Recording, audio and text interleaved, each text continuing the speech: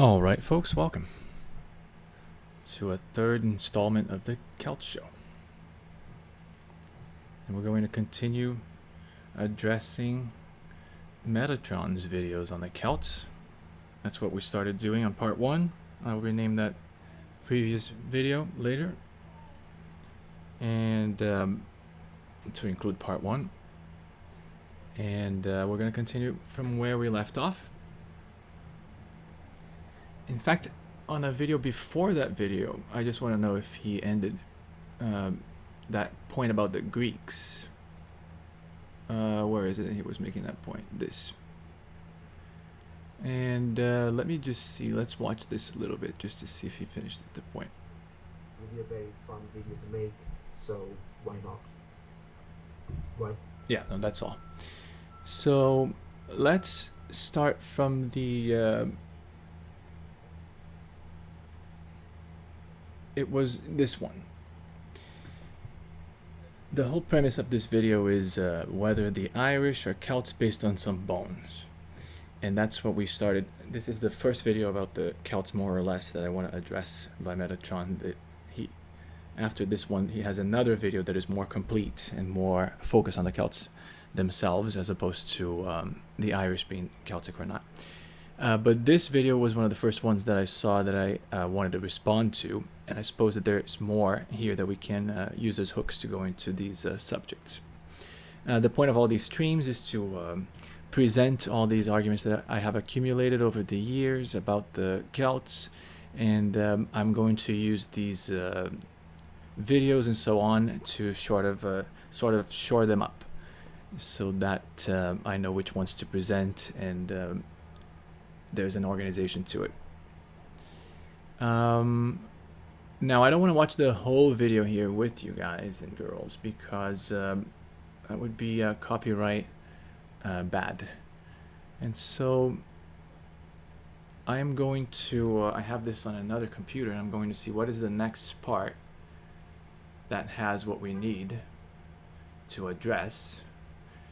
And as I said before, the whole issue here with the bones is not necessarily important, because as I started on this stream with, the Celtic languages were almost called Gallic languages, and then the title of that news piece would have been, or news article rather, would have been, you know, are the Irish Gallic? And so that name is arbitrary anyways, and I've made the point that they're not connected, the ancient Celts, with these Celtic speakers in 16th century onwards, but more properly 18th century onwards. And so I've made the effort to disconnect that on the part 1 of this survey video about Metatron's coverage of the Celts. And so there's no need to actually go into what the bones end up being or something. There's no need.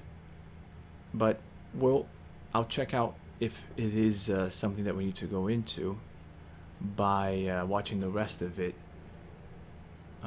here on another computer, and then I'll let you know if there's something that we need to address.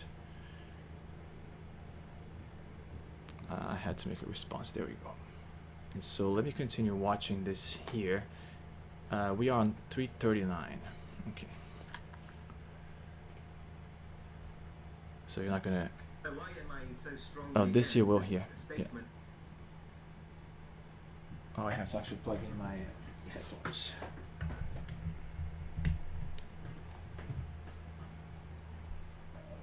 All right, now you won't hear it.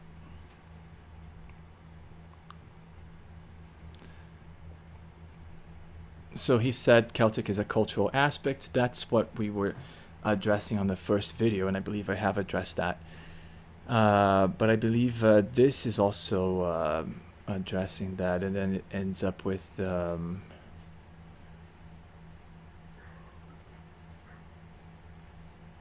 let's see here where it was.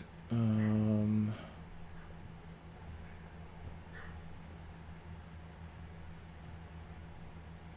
formed okay. Did not include okay. All languages.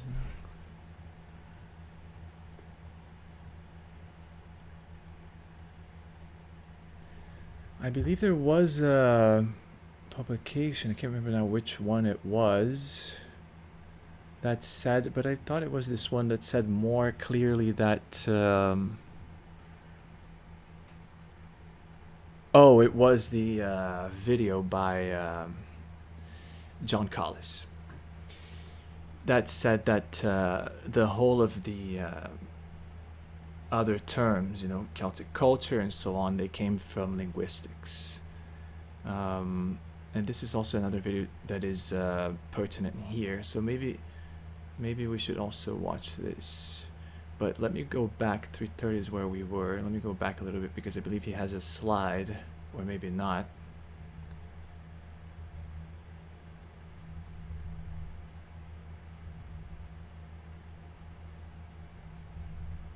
This was the first slide, I believe.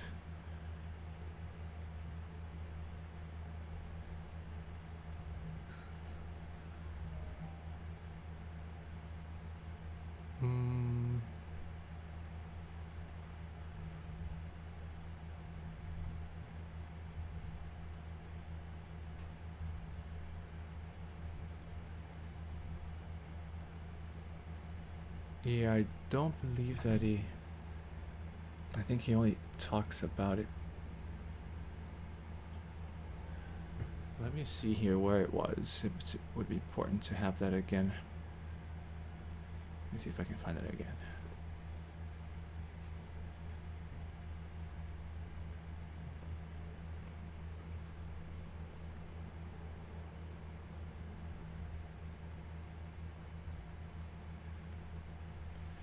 Yeah, so it's in 633. We were actually building up to that, but we never got to it. Let me just go to it. 633. And then I will try and have the microphone pick this up. Might not be perfect. Maybe there are also... so the slide doesn't matter that much. And so let me go ahead and try and see if microphone can pick this up. So on, and Breton. He decided that he would follow the Abbé Pézron, the man who made this suggestion, and call these languages Celtic. And virtually every use that we see in the modern world, like Celtic art, Celtic church, Celtic tiger economies, and also all of this, is based on this one single mistake which happens in the first decade of the 18th century. So there you have it. And this also for you, Metatron, so that I could link this idea academically. The linkage of this idea academically is right here, and that is John Collis telling us that these names, all these other labels, Celtic culture, Celtic art, and so on, Celtic tiger in the economy, all of those labels came ultimately from the Celtic languages being a label, and that, as he said, John Collis in this video, was a mistake. It would have been at least better to call them Gaelic as they were originally, the Gaelic languages. It would have been better, simply because it then at least does encompass the ethnicities that are represented today by the modern Celtic speakers, namely Northwestern Europeans, because they did exist in the northern Gaul, in the northern part of Gaul. And so then at least it would encompass them historically as being called Gallians or Gallics. But currently as it stands, the label Celtic language is overbroad. And so it ends up grouping people who were never referred to as Celts and never referred to themselves as Celts. So let's see here what else. So then John Collis was very helpful here, but now I'm going to go back to the Metatron's video, because that's the entire point of this, and I'm going to see what else does he say. I'm going to start from 338. You're not going to hear this, but I'm going to see what else he's going to have to say.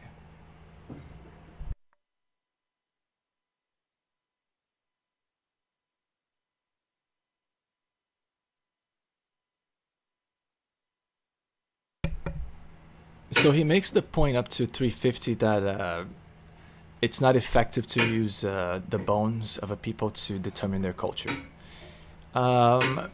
I would say I understand what he's saying, but maybe you know, of course, it does know that when the bones are there, probably there are also artifacts, and the artifacts would be the number one things that would help know what the culture of those people are. For instance, that's how on this study right here, I'll give you an example that is very pertinent here, and it's already on the screen. The genomic study, where is it? This. As you can see here, the Longobards, which are these blue tilted squares, they go all the way down from the Scandinavian Peninsula area in this MDS of shared genetic drift F3 statistics. And that's because they mixed with, as we know, Marcomanni and Quadi, as they went down towards the Alps and then east, right before they entered northern Italy, through the east of the Alps, down from the pre-Alps there, going around the east part of the west of the Eastern Alps.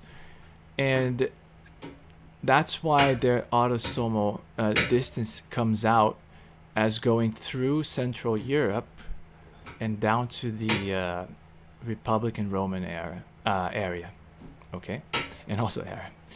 And as we saw before, Portugal is very neatly within the Central European spectrum and not together with Iron Age Italy in this case, which is also modern day Italy. And then also these two groups are Imperial Romans 1 and 2, and then this red group here is, if I remember correctly, Anatolians. And so the Iberians don't cluster with the Southern Europeans, or you could call them Mediterraneans. They cluster with the Central Europeans, or you could call them Alpine peoples. And the Longobards are the only Scandinavians to go down through the Central European area of this MDS plot, because they ended up mixing down as they went down through the Marcomanni and Quadi, and then east of the Alps, and then into northern Italy. Okay, so because they mixed up with these peoples, that also corroborates the fact that Portugal is represented within that spectrum of the peoples that the Longobards met as they went down the Rhine, and then possibly continuing following the Rhine with since it goes east, and then it well, we had the map here. It goes down and then east, you see. Yeah, goes down and then goes east when it meets Switzerland, and then goes through Liechtenstein, and the it was more or less that route, but of course a little bit more shifted east, and taking into consideration more the Alps than the Rhine, but it was basically that route more eastward that the Longobards would have made from Denmark and northern Germany territories down, maybe through Nuremberg, between Nuremberg and Leipzig, and then east of Munich maybe, and then east of the Alps, and then into northern Italy. So then as they did that route, they mixed with these Central Europeans, and so we can tell that these, just as this study suggests, let me go back, Portugal overlapping with these squares, yellow squares with triangles. Well, those yellow squares with triangles are precisely Austrians and northeastern or central eastern French. And these Austrians are exactly the peoples that the Longobards met as they went down southward and then around the Alps. And so we can also corroborate the Central Europeanness of Iberians by the fact that from this MDS we can tell that the Longobards met peoples much like these Iberians in their route through Austria down to northern Italy. And then northern Italy, when they met them, it was their final, so to speak, destination, or where they finally settled. And then that's why these squares here, the green ones with the crosses, at the bottom of Central Europe as this blue polygon. They represent these green squares represent the Republican Romans, okay, and that's precisely northern Italians. That's to which Italians they're closest today, and they're still southern, more southern than Portugal, so more southern than South Portugal, which that's what this is in the Iron Age. And we have also seen in another study that there's continuation from Iron Age, Iberia and Britain into today. I believe it might be still, yeah, here's where it is. French Iron Age individuals fall within the genomic variability of modern-day French population. Iron Age samples from Spain and Great Britain also fall within modern-day populations from the same region, highlighting a certain degree of continuity from the Iron Age to modern-day populations in Western Europe, confirming previous results based on mitochondrial DNA, or mtDNA. And so, because there's continuation from the Iron Age, we could read this as if it were a modern-day MDS, even though this is all Iron Age. Okay? So you could consider that this is still the case.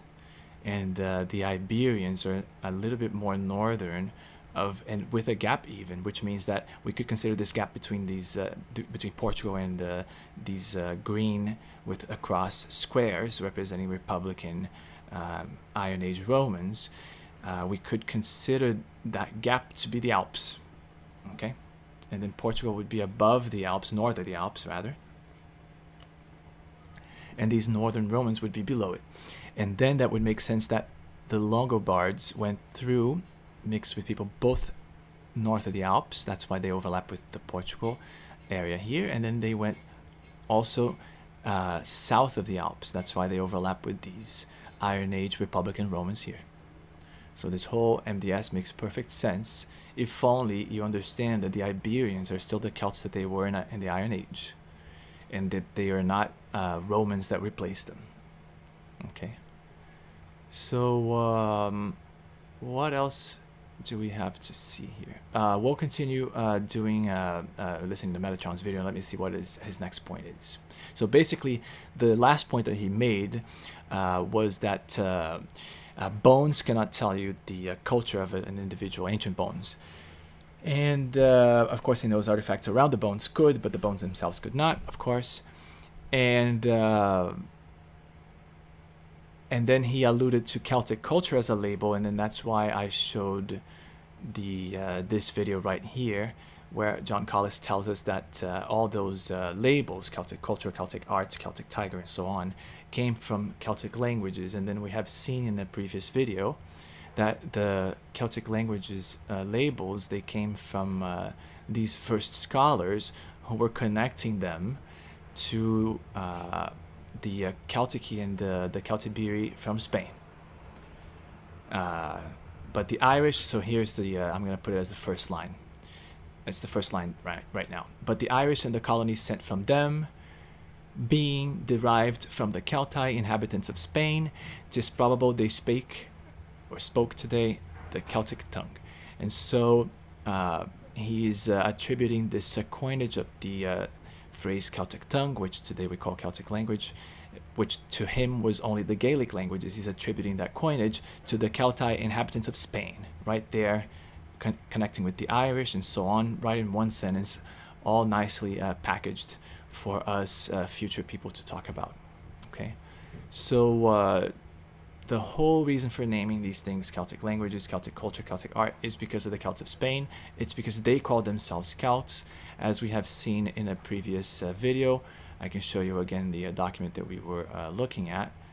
It's this document here, full of occurrences of the name Kelt in several ways. Celtius. Let's go up a little bit because we haven't done that a lot. There you go, Con Celtius. So even with the prefix, we find it. We find it by itself, and all of these are in Iberia, by the way. Celtica, Celtius, Celti, Celticus, Celtius, Celti. What else? And lots of Celtius and Celti. What else? Lots of them. One with a K even. It's right here. Of course, it's because it's written in Greek script. What else? Celtius, there's lots and lots of them. All right, let's go through this part here. Oh, Celtigun, that's another one. And also mind these different suffixes. This is another point that we made on a previous video. Celtianus, Celtico, Celtiberi, Celtiati. See all this variation in suffixes. Well, this variation, a study about the Illyrians has revealed that means that the names are better integrated into the onomastic system of the ancient area in question, and that they can therefore be regarded as its original component. Therefore, what he's saying here, in other words, is that this whole evidence being so concentrated in specifically Western Iberia, as well as we have seen from other maps, the concentration of these names is pretty much in Western Iberia. That ends up meaning that that area is where the original component is original to. All right. So that's why this is so important, because as we have seen in a general database of all of Europe, these names don't show too many times in Britannia, like 4 times on this page, and don't show too many times in Gaul, like 0 times on this page. They show a lot more in the Iberian Peninsula, 25 times on this page, and in Lusitania, 27 times on this page. And that's 2 of 3. There's only 3 pages. I'll show you the first page quickly as well. Lusitania 27, Hispania 34, Britannia 1, Gallia 6, and they're all the southern part of Gaul, Gallia Narbonensis. All right. So from a general database, you can see that there's nowhere near what on the previous video we estimated to be from these results here, 352. We estimated this to actually represent, due to the repetition here, around at least 153 occurrences of the name stemming by Celt and then being suffixed with several suffixes. Sometimes several suffixes on the same one, like Celtiatiki. You have the T suffix and the C suffix, okay? The T and the C. And so it occurs very, very many times all over Iberia. Celtica, Celti twice, Concelti, Celtigun again, Celtiatiki or Celti. So that's even, this one is because, you know, as you know, Celtic lost the Proto-European P, and so this is actually pre-Celt. Can you imagine that they were actually called pre-Celt? That's what this means. And so by coincidence, we use that term today as well, the pre-Celts. Sometimes we do, especially in onomastics and paleography, or rather epigraphy. But this actually means pre-Celts, and possibly it's because they were next. I'm not sure, because Armorica, right? It's because they're next to the sea, adjoining the sea. So maybe like adjoining the Celts. I'm not sure.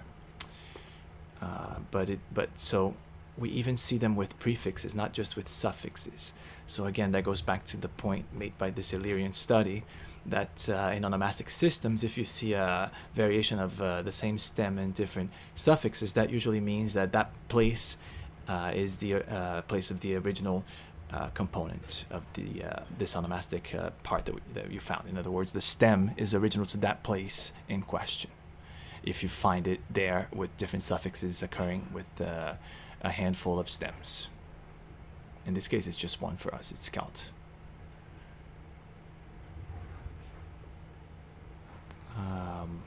We were here. And so it occurs very many times in the Iberian Peninsula, as you can see.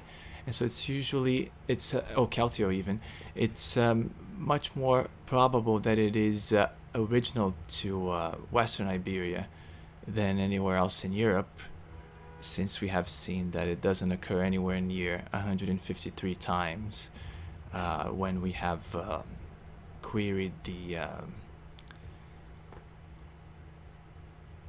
epigraphy database Klaus Schlabe.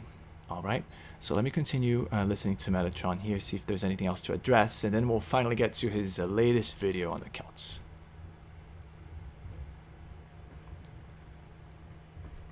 So you're not going to hear or see what I'm seeing.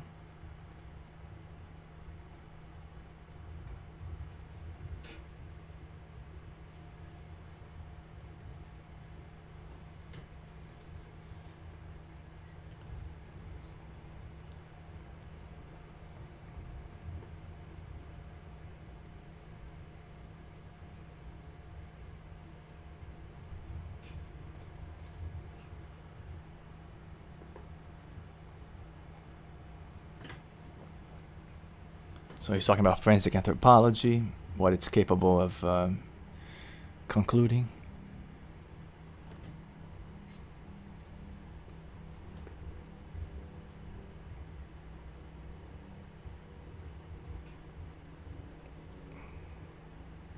So he's saying when we define Irish people as Celtic, we don't do it on the basis of DNA. He says that up to 447.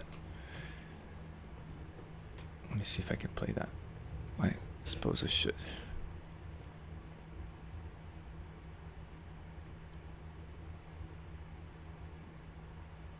Maybe from here.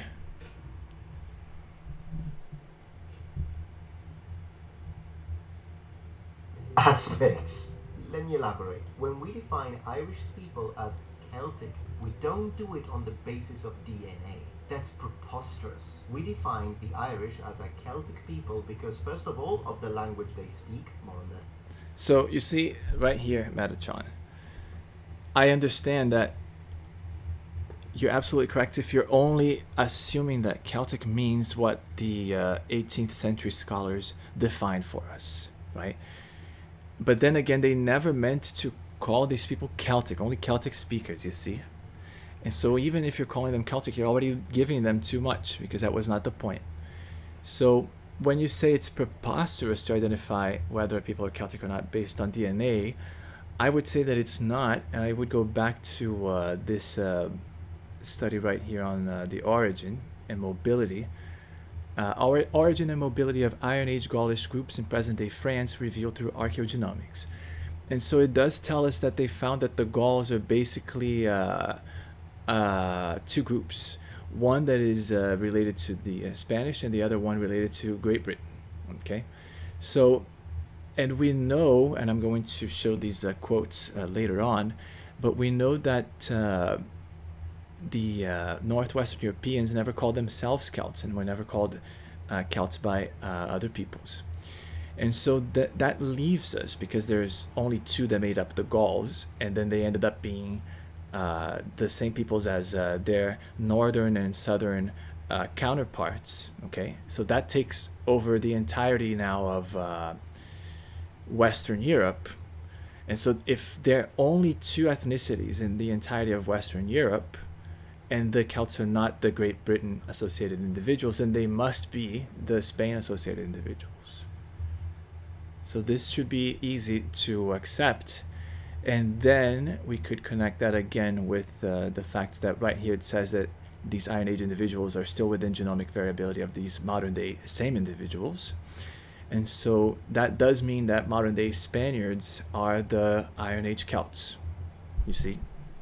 So I would disagree with you here when you say that it is preposterous to try and find out whether a people from whom we have DNA are Celtic. I would say it's not preposterous, because it's been done even before. Like this was done for the Gauls, so it's a narrower sample of what we now call these Celts anachronistically, so without consideration to time. But I would not say that it's preposterous to identify people by DNA whether they're Celts, because they would be the people associated with Spain. And here I want to show something else that should be very convincing. I think now is a good time to show this. Let me find again, because I always forget what it was called. I think it's like Lech Valley something.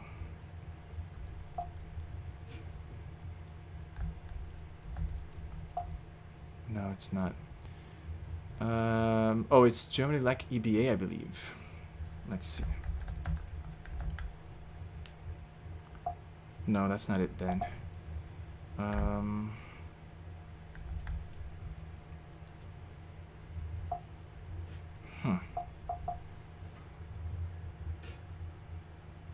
What was it?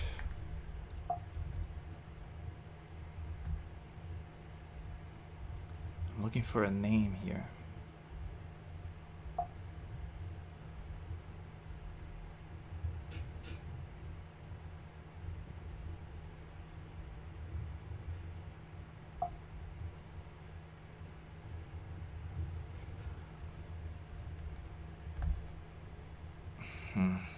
Where did I put this name?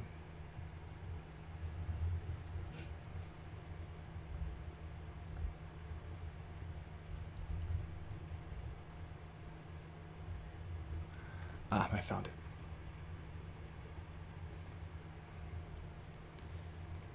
So, let's search for this label, Germany Lech MBA.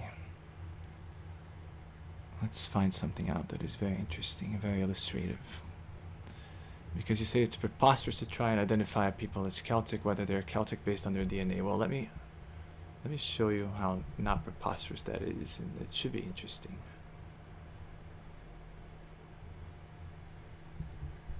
This is exactly the paper I want to quote. It's the very first result.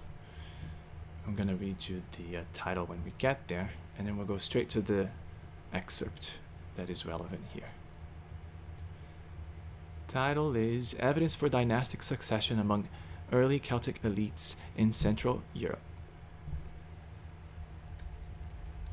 And the passage I want to read goes: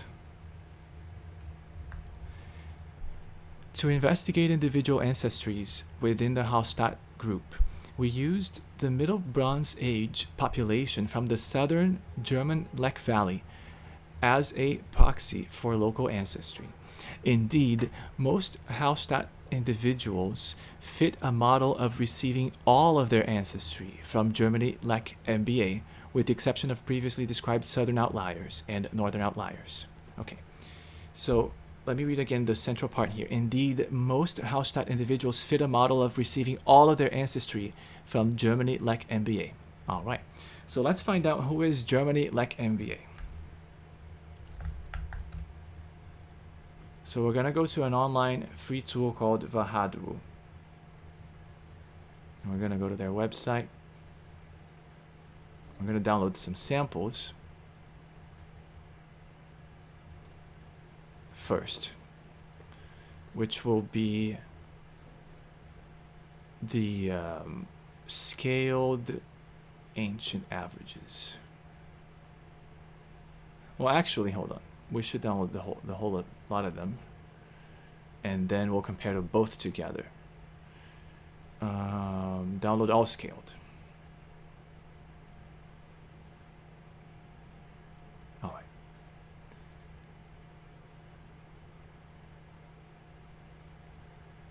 And now on this tab, I'm going to go to the calculator itself.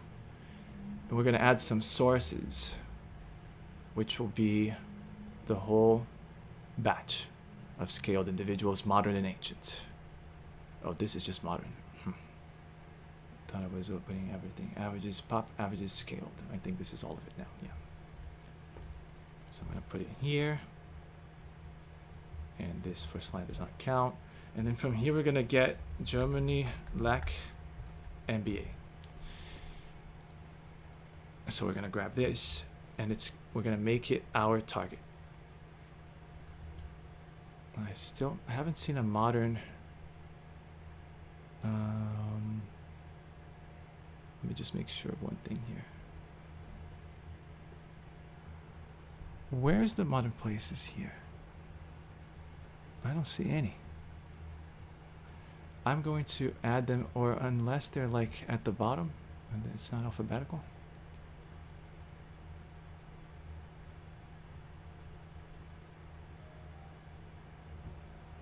Yeah, I think it's missing. Let me put the modern ones here. Luckily, I downloaded it. But that's pop averages scaled. Should have all of them. That's all right. We'll just add it here. All right, so these are the modern ones. And now we're going to have to find again the Germany like MBA. We're going to pick it up. We're going to add that as a target. Oh, we already had done that. And let's go and calculate the distance. Output mode single. Yes, and we're going to calculate the distance. All right. And so these are the closest peoples to the Germany like MBA, which again, this study says, indeed, most Hallstatt individuals fit a model of receiving all of their ancestry from Germany like MBA. And so here you go, Metatron. This is the genetic reality of these Celts from Hallstatt in the German Lech Valley. First match. This is modern day Spain, Andalusia. Second match, Spain and Andalusia is southern Spain. Second match is Spain, Cantabria, that's northern Spain. Third match is Portuguese, Portugal, doesn't say which region. Fourth match, Barcelona. We will see much later on why is it that Portuguese and Barcelona or Catalans end up always clustering together. There is a detail there that is important to notice, but we don't have time for that today. Fifth match, Portugal again. Sixth match, it's an island we shouldn't consider because islands we always, they always come from the continent and they come from a specific region. We're not sure exactly, but let's suppose it's Andalusia that go from to Menorca, fine. And then 1, 2, 3, 4, 5, 6, seventh match, Portugal again. Portugal comes back after 3 more Spaniards from Galicia, which is just Portugal basically. Ibiza, and which is an island, and then so it doesn't count. And then Andalusia, which southern Spain is much clusters with Portugal.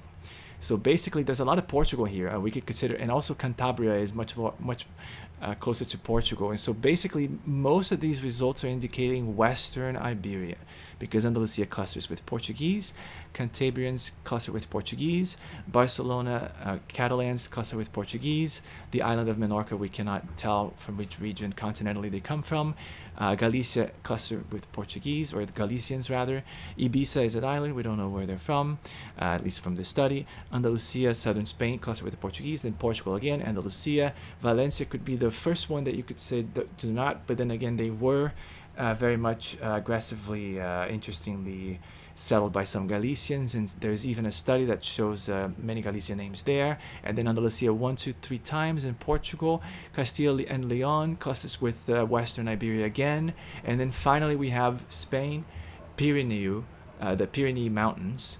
And that would be 1, 2, 3, 4, 5, 6, 7, 8, 9, 10, 11, 12, 13, 14, 15, 16, 17, 18, 19. So basically, around the 20th position, the 20th match is someone who is, for the first time, not a Western Iberian, or rather does not cluster with Western Iberians, because there are some Catalans here, but I've said again, I'll show this later, Catalans cluster with Western Iberians. They're more Central Europeans, okay? Whereas Spaniards cluster more with Basques. They're more Western Europeans, all right? That's the spectrum or the continuum in Iberia.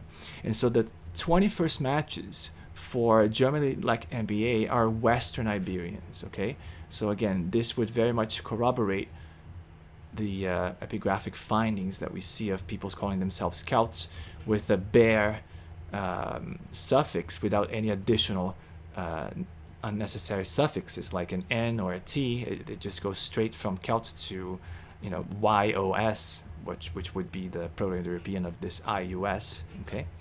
And so basically, the Germany Lech MBA people, as the best representation of Hallstatt Celts, they match in their first 20 matches these Western Iberians. So I would say it's not preposterous at all to try and find out who are the Celts using a DNA, or whether people are Celtic or not based on DNA. And I believe that I have done this here now for you, Metatron, and for everybody else who would like to learn more about the Celts. And again, I'm not faulting you for repeating what has been published several times, repeatedly again, by all sorts of publications. All sorts of books have the same information that you're giving out. And but the truth is, just like you said before in your other video about the Greeks calling themselves actually Hellenes in the Iron Age, but then the Romans called them Greeks based on the first Greeks that they met.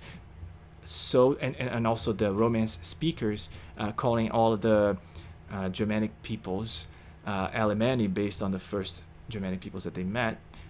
For just like that, so did it happen for the Celts, that the Greeks called them all the Galatians Celts based on the first Celts that they met, which were in the southern shores of Gaul and western shores of Iberia.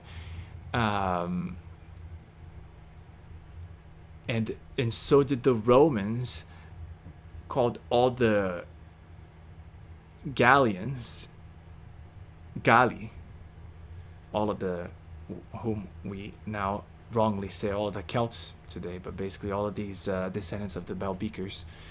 The Romans called them all Gallians instead of Celts. And so basically each people will adopt one name for what is perceived by them even as a whole group of that same culture. That then they do try and find a name for that, as we have seen before. I'm not going to go over again. Well, basically I am, because I'm right here. But it says, Strabo says, "This then is what I have to say about the people who inhabit the dominion of southern Gaul." Okay, this is Gallia Narbonensis, whom the men of former times named Celti. So he's making the point that the southern of these Gauls call themselves Celti, but not northern ones. And it was from the Celti, I think, that the Galatai as a whole, or the Galatai as a whole, were by the Greeks called Celti, or Celti, on account of the fame of the Celti. Or it may also be that the Masiliotes, here being used basically as a synonym for these Celti, as well as other Greek neighbors.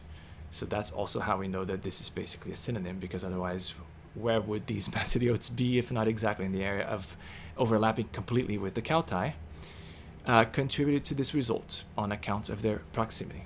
All right. So again, they all knew that these Galatian cultured people, I know that it's hard because we have to find a new name, but they were these Galatians on the north and Celts on the south. And this was recognized also by Siculus. We have seen that he says, now it would be useful to draw a distinction, which is unknown to many, that the peoples who dwell in the interior above the southern Gaul shoreline city, coastal city of Massalia, so in the interior above them simply means in southern Gaul. Those on the slopes of the Alps, which again touches the eastern part of southern Gaul, and those on this side of the Pyrenees, again, this is the southern part of, the western part of southern Gaul. This side of the Pyrenees mountains are called Celts, whereas the peoples who are established above this land of Celtica, and again, this you could say is controversial, or at least discussable, the original in Greek. But then he goes on to say, in the parts which stretch to the north, so it makes it clear that he does mean indeed above these Celts, and then up to all the way to the north, both along the ocean and along the Hercynian mountain, and all the peoples who come after these, as far as Scythia. So again, he needs to go north to go east and meet Scythia. Otherwise, he would meet Etruscans in the Alps if he kept going north from the Celts as high as the Pyrenees and the Alps. So those north of the Celts he does call Gauls. That's Diodorus Siculus. The Romans, however, Siculus tells us, include all these nations together under a single name, calling them one and all Gauls. So that is unlike what Strabo tells us of the Greeks, that as a whole, these Galatai were by the Greeks called Celti, even though it was only the Narbonenses who called themselves Celti, only the southern Gauls. So these are different. They were different for the Greco-Romans. They perceived them as different. They perceived them as exactly the two groups that we ended up finding out that they are. And so that's why I would argue, Metatron, that it's not preposterous to identify whether people were Celtic or not based on the DNA if only we use the Celtic label more properly, I would argue, and not in the wrong way, as John Collis argued that this is wrong, not in the wrong way by attributing Celtic and Celts to Celtic speakers, just as we do not attribute Roman to Romance speakers. Things that Romance speakers do today are not Roman, right? And so neither should Celtic things come from Celtic speakers. Speakers don't generate a culture from their language. It's usually that they named their language after themselves or after the people that they adopted it from, like the Romans adopted their language from the Latini tribe, right? And so the Latini tribe existed first, then Lingua Latina existed after, or Latine, and then the Romans said, we speak this language that was first spoken by the Latini.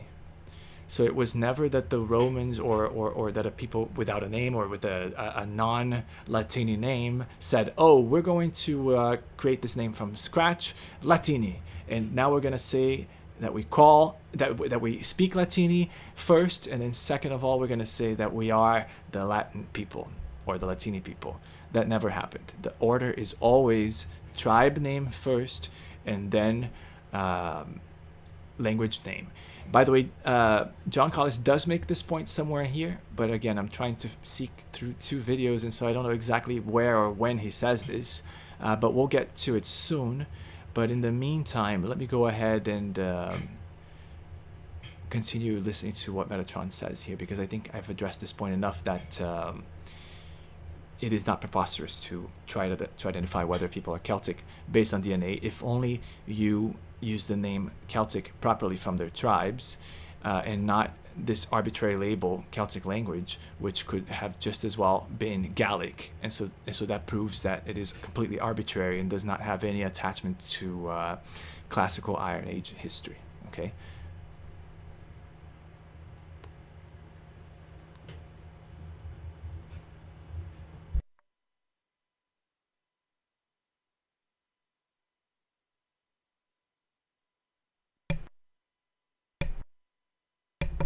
So he says here that we define the Irish as a Celtic people not only because of the language they speak. I would say that this is still incorrect, Metatron. I would not say that the Irish are a Celtic people, much less because they speak a Celtic language. Because then, would Iberians be a Roman people because they speak a Romance language? Would Romanians be a Roman people because they speak a Celtic language? Would Britons, in when they were first colonized by the Romans and they spoke a variety of Romance, would those Britons be Roman because they spoke Romance language, and then after they stopped, then they became non-Roman and now they're Germanic again? I mean, of course, this is silly, right? People don't change what they are like that. They can change their language, but we cannot then associate that with something that we're trying to say is more essential and immutable about a people. And so, of course, the Britons did not change just because they changed their language. And so we should not say that they are a Roman people because they spoke Romance at a certain point in time. Or, for instance, would you say that the Irish are now a Germanic people because they speak English? No. But also, you cannot say that they're Celtic people because they never spoke a language that was actually called Celtic in the Iron Age. You see, it doesn't matter that today or in the 18th century or the 16th century, someone decided to take this word from Southwestern Europe history and then associate it with Northwestern European languages. It doesn't matter that they did that. That does not give them the right to call their things Celtic, especially when the people who descend from the people who call themselves Celts exist today still, in the shape of all the Iberians and even southern French and the southern and western Swiss. So those people are still the descendants of the Celts. And so I would say that it would be fair to call the Irish Gallic if you want to use a label that has a participation in Iron Age classical history. through Greco-Roman chroniclers. I would say that that would be justifiable because northern Gauls, especially Belgians, of course, we know that from today, did and do cluster with British Islanders and other northwestern Europeans. And so that means that they do have an ethnic participation under the label of Gallic people. And also Galatians. I would say that both those terms would be good. And then I suppose we could also use the modern term Gaul, which was not used in Iron Age classical times, to refer to both of these groups, these northwestern Europeans that would include Irish and Scottish and Welsh and so on, and also encompass southwestern Europeans like the Iberians and southern French and Alpine Swiss and French-speaking Swiss. All right, so I don't think that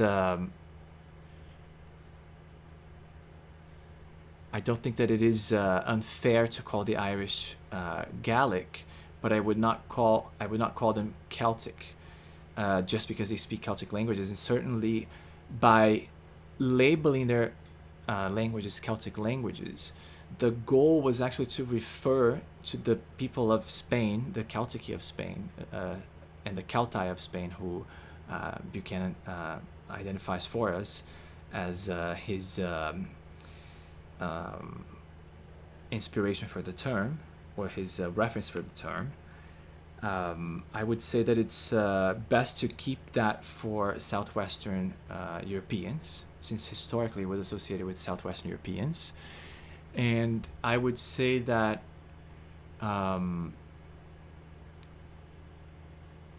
Gallic would be justifiable for both of these groups, as I've said already.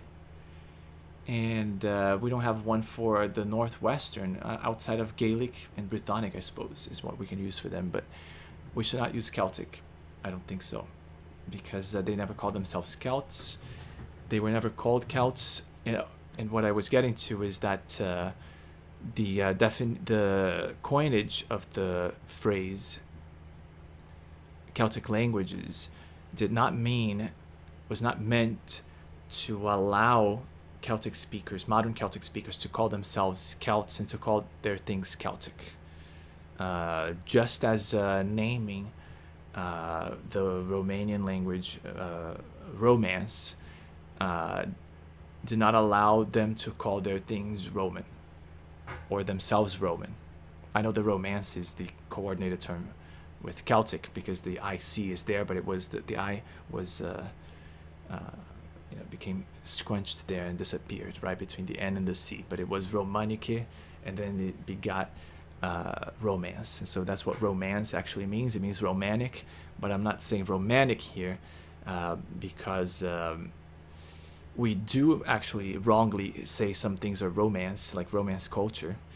And that is also saying that it's Romanic, but there's not so much of a problem because the Romans today do not call their things, as far as I know, Romanic. I suppose that they only call them, well, maybe they do, and I'm wrong. I'm not sure. Maybe Metatron can clarify, but I'm not sure. But if they do call their things Romanic, the Romans today, then that is all the more reason for Romance people to not call their things, their culture, their arts, and so on, Romance, because that still means, if the Romans again call their things Romanic or Romance, which I'm not sure that they do, that still means of the Romans, and the Romance people are not the Romans, and the Romanian people are not the Romans, the Brittonic people are not the Romans.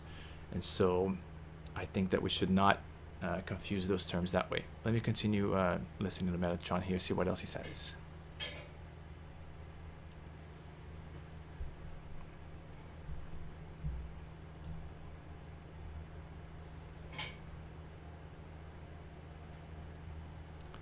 So he mentions the cultural influence that the original inhabitants of the Irish received from the Celts. Again, alluding to a theory that there were previously Indo-European speakers in Ireland, and then this other second wave of Indo-European speakers bringing Celtic languages then arrived and mixed with these first wave of Indo-Europeans in Ireland, which is a theory that I'm not sure a lot of scholars defend, and I don't think that there's a lot of evidence for it. But let me see what else he says.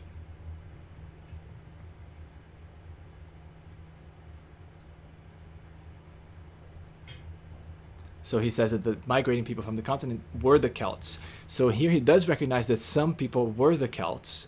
So I suppose we could get their DNA, as that study on the Gauls right here has done, right? And I suppose we could find out through their DNA who they are as a people today, and associate with modern day peoples through their genetics. And so that's what this study has done. And so those Celts, well, the northern part we know from Siculus and Strabo, as I have just shown, that they did not call themselves Celts. And so that leaves us with Spain to be the ones who call themselves Celts. But again, I have just revisited that entire evidence. If you have just gotten here, I just went through all of this again, and so I'm not going to go over it again. Let me hear what else Metatron has to say.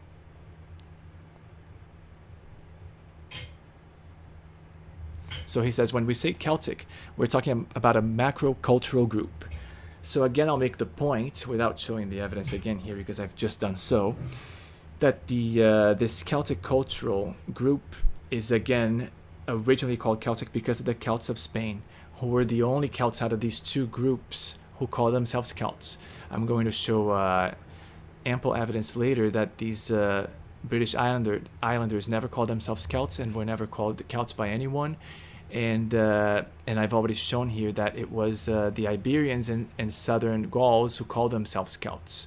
And they are of one of the two ethnicities that comprised not just the Bell-Beakers, well, I should say first, not just the Iron Age Celts, but also the Bell-Beakers. So from Bell-Beaker time, in the Bronze Age, all through the Iron Age, arriving with the Celts, and then through to today, modern age peoples in all of France, Spain, and Great Britain, those people remain these two groups all over Western Europe. So basically, Western Europe is only these two groups in terms of shared genetic drift. One we could call Spain, and the other we could call Great Britain.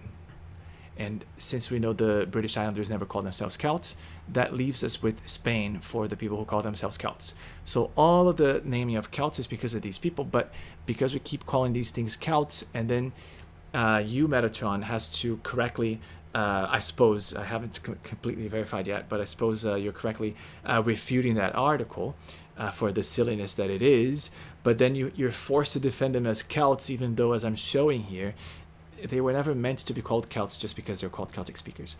And a more justifiable name for them would be Gallic speakers and Gallic people, as the name Gallic languages were the first name for the whole group that we call now Celtic languages. If only we made this correction, then all would be good and all would be historically correct. And I might as well start adopting this to see if it not only gets pull, but also because it gives me a good enough handle to refer to these different things. So I would say again, I understand that you're defending the Irish here on this video, as being Celtic, but I would say that they're Gallic, and what you're meaning to say is that they're Gallic because there's no historical connection between the ancient Celts and these modern day Britons. Using the language as a defining characteristic for calling people Celts before the 18th century is clearly not historically acceptable, as the grouping of the languages was simply not recognized. So basically this means for us that the grouping of the languages was done in the 18th century, and I know that he's saying here that he's saying something else, but I suppose that it also applies that we should not use this label to mean that people are Celts even after, because they are not. It doesn't make them Celts. It just makes them Celtic speakers. So let me go back to his video and see what else he's saying.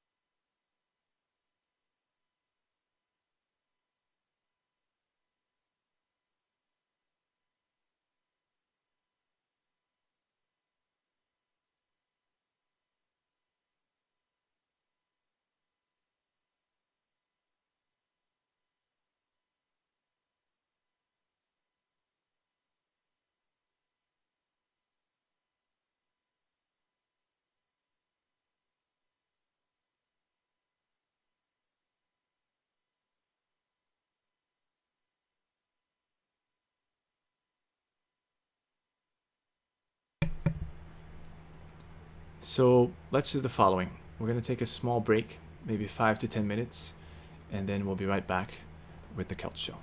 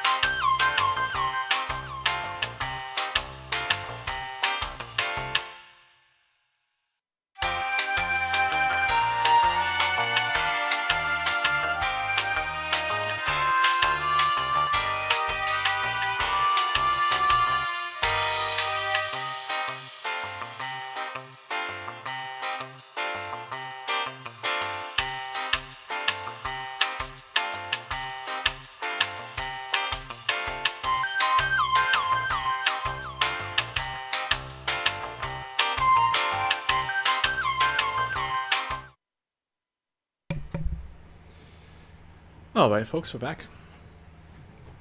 And before I continue with Metatron's video, I want to cover something that I said I would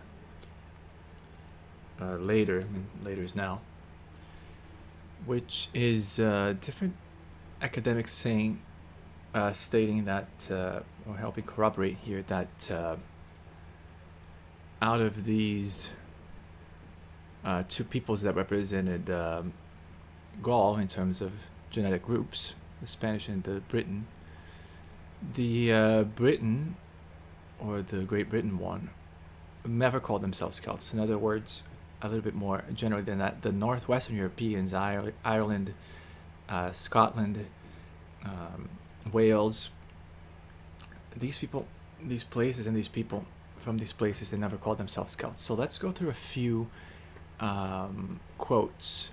Now they're not going to be on the screen, so I'm just going to leave something here on the screen like this. And, or rather we'll do it like this. Actually, this is the most complete one. And we'll leave that on the screen. So I'm going to read from another screen that I have here some of these quotes. Now they are numerous, so perhaps I'll leave all of them for another time. I'm not sure. So let me go to where the notes are. So the first quote, and I'm going to give the quote first, and then I'm going to say where it's from.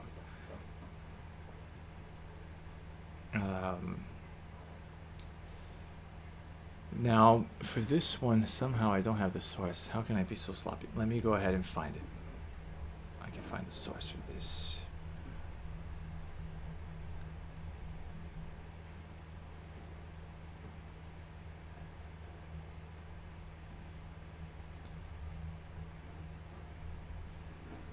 So let me go ahead and search for it.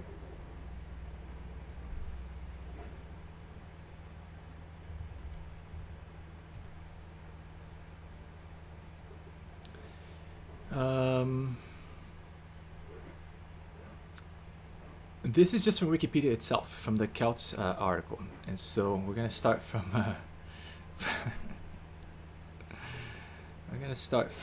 the humblest sources, and then we'll get to the proper academic sources, okay?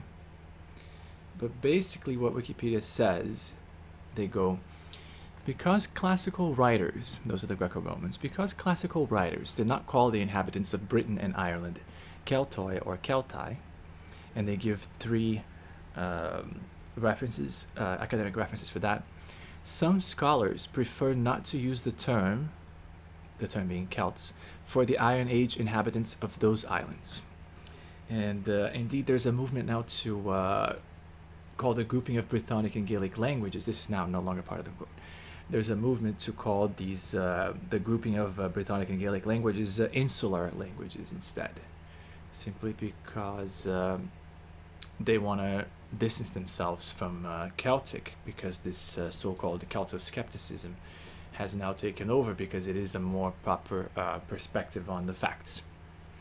So that was the first humble quote I wanted to start with, and then now let's read some that perhaps have a little bit more gravitas.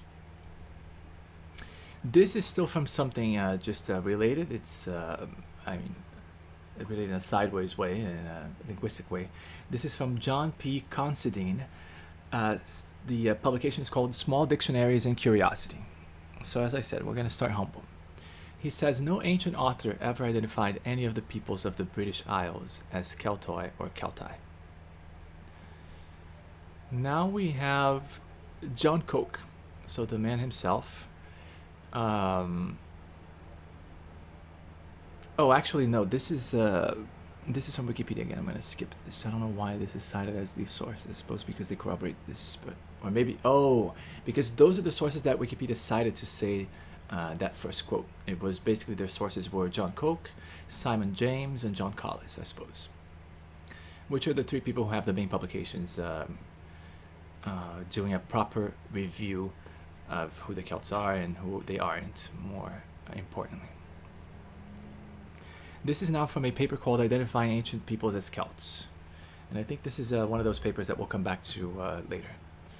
says, and there is no evidence whatsoever that any ancient people in the British Isles ever styled themselves as Celts, nor that they consider themselves Celtic, nor that others designated them thus. This one I can even show you guys and girls. If we simply go to that article, if it does show here, I'm not sure if they show, I think they do.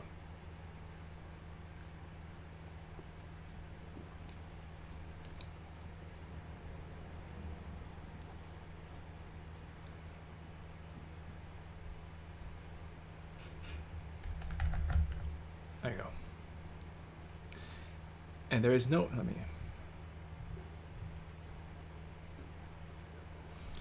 and there is no evidence whatsoever that any ancient people in the British Isles ever styled themselves as Celts, nor that they consider themselves Celtic, nor that others designated them thus.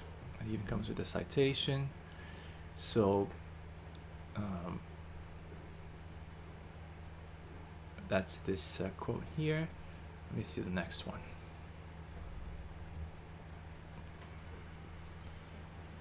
This is from John T. Koch's work called Celtic Culture, a Historical Encyclopedia.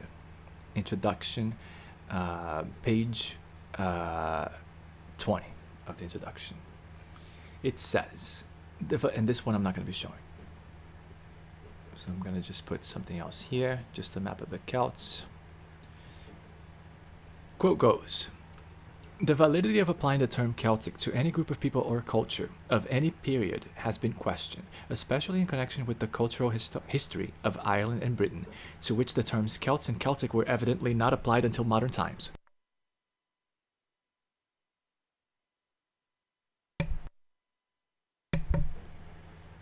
So this, again, tells us that, Ireland and Britain only started being called incorrectly Celts and Celtic since modern times, 16th century, and then 18th century more properly.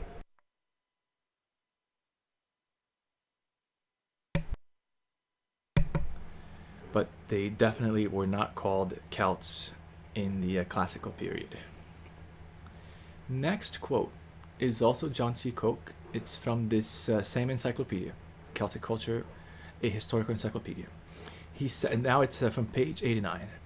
He says, it should be noted that the native languages of Britain and Ireland, in parentheses, Edu, were eminently Celtic linguistically, though their speakers were not called Keltoi, or the like, in the Greek and Roman accounts.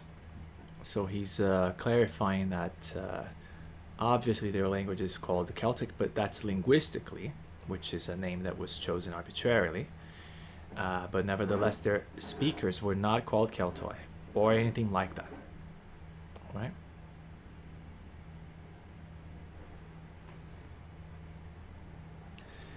This is now from John Collis. This will be a series of 4 quotes. I'm going to tell you which one is which, but they're all from the book that I very much recommend from John Collis called The Celts, Origins, Myths, and Inventions.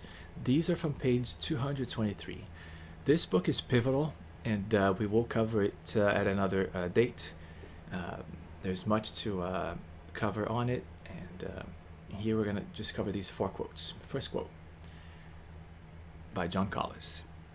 Related terms like Celt and Gaul were commonly used for groups of people from Spain in the west to Asia Minor in the east, not only by Greeks and Romans, but also by the peoples themselves.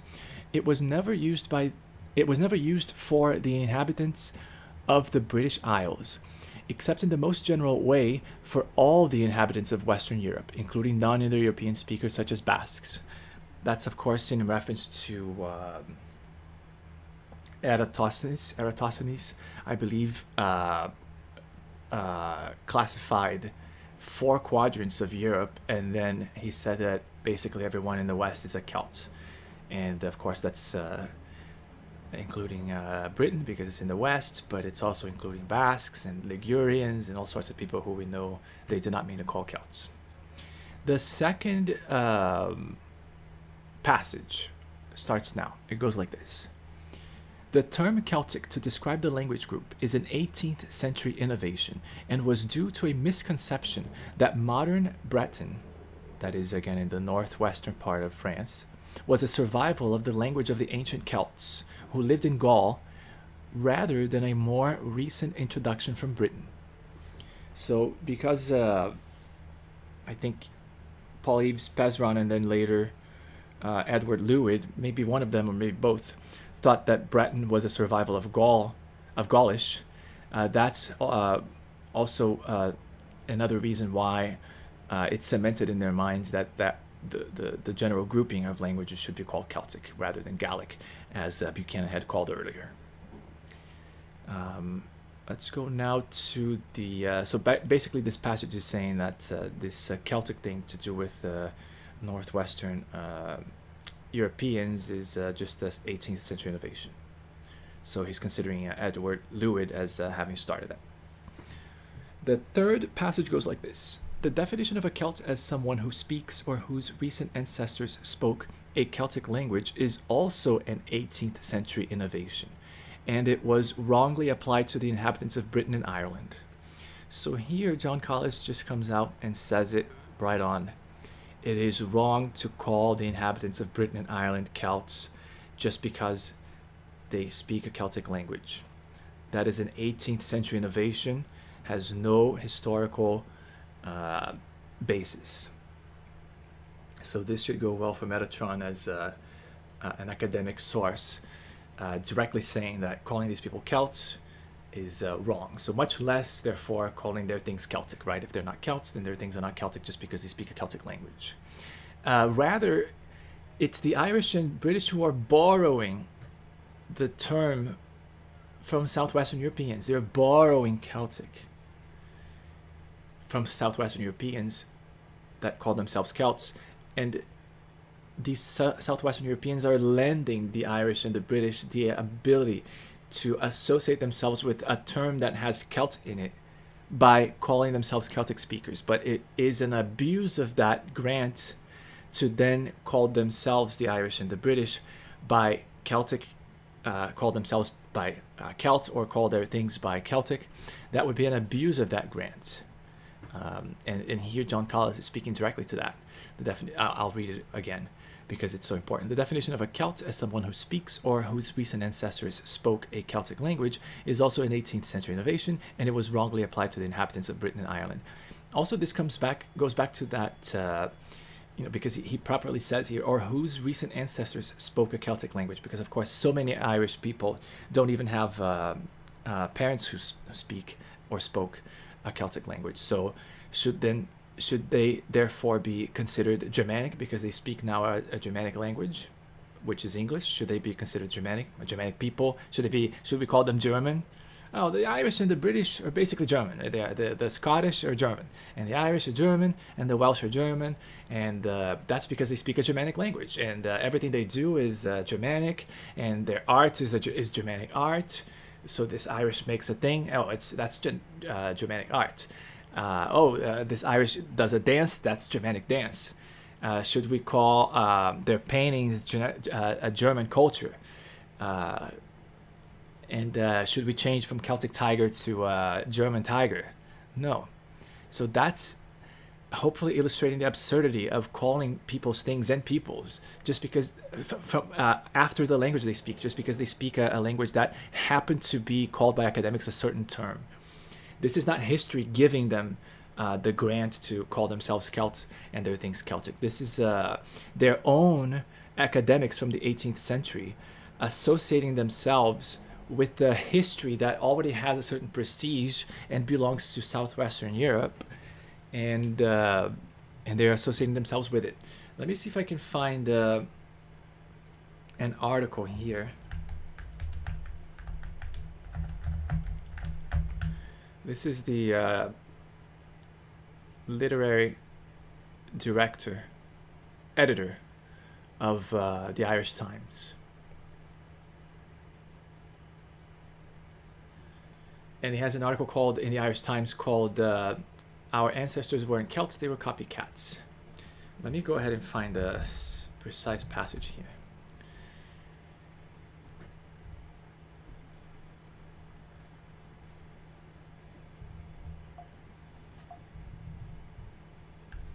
There we go. So the Celtic Twilight, this is the this 19th century cultural nationalism period, added a rich layer of modern cultural prestige. The bandwagon was rolling, and new forces, New Age mysticism, the American search for roots, pan-European sentiment, keep giving it a push. So we're not going to read this article in the entirety, maybe later at a certain or another stream, but he makes the case that he's very much aware that the Irish are not associated with Celts, and they became associated with it because of some 19th century cultural nationalism fight against the British. They wanted a way to differentiate themselves, and they wanted also a way to associate with something prestigious. And this is not to put down the Irish.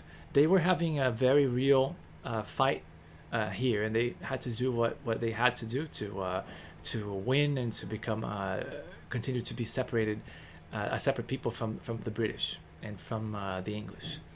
And so there were many reasons that these things happened, and I'm not passing a judgment here at this point. I'm simply saying that this is what they did, and they benefited from this association. But it's an association that someone who should be well read enough to be the literary or literature editor, I think it's called, he's the literary editor of the Irish Times. It's enough for him to make a whole article about it. Let me see here if we have his bona fide.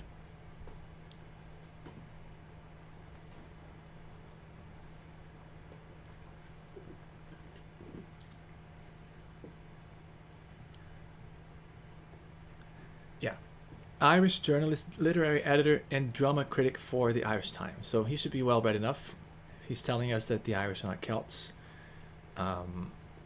That counts as at least one Irish who is well informed. And so let me continue here with the quotes that we were reading. I'm going to put the Celtic map on the screen, and let me pick up from the quote. We're going to go to the fourth and last quote from John Collis. Again, the book is The Celts, Origins, Myths, and Inventions. This quote is from page 223. Here goes. Celtic art was first defined in Ireland in the mid-19th century and called Late Celtic on the misapprehension that the ancient inhabitants of Britain and Ireland were Celts. All right.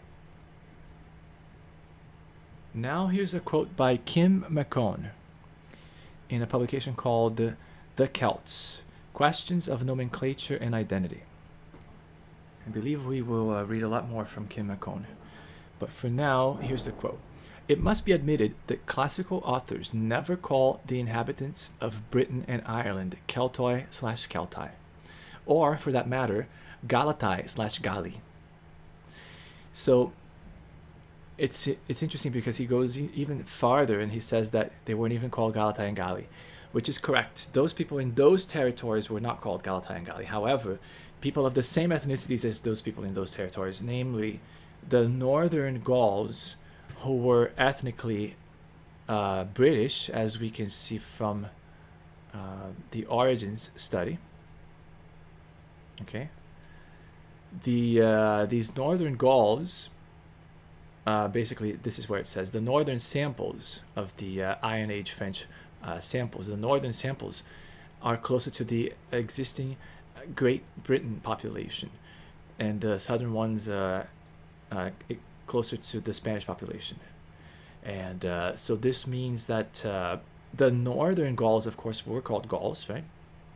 Not only the Belgians were called Gauls, but the Lugdunenses were also the western part of that northern territory in Gaul, and so they're technically northern Gauls as well. Those people were called Gauls, and so even though he's right here that people in Ireland and people in Britain were not called Galatai and Gali, nevertheless, people of their exact same ethnicity in Iron Age France, namely Northern Gaul, were called Galatai and Gali. But again, they were not called Celts, because Strabo and Siculus, as we saw, make it clear that they were different from the Celts, and because of that, they were never actually known technically as Celts. Only when they were doing these generalizations, they needed a term for the group. Then they would use Galatai or Gali or Keltai sometimes.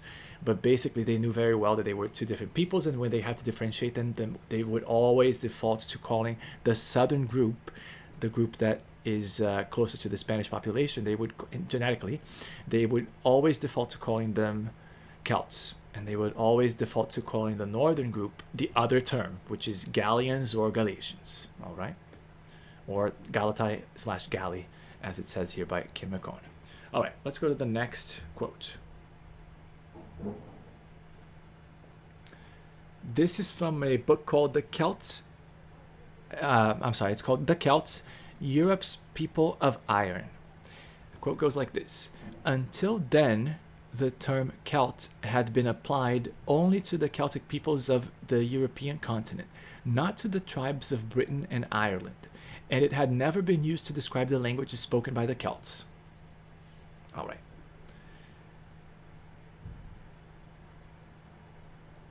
And I think this quote is also from this book. It goes like this. And this is a larger quote. Despite these scholarly efforts, the word Celt did not come into widespread use until the Romantic movement of the 18th century, triggered by an outbreak of Celtomania. Both in the British Isles and on the continent, the popular imagination was seized by a fascination with Europe's pagan past, by an infatuation with all things Celtic, and by an obsession with the obscure rituals of the Druids. In such an atmosphere, fact was often embroidered into fantasy, ancient burial sites and fortresses became the backdrop for all manner of baseless speculation, and the Celt was idealized as Europe's own noble savage. There was little to restrain the imagination, since historical sources and linguistic evidence proved scant. It was, complained one Danish antiquarian in 1806, as if everything which has come down to us from heathendom is wrapped in a thick fog. So it just speaks to the fact that it was very mysterious, the past for these romanticists during Celtomania, and that's why they needed a term or a handle to get a hold of it, and they ended up using Celtic.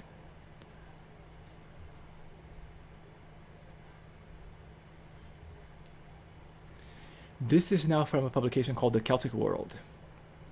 It goes on like this. Britain is never referred to by ancient authors as Celtic, but Caesar recognized the similarities between Britain and Gaul. I think it's time now to speak about these similarities, and then we'll go back to these quotes. So, let me see here what I'm going to do now.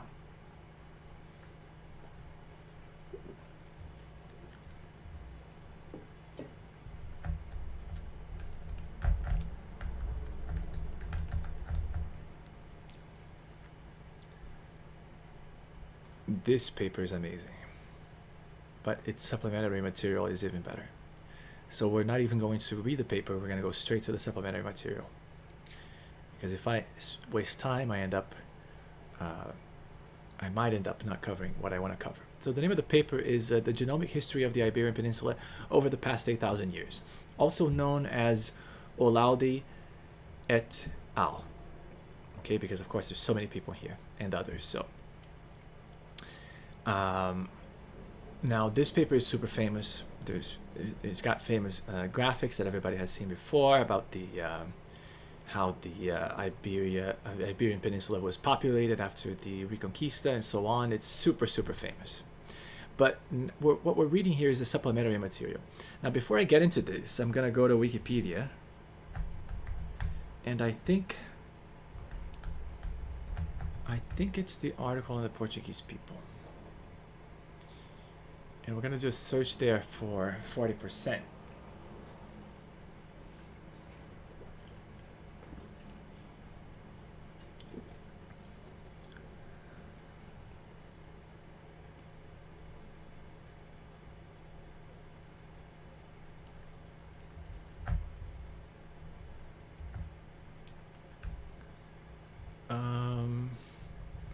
It's not this page. Maybe it was 39 point something. No. Let me remember here, because I thought it was this.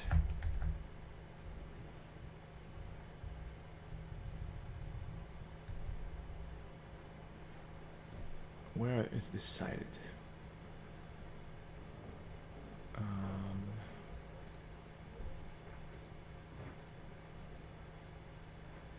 No, it's not it.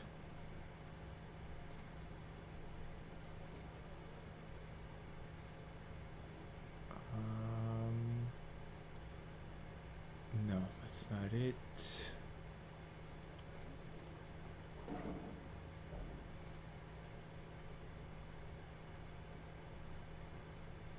No. Maybe. I think it might be just Portugal. Where's the search here?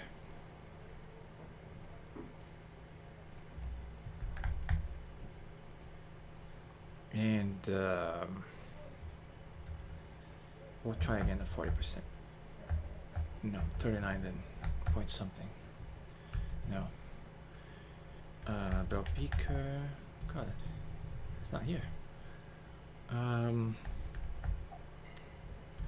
Huh. It might be on the Celts then, but I don't think so. Don't think so. 40%. 39 point something.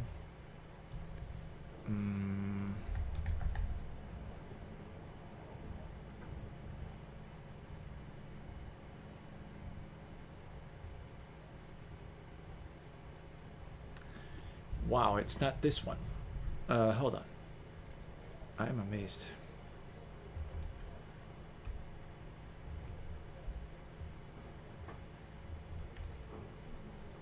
It, which one? Celts.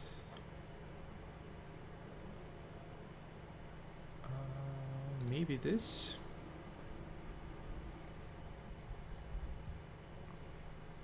It could be.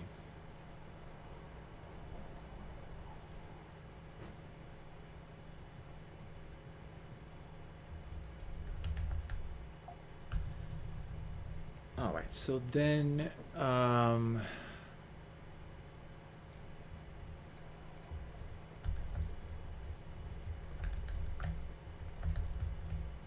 a different search here.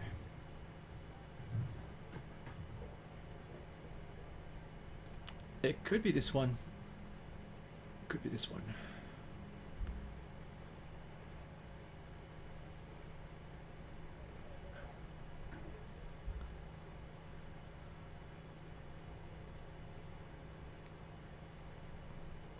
And then we'll go back to the supplementary material because I need the motivation for it.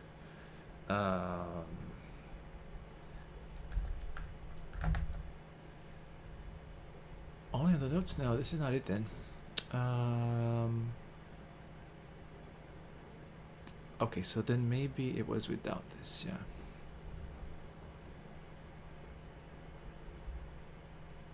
There's like a percentage as well. And that's what I want to read.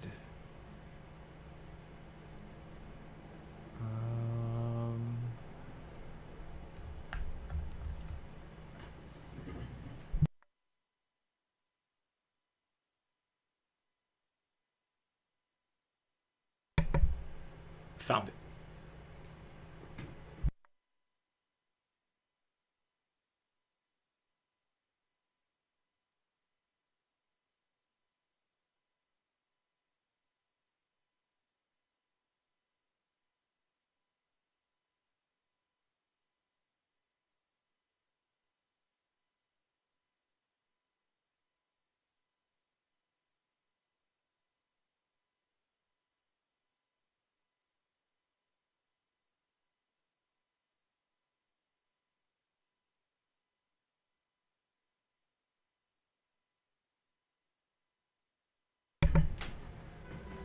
And it's going to be this passage right here. So let me see what I'm going to start reading. Let's start reading from this section here. The earliest bell beaker samples in Iberia lacked steppe ancestry. This is the Yamnaya ancestry. But between, well, actually it's Yamnaya plus whatever, other local stuff. But it's the carrier of Yamnaya. But between 2500 and 2000 BC, there was a replacement of 40% of Iberia's ancestry and nearly 100% of its Y chromosomes by people with steppe ancestry. Okay, and we're gonna skip some of this, and then it says the most plausible source population for this genetic influx was found to be Germany, bell beaker. The earliest samples with steppe ancestry were located in northern Spain and were modeled as deriving 60% of their ancestry from Germany bell beaker and 39.8% from the Iberian Copper Age, which is the local ancestry. And again, this is the earliest. Okay, so it says that the earliest ones were 60% Germany bell beaker and 40% thereabouts local Iberian. But then it goes on to say that afterwards, Iberian Bronze Age samples, so no longer from the earliest samples that they have, but now from the Iberian Bronze Age era, the samples from that era, from 2000 BC, so no longer from 2500 BC, they were modeled as 39.6% Germany bell beaker and 60.4% Iberia Copper Age. And it goes on to say some Iberian samples had up to 100% Central European bell beaker. Okay, we don't care about this. But the point is this. It ends up talking about them here, having just modeled them in 2000 BC as about 40% Germany bell beaker and about 60% local Iberian. But I'm going to show that this is very misleading because it then doesn't talk about them in the Iron Age. And we know from this study, the study that we were just on, this origin and mobility study, we know that Iron Age individuals fall within genomic variability of modern day individuals for France, Spain, and Great Britain. Okay, so that means that whatever we find out from these studies, which are Olaudi et al. 2019, that same one that we're looking at, but we're looking at the supplementary material. Whatever we find out there about the Iron Age Iberians are going to be their modern day composition, and it's going to be different than about 40%. So from here, it's going to be different than about 40% Germany bell beaker, and it's 60% Iberia Copper Age. I'm going to show you. Let me go ahead and do something here. I need to regulate the temperature here. And I will be right back. It's going to be just a few seconds.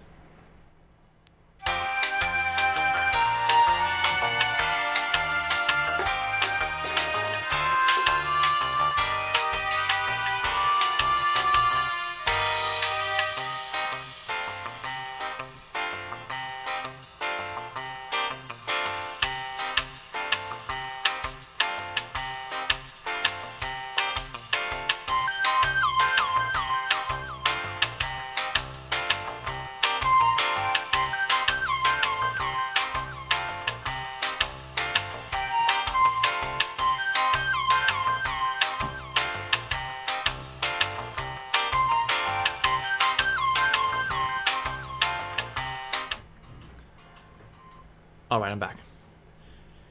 So let's look into the this paper that is being referred to here, and giving only the closest composition of the Iberians that it's giving to the modern Iberians is this 2000 BC modeling. But we'll see from the paper that there's actually more. Now, I want to show something, because they talk about the Germany bell beaker, right? I first need to show that the Germany bell beaker is the one with the least Yamnaya out of the bell beaker samples, out of all the bell beaker samples that Olaudi used. First, I need to show that. Otherwise, it's not going to make sense later when we find out that one of the pivotal, most important Iberian groups, namely the North Iberian group, which encompasses all of the area, it's simply called North Iberian, but it basically encompasses all the Celtic-speaking area of Iberia. That's the most important group for us.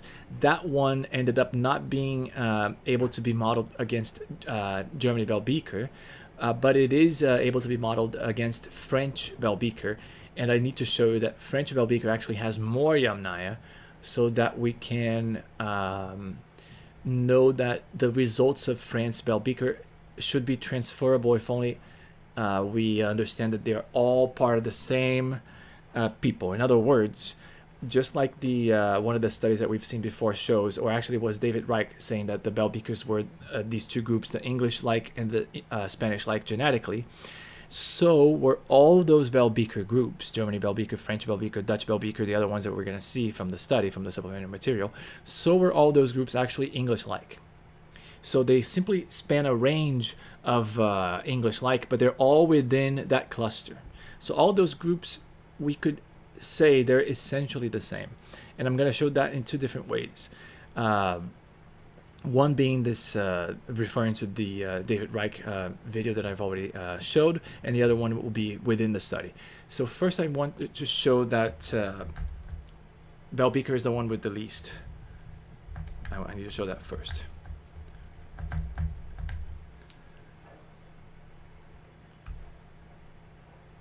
Okay, so it says here, in some context, doesn't matter for us, but just the statement here is what we're going to pluck. It says, models with Iberia CA and other Belbeker groups, such as France Beaker, Netherlands Beaker, and England Beaker, failed in something that he was doing here, probably because they have slightly higher proportions of steppe ancestry than the true source population. All right. So while some might argue here, oh, that doesn't mean exactly necessarily Yamnaya. Well, it kind of does, because it was all a movement of one certain group of people, and they all had the source composition exactly the same, and then they varied as they went west. And so the variation that we find today in France, Netherlands, and England are just as today in northern France and Belgium and Netherlands and England. They're just variations of the same cluster of people, this English-like people. All right.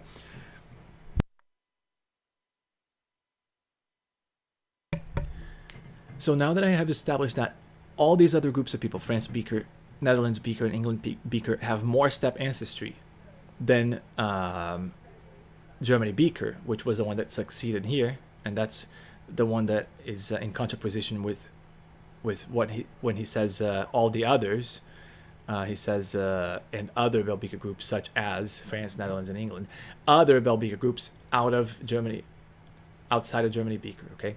Because this is the one that worked, and then these other ones didn't work, and then he supposes that it didn't work with these other ones because they have a higher proportion of steppe ancestry. All right. So now let's go to the results of Iron Age Iberia.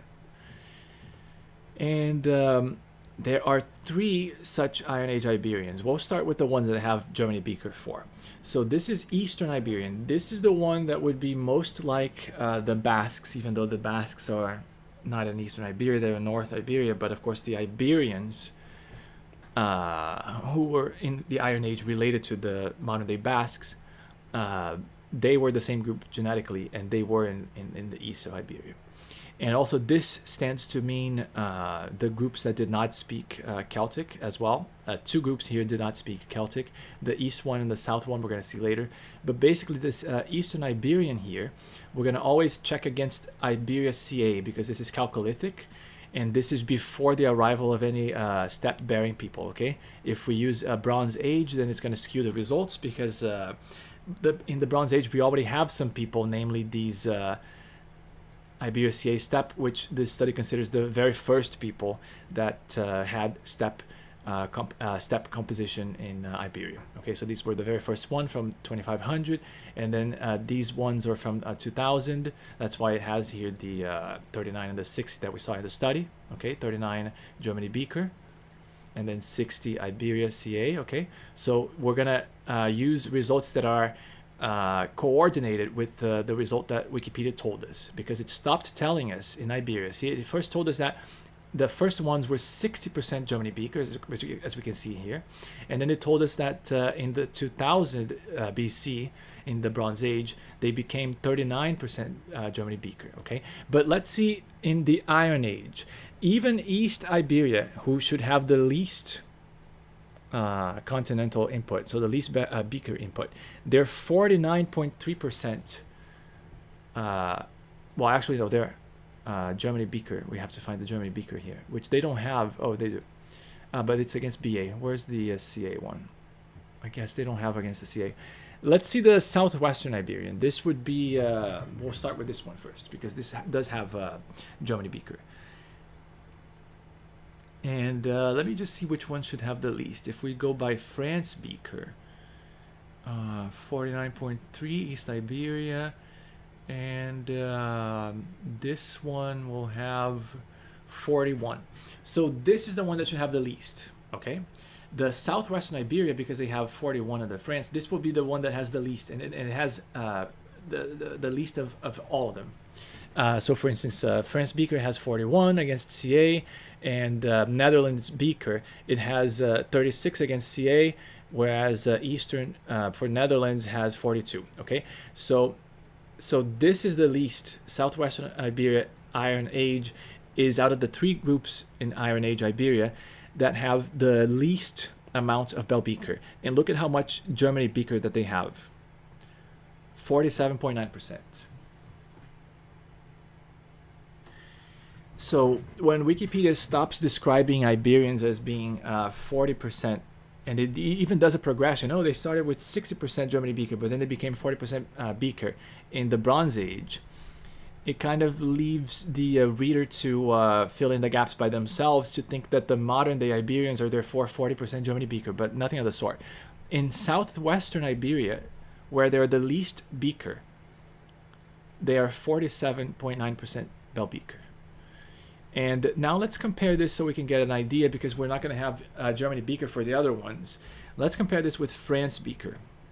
And then we're going to also couch ourselves in the other ones so that we can make a good comparison. So for Germany beaker, it's 47. The next one that is very close to the number 47 out of all the other beaker comparisons is France beaker. So the same people, the Southwestern Iberians, who are 47% Germany beaker, they are 41% France beaker. Again, this corroborates that France beaker has more Yamnaya than Germany beaker, right? Because they're more Germany beaker, they're a little bit less France beaker, because they don't need as much France beaker to represent all the Yamnaya that they have. By the way, the Iberians have between 25% and 30% Yamnaya, or 31, okay? 25% Basques and 31% Portuguese. Those are the extremes in terms of Yamnaya composition in Iberia. So here we have France beaker, they're 41. What else are these people who are 47%, essentially half Germany beaker? What else besides being 41 France beaker are they? Well, if you take them to be composed with Netherlands beaker, then they are 36% that Netherlands beaker. Again, that's because it has to be less, because those groups have more Yamnaya than Germany, okay? And we could also use some other groups to couch ourselves in here, and we could see that the England beaker is very much close to the Netherlands beaker, so they're also 36% point something, England beaker and Netherlands beaker. And as far as England Middle Bronze Age goes, they're a little bit more. They're like 40% that. All right. So basically, these Southwestern Iberians, they're between 36% and 47% beaker. We always have to measure against CA. So they're between, we're going to round up and down here. 36% we're going to round to a third, and 47% we're going to turn round to half. So the people in Iberia who are the least Bell beaker, they're between a third and half Bell beaker, depending on the Bell beaker that you choose. Now let's go with the next one that we can identify, and we'll leave the North Iberia at last. Eastern Iberia. Eastern Iberia doesn't have a Germany beaker comparison against CA, only BA, so it doesn't matter for us. This is a BA comparison. So let's look at their first CA comparison, which for these Southwestern Iberians was 6 points under Germany beaker. Now, of course, these things are, you know, geometrically related, right? So the more we go up, the more we would have to amplify this gap. And but let's suppose that it's just 6 points that we simply add for Germany beaker from France beaker. And we're going to use the fact that this is 41. We're going to try and see if the numbers are together, because 41 from France beaker should be close to the England MBA number, which was 40. And then a few down should be England beaker and Netherlands beaker. So let's see, France beaker and England MBA first, and then Netherlands and England beaker. So France beaker and England MBA first. They are 49, that's Eastern Iberia, and 47, very close, again. Okay, so this tells us that you know, these things all are valid, these comparisons here, because we're going to need to extrapolate for Germany beaker since it doesn't occur here. Okay, and then England beaker, Netherlands beaker should be a little behind, so they should be a little behind 47. Indeed, they're 43% and 42%. Okay. And this is the least that these people are beaker, the Eastern Iberians. So the Eastern Iberians are at least around, we'll say, at least 40%, 43%, 42%, thereabouts. And at most, they are exactly half Bell beaker, 49% Bell beaker. That's the number that they're the most against a beaker, is this France beaker, that they're 49%. And now we're going to check North Iberia, which more properly encompasses the Celtic speakers of Iberia. So everyone in the west, so this encompasses Portugal as well. Central Iberia, so all the way to the Celt-Iberians, and then up towards Galicia, Asturias, Cantabria, and just missing the Basques, all right? So again, we don't have Germany beaker for this group. And we're going to have to use France beaker. Remember, France beaker was 6 points down from Germany beaker in southwestern Iberia. And we don't know how many points down in Eastern Iberia because they don't have a Germany beaker here. But if we were to trust that, because the other numbers do go together well, and they do vary exactly right from one people to the other here in terms of Netherlands and England beaker and so on, then we could suppose that that variation would continue here, and that therefore these Eastern Iberians would be about 56% Germany beaker. All right? Because again, these groups, even though the study didn't capture it here, these groups were all essentially English-like peoples.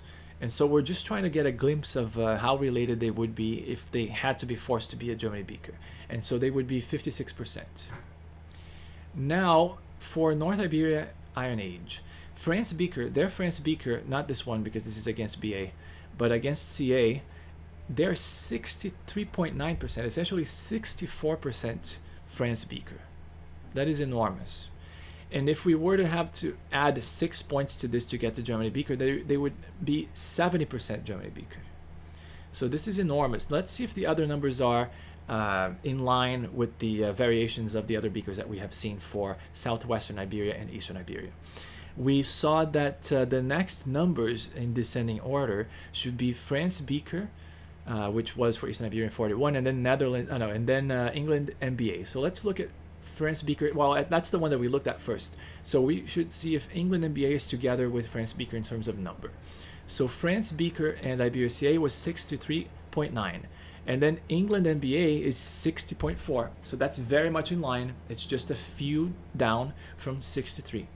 And then after that, we should have Netherlands and England beaker, a few points down even more, 36 and 36 for Eastern Iberian, for Southwestern Iberia, I'm sorry. And then now for North Iberia, we will see that Netherlands beaker against CA is, Iberia CA is 54.5%, down from 64 and 60. And England beaker against CA, we'll pick it up here, is 56 instead of 54. Let me see again if England beaker was a little bit more than Netherlands beaker, because here it is. England beaker 36.8, a little bit more than Netherlands beaker. And then did that happen here as well? England beaker 43, a little bit more than Netherlands beaker 42. So it all goes in line here. Netherlands beaker, England beaker is a little bit more, 56%, than Netherlands beaker 54, you see? And the gaps, they become a little bit larger because we're going larger with the numbers. So basically the North Iberia Iron Age samples, which also represent modern day Iberians that descend from these Celtic speakers. They are between at least 54.5, let's round this to 55%, at least just over half fully Beaker, and up to 64-ish%, or if we were to go with numbers that we could extrapolate to Germany Beaker, up to 70%, we could say around 2/3. So there are between like over half and around almost 2/3 Beaker. That's what these Iberians that descend from Celtic speakers are today. So when Wikipedia ends up just talking about them like saying that, oh, and then we're going to end up by saying that from 2000 onwards, they're 40% Germany Bell Beaker. Well, but then there was the Iron Age, right? And that made them much more than just 40% Germany Beaker.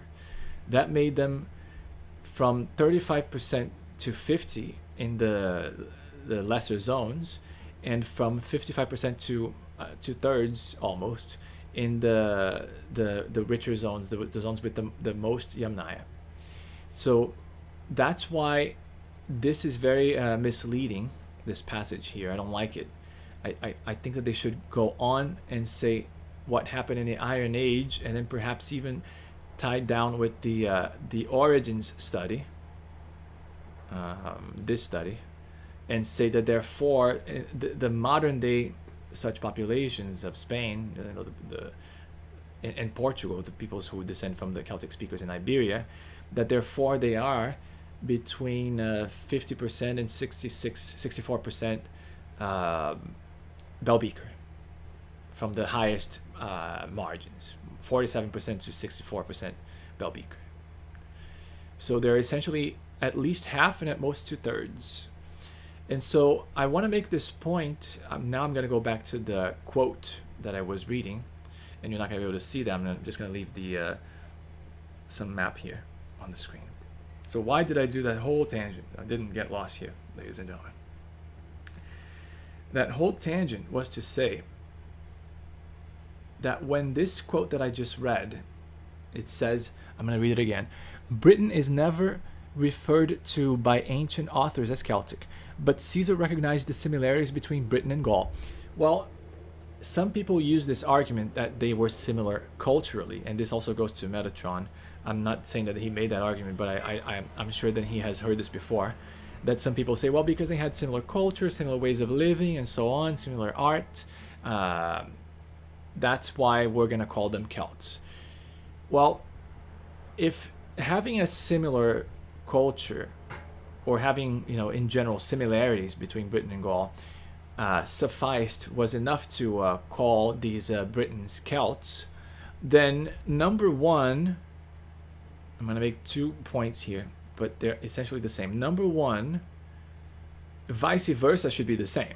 In other words, if the Britons can therefore be called Celts because they were very similar to Gauls, who some of them call themselves Celts, then maybe we should say that the Celts are Britons. Or we should say we should also call the Celts Britons. You know, we should do the vice versa, because if they're similar, right? Similarity is something that is transitive, right? And it goes from one to another and then back. So if you're similar to another group, then that group is similar to you. So if the Britons are similar to Gauls, then the Gauls are similar to Britons. So the same argument that would justify called Britons Gauls because of similarities would justify calling the Gauls Britons.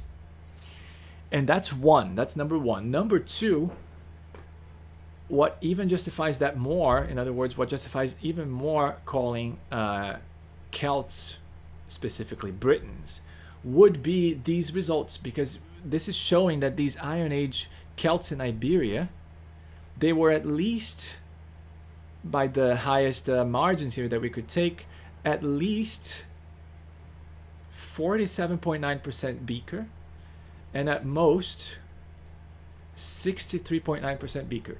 Since those Beakers were the people who the Welsh and the Irish and the Gaelic Scottish are today,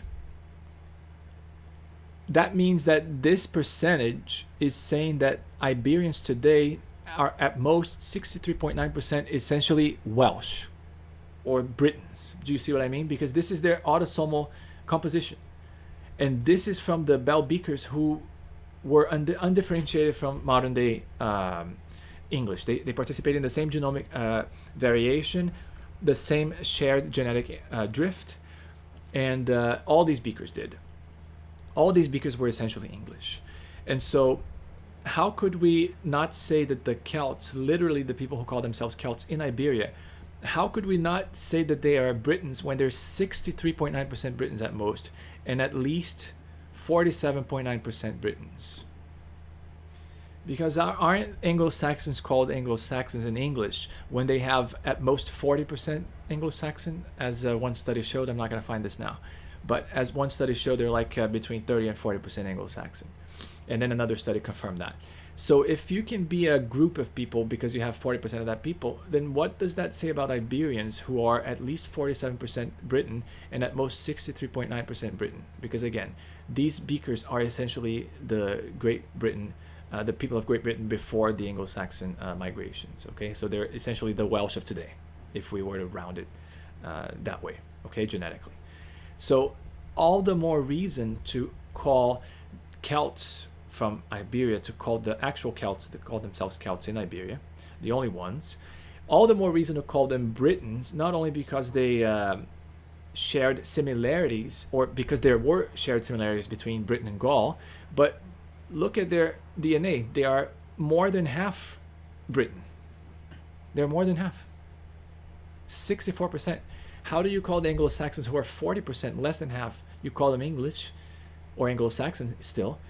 How would you then not call modern Iberians descending from Celtic speakers, how would you not call them Britons? Because they're 64.9%, I'm sorry, 63.9%, essentially 64% Briton. That's what they are. It says so right here. So the argument that because Britain and Gaul shared similarities in culture, art, and so on, that gives us grant to call the British Celts would be much stronger in the other direction which that argument would have to support. Because if the argument supports there are similarities between these two groups, and it argues that therefore they should share names in one direction, well, why shouldn't they therefore share names in the other direction? After all, they're similar to each other in a way that is, how would I say this? They're mutually similar, right? They're mutually similar. And so if they're similar to each other, one is similar to the other and the other is similar to the one, then why should we just share names from one direction to the other and not from the other direction to the one? Even more so when in one group they actually are up to 64% almost the other group. So if the Spanish, who are the Celts, are at most 64% almost British, then why should we not call them Britons? This would be a stronger reason to call someone something, having the DNA.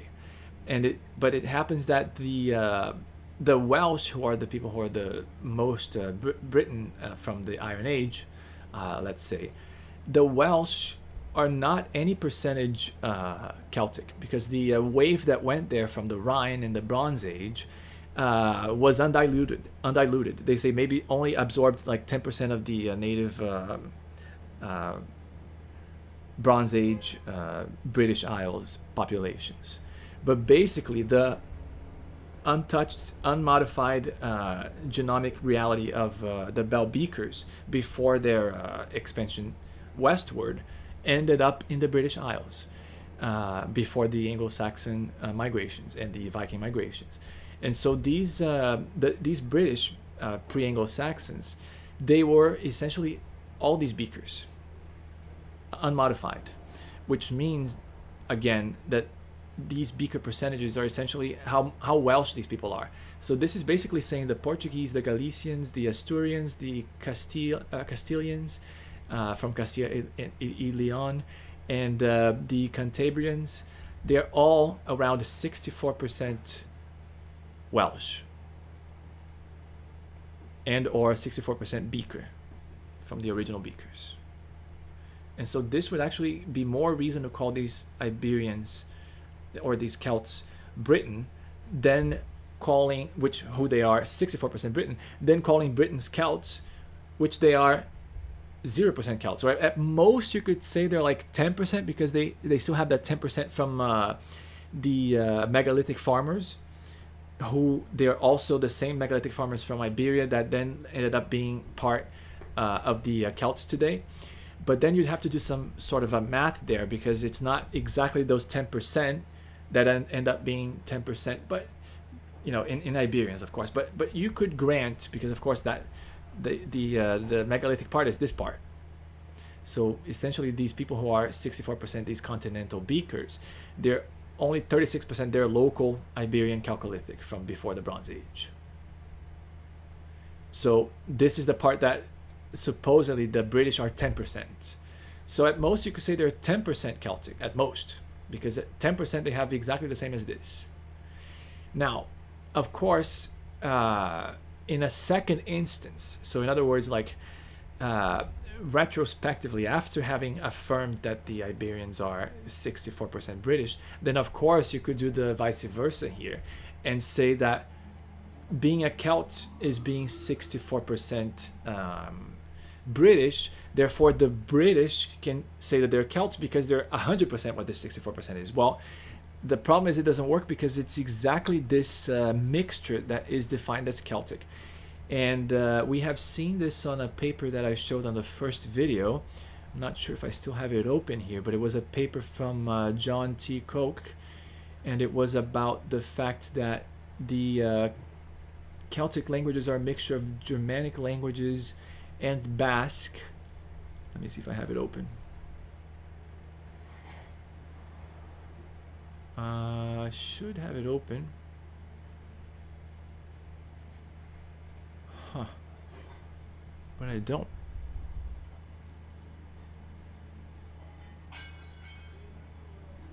Yeah, I don't have it open here now, it seems.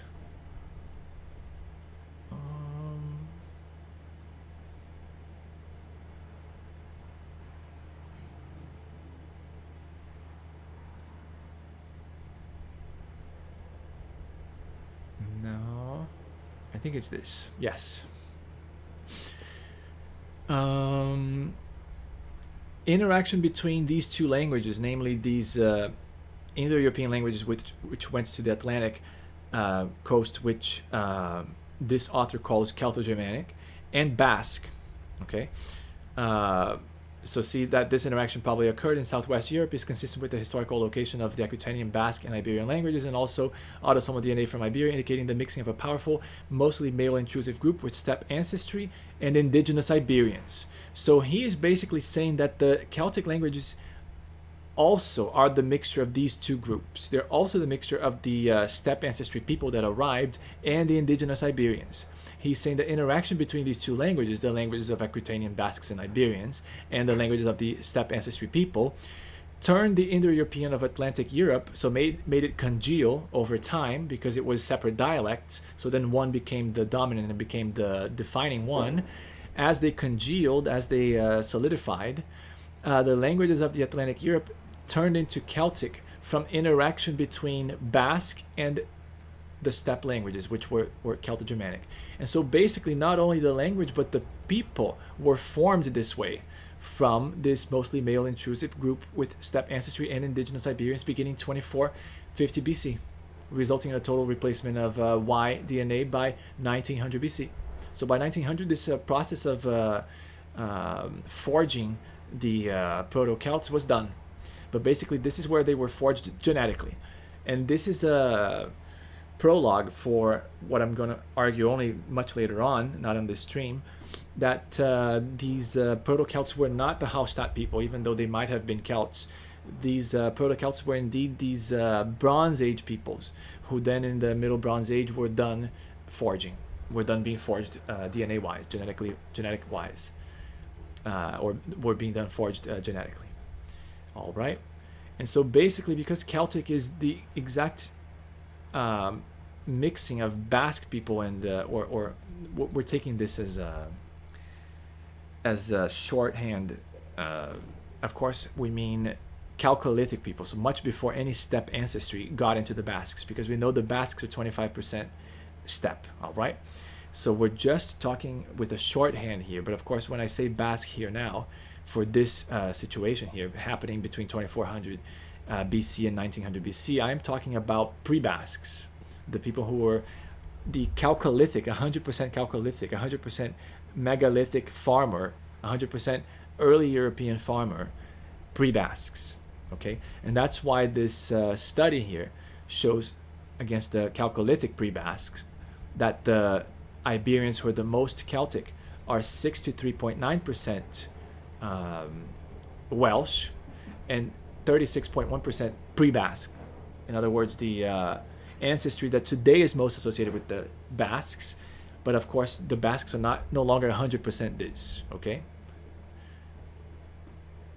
So that's the point that I want to make here, is that this argument of saying, oh, the British were very similar in culture with the Gauls, that would work better to call the Iberian Celts Britons, not so much to call the Britons Celts, because the Iberian Celts are up to 64% almost Briton, whereas the Britons are at most 10% Celt, at most, okay?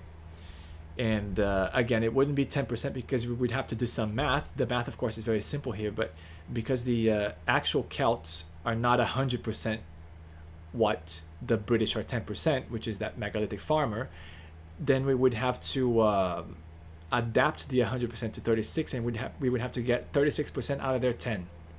And so basically the British would only be about 3.61% Celtic.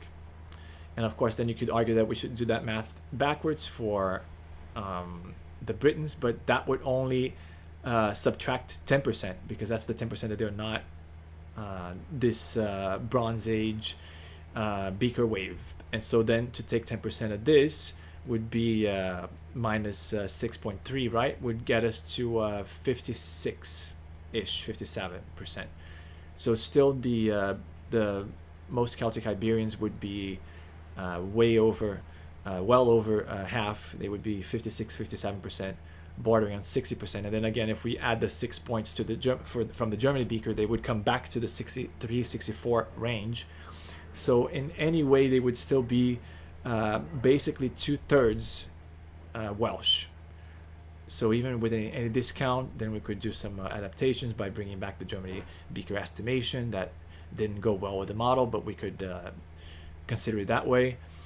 So then we could end up around 63 to 66% still. And so it's always favorable to call the Iberian Celts Britons, because they are a majority Briton genetically. They're over half genetically Briton. Even the ones that are the least Briton, Southwest Iberia, they're still very close to 50%, like 47.9. That's essentially 48%, essentially 50%. And whereas the Britons are not Celtic in any way. They're like at most 10% Celtic, and then we could consider them to be 3.6% Celtic if we did a proportional mathematics. But I'll go ahead and grant them 10%, because then it makes it easier for this number to be the number that we go by. And 63.9%, the most Celtic Iberians being 63.9% Welsh or Briton, would make sense that we can then refer to this number cleanly and not have to use estimates that are not in this study. So basically, even extending that argument that perhaps we could borrow or lend names of cultures because they are similar, we would still end up with Iberian Celts being Britons rather than British Britons, British Britons being Celts. We would end up with the Iberian Celts being Britons rather than Britons being Celts. So this argument also doesn't really move the needle. That doesn't really work for the British in any way. And so let's continue to the next, because we were still reading these quotes. I'm gonna go and put the our map here, and then I'm gonna go back to reading some of these quotes.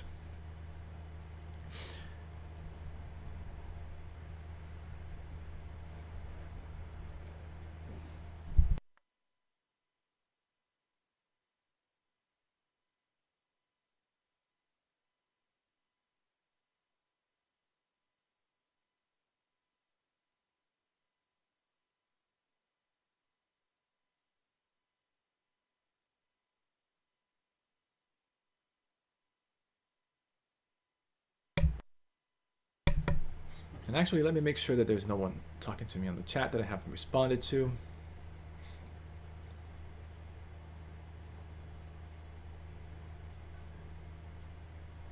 Let's look at the chat here. No one in the Twitch chat, it seems. And no one in the YouTube chat. All right. So let's continue with the quotes.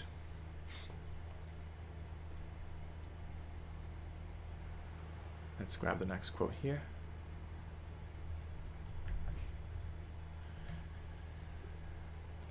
This quote is a little bit larger. This is from a paper that we're going to probably read at some point. Let me go ahead and grab the name of this paper here before I read it.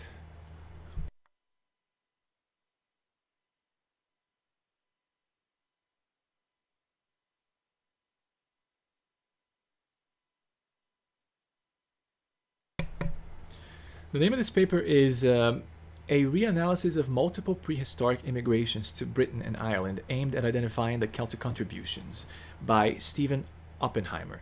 Now, Stephen Oppenheimer, there is a controversy about him because of the fact that he got a few things wrong, because he was one of the scholars who were speaking the earliest about the genetic evidence that we were getting from Western Europe. And so then he got a few things wrong because he was even speaking at a time when we were thinking that haplogroups and haplotypes told us more than autosomal DNA. I believe that at that time we didn't know about autosomal DNA or something like that. I'm not sure. But basically he was being more guided by Y-DNA than otherwise. And so he made some claims that he then had to retract. Regardless, what we're going to be reading about here is not with regards to his DNA claims, and so it should work just fine. And so here's what he says. It's going to be like a paragraph or so. He goes on to say it like this. It should be recognized that in spite of persuasive arguments over recent centuries, to link or conflate surviving insular Celtic languages with classical descriptions of Keltoi and Keltai, example by Buchanan, Lewid, and Pezron, reviewed in Collis 2003, there is little direct evidence for such an assumption. First, as mentioned, no classical author ever referred to inhabitants of the British Isles as Celts, although commentators such as Caesar and Tacitus had every opportunity to do so.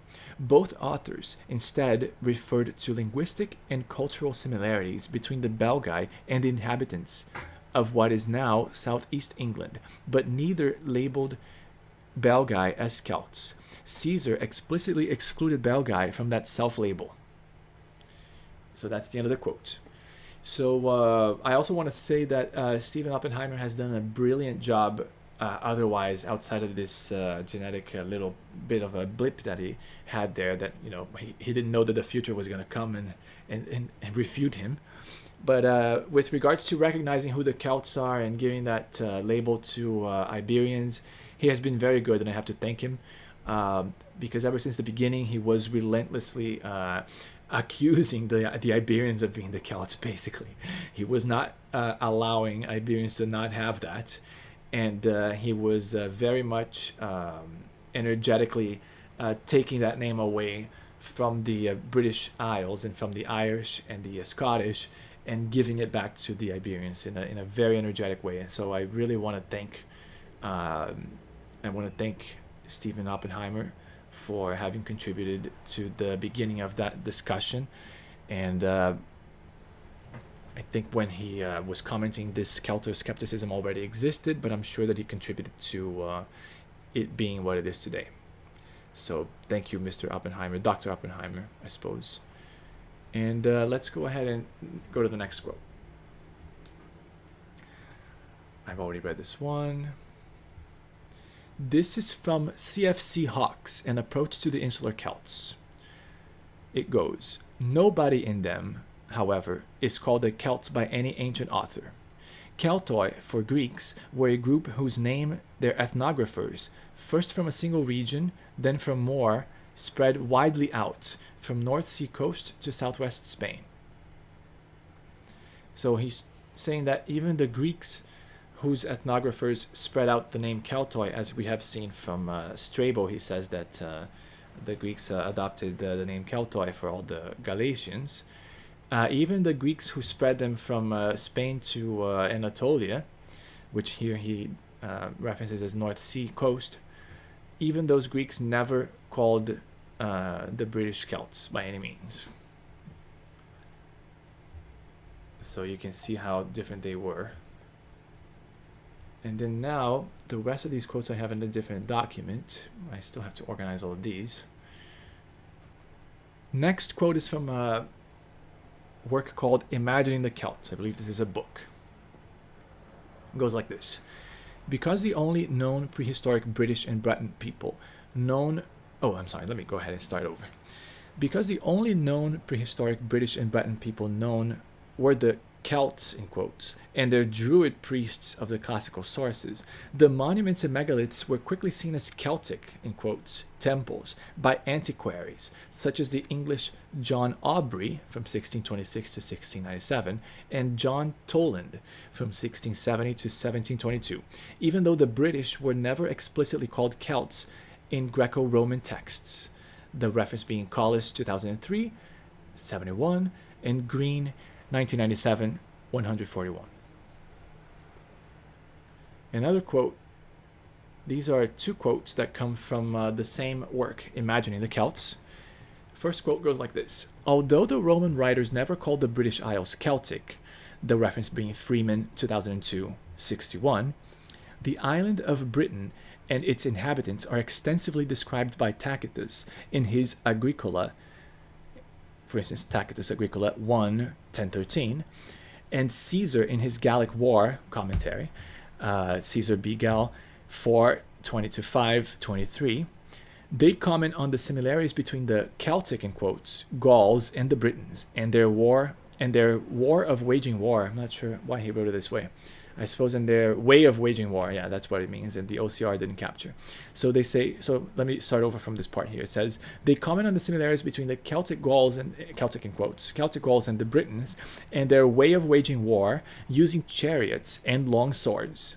Ireland is discussed in a limited number of sources. The island is seen as the northernmost habitable land in the world, inhabited by cannibals and savages. That's the first part of the passage I'm going to say here. And the inhabitation of cannibals and savages, he references to Strabo, book 4, and then paragraph 5, line 4. The vernacular, this is now the second passage, and the last one for this part here. The vernacular literature from Ireland and Britain can be used to put together an idea of what the medieval or even prehistoric Celtic, in quotes, speaking world would have looked like. The reference being Jackson 1964 and Mead 2010. However, we should keep in mind that the British Isles were never called Celtic during the Middle Ages, or even before that. The label Celtic was only applied to medieval British and Irish literature centuries after it was written, influenced by linguistic research, the reference being Chapman 1992 and Collis 2003. All right. The next quote we're going to read is also from Imagining the Celts. I have at least 4 more quotes from Imagining the Celts. It goes on like this. Lastly, neither the term Keltoi nor Galli was ever used to describe inhabitants of the British Isles, the reference being Chapman 1992, Collis 2014, James 1999. However, this does not mean that the British people could not have felt related to the classical Gauls. Moreover, some classical authors imply that the British and Gauls had similar customs and spoke a similar language, the reference being Sims Williams 1998. So again, it says that they never called themselves Celts, but says that they had similar customs and spoke a similar language. Next passage from that same work. There are areas that were never regarded as Celtic by classic authors, such as Ireland and Britain, yet were and are Celtic speaking. So he's making the point that Celtic speaking today does not mean Celtic in any way considered by the classical authors, like Ireland and Britain were not. The next quote, next to last from this work, goes like this. It is interesting to see that documentaries and newspaper articles tend to oversimplify or even dramatize certain elements of Celticness, in quotes, while book chapters, by their very nature, can go into more detail and give a more nuanced point of view. This is illustrated by comparing the documentary A History of Celtic Britain to the accompanying book, presented and written by the same person, Neil Oliver. While the documentary only sparsely touches upon the idea that the Celts, in quotes, were no single people, the book explores this in more detail, even saying that the notion of a Celtic, in quotes, British people is likely not valid. So he's saying that the same person who publishes the documentary and the book in the documentary only has time to say that the Celts, in quotes, are no single people, but in the book has even time to say that the notion of Celtic British people is likely not valid. Very interesting things here. And then the last quote from this book goes on like this.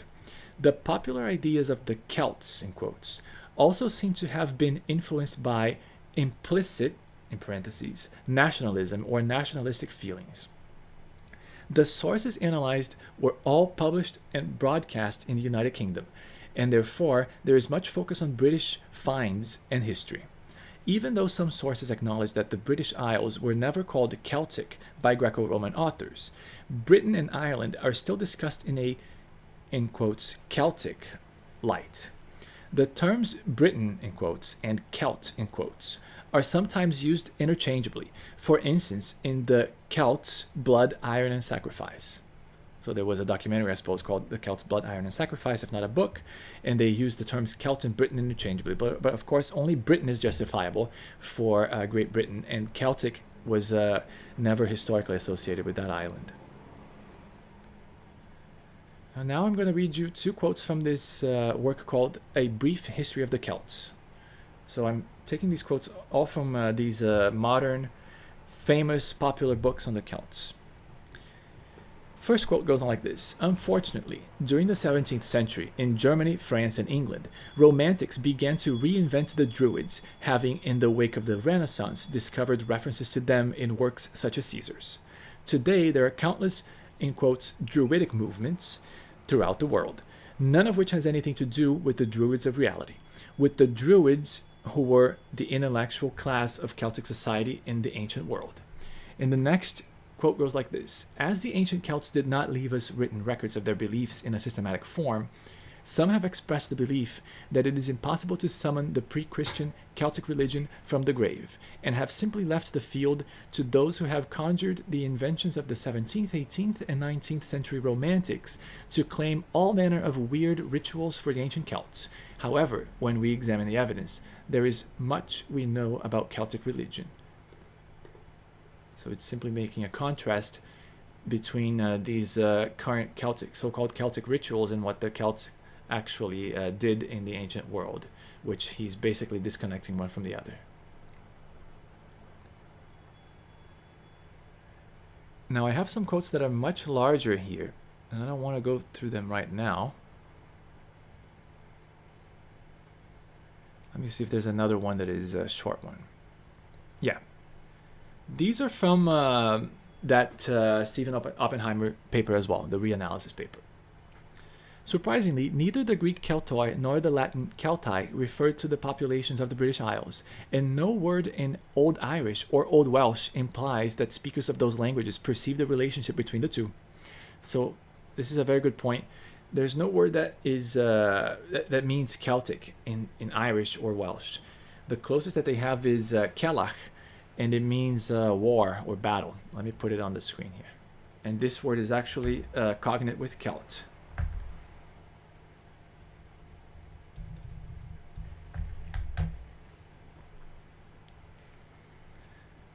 They pronounce it Celach, I suppose. And it means strife, contention, basically war, battle, discord. And it comes from this Celt, which is the same Celt of Celtic. So the Celts were simply the war people. And the reason they call themselves war, according to John C. Coke, we'll see that later on his paper, it's because, well, actually he doesn't say that. But it's obvious that it's because they worship Mars, and they worship the god of war. And so then they would, that's also why they use that surname, Celtic or Celti, in Lusitania and so on. It's because it's a symbol. It's like maybe a metonym or a synecdoche, maybe, I'm not sure which one, but it's a figure of speech that takes the part for the whole. And so, or even takes an association for the whole. And so it says war, it means war, but it is referring to the god of war, which was for them Tutatis. And that's the one that Asterix says, by Tutatis. That's the god of their people. And so this is just in honor of the god of their people. So Tutatis, which is cognate with Teutons and Teutonic and so on. Let me read another passage here.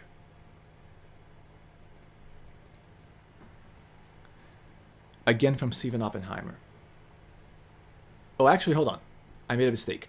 That passage that I just read was from Saxons, Vikings, and Celts, The Genetic Roots of Britain and Ireland. I'm going to read a second passage from that same work. However, when we come to the people of Britain and Ireland during the Roman period, nobody called them Celts. They called them a lot of things, but not Celts. Neither is there any record of anyone from the Isles using the word Celt to describe themselves until the 18th century, after Edward Llewellyn had reinvented the term for his language family, and then for the people who spoke it.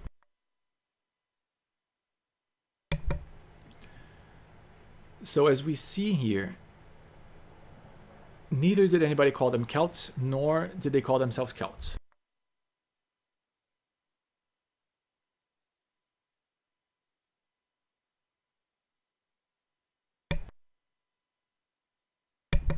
And now we'll go to these two passages from the Stephen Oppenheimer paper again, which I confused with the two that I just read, but these two next ones are going to be from this paper.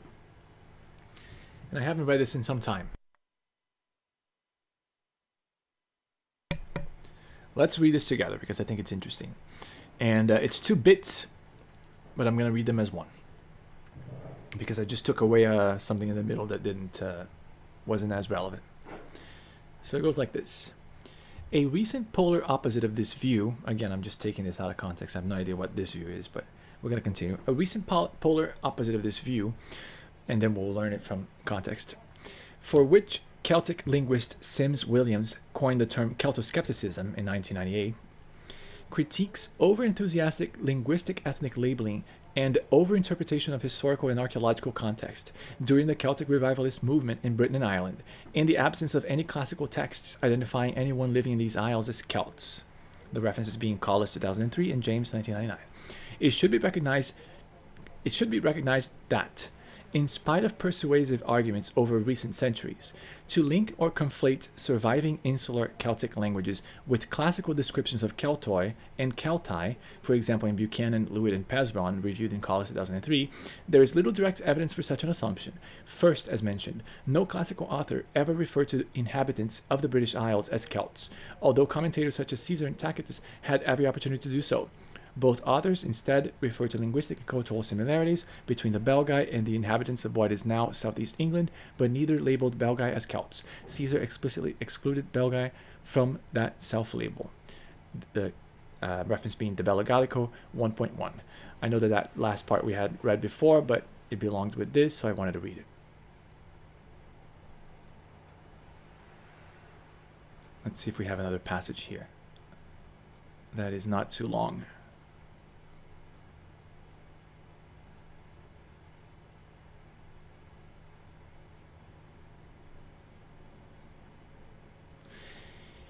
Just one part of this, it's a long excerpt, but I'm going to read just a tiny part of this excerpt, which is self-referential. So it goes, in a nutshell, so it's summarizing itself. Not only, and I'm not sure where this is from. I'm going to see if I can find where it's from first here. It's from The Origins of the Irish. So it's a book about the origins of the Irish. And it gives a nutshell from what it wrote. It says, in a nutshell, not only was there no evidence that anyone on the continent ever extended the name Celts to the people of Ireland, but also until the time of George Buchanan, no one in Ireland ever imagined that they shared any particular kinship with their British neighbors, irrespective of what cover name might be applied. Let alone, now I'm going to insert myself, let alone the continental neighbors, right? They didn't even think that they were associated with the British, let alone continental people. And now I'm going to continue to see if it's got anything better, good for us here. While a clever medieval Icelander had worked out that his language and Old English were two branches of the same family tree, his contemporaries in Ireland failed to recognize their own cross-border kinship. Okay. So I don't think it has anything for us here. Let's see if there's something else interesting in this book, because it is about the Irish. The origins of the Irish. Here's another passage from that Origins of the Irish book. That the ancient authors never referred to the ancient British or Irish as Celts has attracted an enormous amount of publicity and debate over whether we can legitimately apply the term Celtic to the Irish and ancient British, or whether the Celtic name represents a recent myth constructed by modern nationalists in Ireland, Scotland, and Wales to put distance between them and the dominant English. Yeah, that's what it was. Celto-skeptics argue that the concept of the Irish or ancient British, in parentheses, and modern Welsh, being Celtic. So the concept of Irish and ancient British and modern Welsh being Celtic only arose in the 16th century when the Scottish poet and scholar George Buchanan, from 1506 to 1582, examining the evidence of the language of the Gauls, concluded that the ancient Gaels and the Britons were branches of the ancient Celtic people of the continent. This idea gained in popularity when the writings of the Breton monk, so see, he was a Breton, Paul-Yves Pezron, were published in 1703 and was provided with abundant linguistic cover in 1707 by Edward Lewid, from 1660 to 1709, in his Archaeologia Britannica. A Celtic bandwagon had begun to roll that brought the Celts well within the Romantic movement in Matthew Arnold's 1822 to 1888 on the study of Celtic literature.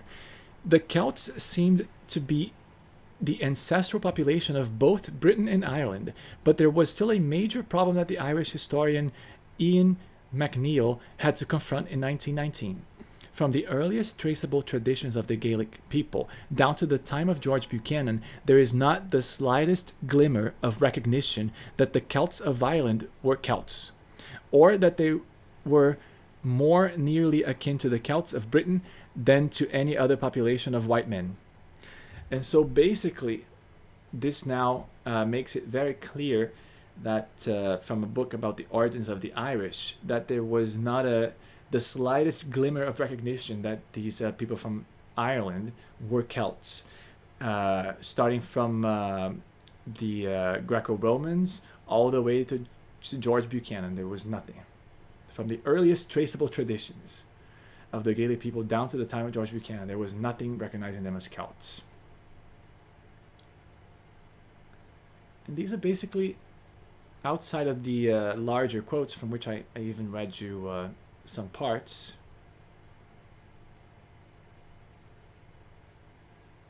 I believe those are all. Yeah, those are all that I wanted to read. And so now that I have read all of that, and I'm going to cut that as a video that I've wanted to do for some time now, which is about all of these authors saying that the British and the Irish were never Celts. So I believe I have done this now. We're going to take a very short break, and then we're going to come back with more analysis of Metatron's Celts.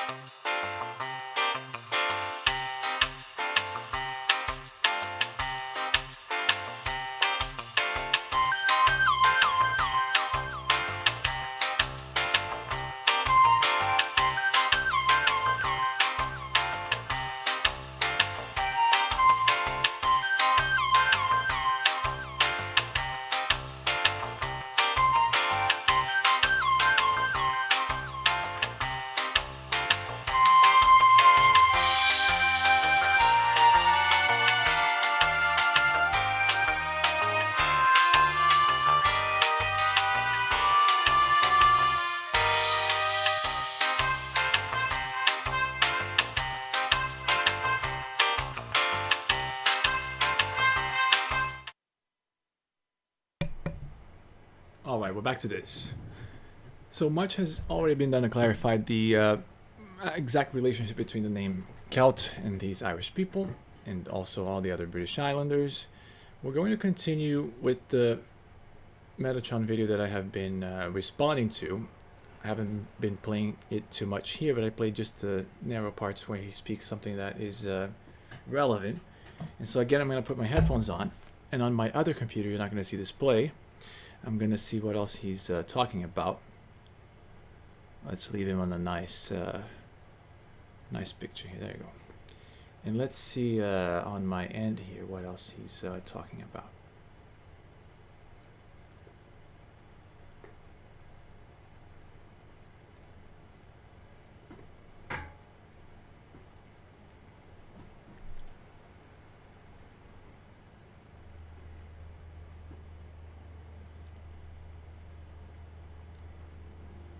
So I'm watching the video now. You won't see anything playing, or you won't hear anything. I'm on 554. He's talking about how the bell beakers replaced the people in the British Isles. The megalithic farmers were replaced.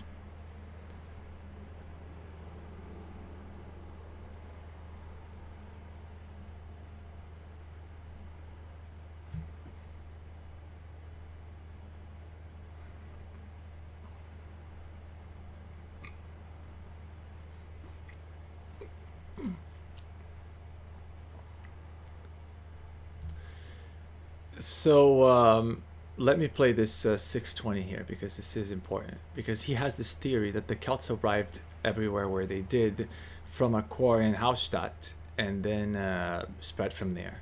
But that's not what the DNA tells us, but he still thinks that it is. I guess 620-ish maybe.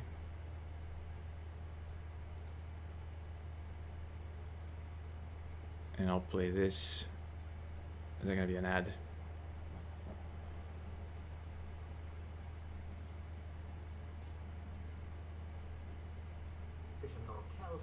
So I have to actually point my microphone here.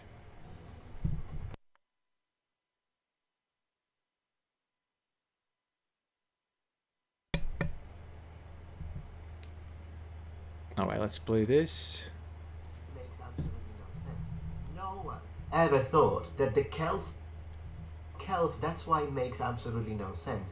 No one ever thought that the Celts that reached Ireland completely annihilated everyone who was there and replaced them, and therefore now we're supposed to see their DNA. Why don't we see it? So hold on. So he thinks that no one got to Ireland and replaced the people there. And let me see exactly when he puts the Celts there again. There and ever thought that the Celts that reached Ireland completely annihilated everyone who was there. Yeah, so some people did because they think that the Celts, they arrived in Ireland with the Bronze Age Bell-Beaker expansion, Metatron. So some people do think that but then they were Proto-Celts, right? They weren't already Celts speaking Celtic. They were these Proto-Celtic people speaking, according to John T. Koch, some Celto-Germanic dialect, undifferentiated, some part of a dialect continuum all over Western Europe, west of the Rhine, and that this dialect ended up by all sorts of influence with their neighbors and so on, solidifying into what we call the Celtic language today. And so some theories do say that the Proto-Celtic people, not the Celtic people, but the Proto-Celtic people arrived in Ireland and then replaced the people there, because those Bronze Age expanded peoples, those Bell-Beakers who actually arrived in Ireland in around 2500 BC, they actually did replace at least 90% of the people there, if not everyone. And so there was that replacement. Some people do think that, but I understand that you're saying not, because you're saying that nobody believes, and rightfully so, that the fully formed Celts, right? That's what you're saying. Nobody believes that the fully formed Celts in the Iron Age would arrive in Ireland and then replace the peoples there. That is true. Nobody thought that. But as far as someone thinking that peoples who were originals of the peoples who brought the Celtic languages to Western Europe, that those peoples replaced Ireland, the people who were there in Ireland before them, that is true. The Bronze Age Bell-Beakers did do that, and we think many academics do think that those Bell-Beakers were the Proto-Celts. And so let me continue watching on my end here, and we'll put the beautiful map that I came up with here. I mean, I only came up with the annotation. This map is from Vallejo Ruiz. The anthroponymy of Roman Lusitania is the name of the book. This is the book. This map is from this book.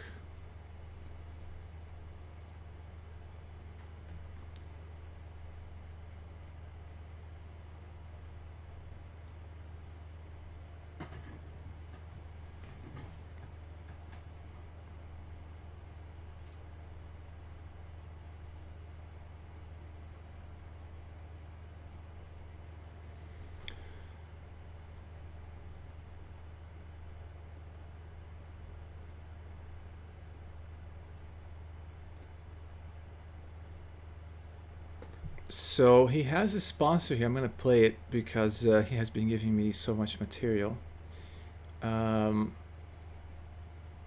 His video is here. And then at 6:50-ish, he begins with this Magic Spoon sponsor. Let's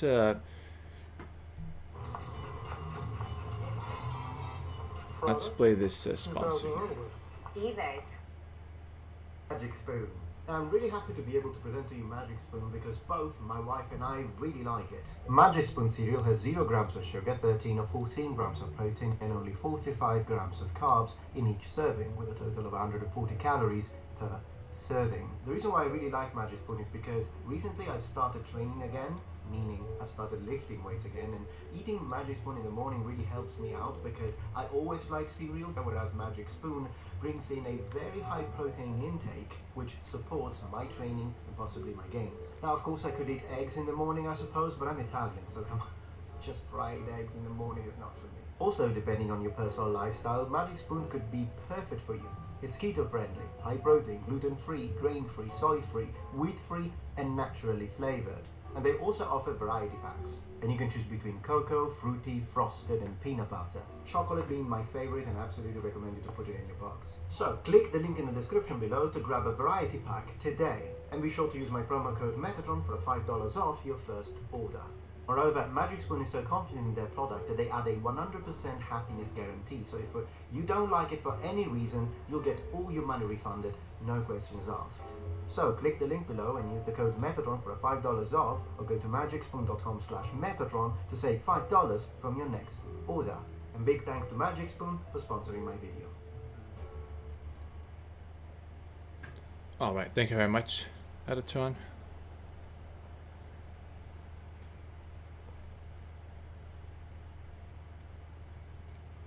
I'm still listening to the video.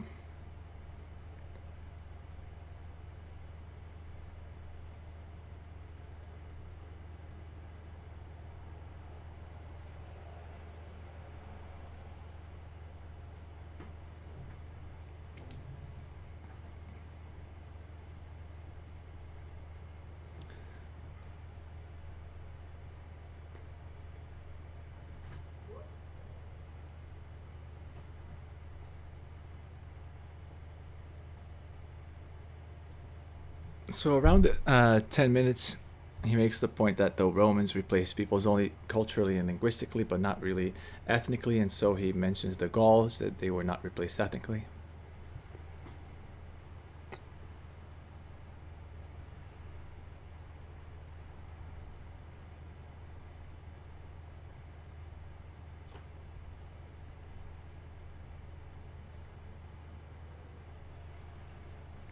So he does make an interesting point here.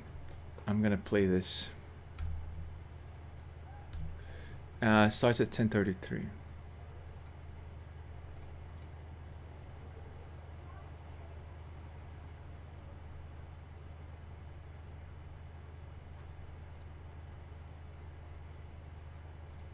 Aspects up to a certain extent. It's kind of a case-by-case scenario. But saying that the Irish are not Celtic, it's the same as saying that Romance speakers in Spain, France, Portugal are not connected to the Romans. Of But hold on. course they are. But the Romans didn't replace the DNA. No one is expecting them to have the exact same DNA as people in Italy. I think that one of the strongest cases is definitely presented when talking about the language, Gaelic, the Celtic language that even to this day Irish people speak, or at least some Irish people speak. The fact that they still speak a Celtic language without any shade of a doubt that's a Celtic language makes them not only a Celtic people, but the most Celtic people when it comes to contemporary people. No, it doesn't. Because that label, again, is arbitrary, and it could have been Gaelic. And then you would have been saying this, but using Gaelic instead of Celtic. You would say, oh, that makes them the most Gaelic people. But Metatron, do you see how these labels are not connected to the actual Celts? So that's why I'm arguing here that it's misleading to call them those things, like, oh, they're the most Celtic people. And, obviously they are Celtic because they speak a Celtic language. You're reasoning circularly there. If you didn't know what I explained on this stream and on the previous ones, that they're only Celtic because that name came from the Celts of Spain, then I suppose that would be convincing. But now that you know this, you understand that it was a label arbitrarily chosen to name their languages, and it was by no means meant to imply that they have any association with these Celts. So when you say this here like that, because they speak a Celtic language, and nobody doubts that. Well, how can anybody doubt that they speak a language that was named arbitrarily? How do you doubt an arbitrary choice? Can anyone doubt that the Celtic languages, as they are so called today, are called the Celtic languages today? Well, no, that's what they're called. But is there a connection to the Celts of the past? Well, the only connection is because the name was taken from the Celts of Spain, as the person who coined that term told us. And so that's really the only connection. So what really does it imply to call them Celtic speakers and to call their language Celtic language? What really does that imply? It doesn't imply anything, because again, it was an arbitrary choice, and at first, before being called Celtic languages, it was Gaelic languages. So should we then say that, of course, that there are Gaelic people because they spoke Gaelic? I mean, what is the term that you're going to pick to call? None of these terms can be picked to be the actual term that connects them to a participation in the Iron Age classical times of the Greco-Roman chroniclers. None of these terms. Maybe only Hibernian, right? But otherwise not Celtic. And so let me continue here with what you have to say. And I stopped here at 11:19. So let me continue on my computer.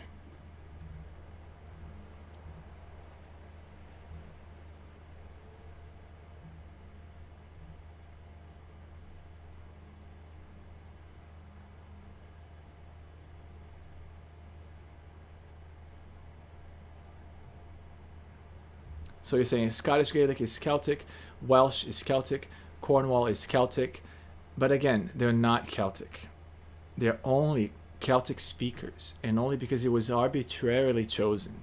And they could have just as well been called Gaelic speakers, and then you would have been defending that, of course, the Irish are Gaelic, the Welsh are Gaelic, the Cornish are Gaelic, but again, they're not. This is an arbitrary choice for a linguistic grouping that was named after the Celts of Spain. Those are the Celtic peoples, the people in Iberia.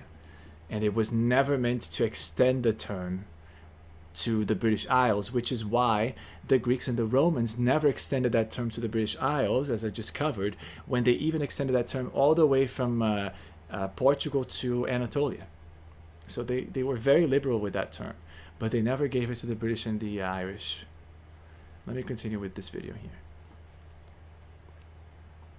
And now you're saying it doesn't get more Celtic than the Irish. Again, only if you're talking about this arbitrarily chosen term.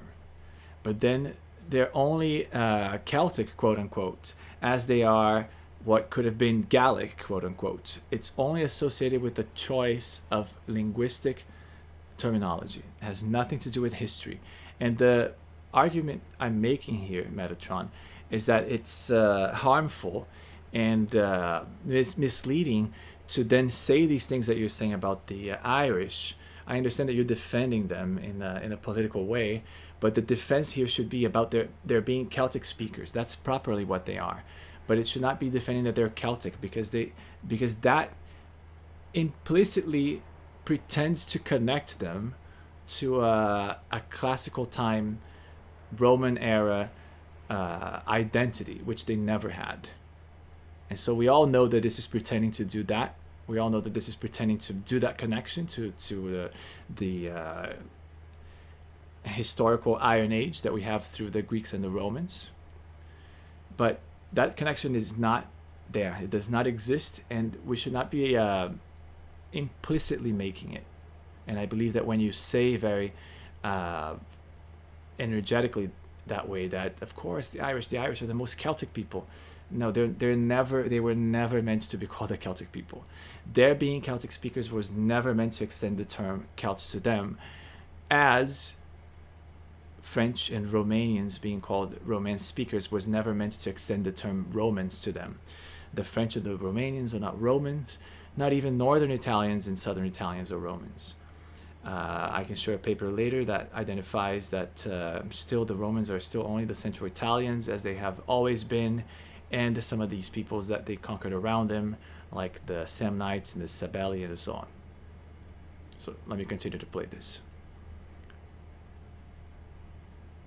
So see, at least here in 1134, you give the justification for why you're calling them Celtic. Let me play this whole part here.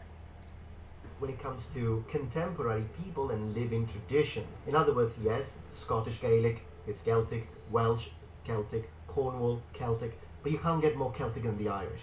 Because linguistically, they are the ones that got an uninterrupted linguistic continuum through time. So, if this is your justification, but again, do you see how the problem here is that this calling them Celtic because they spoke a Celtic language?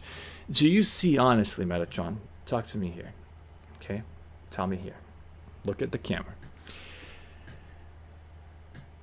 Could you really honestly say that calling the Celtic, the Irish Celtic, okay, because they speak a Celtic language, could you honestly say that that is not meant to make an allusion or a reference in any implicit way to the historical Celts of the Iron Age? Of course not. The whole reason the name of these languages was Celtic languages, was to make an allusion to people that called themselves Celts in the Iron Age. But those people were in Spain, were in the Iberian Peninsula.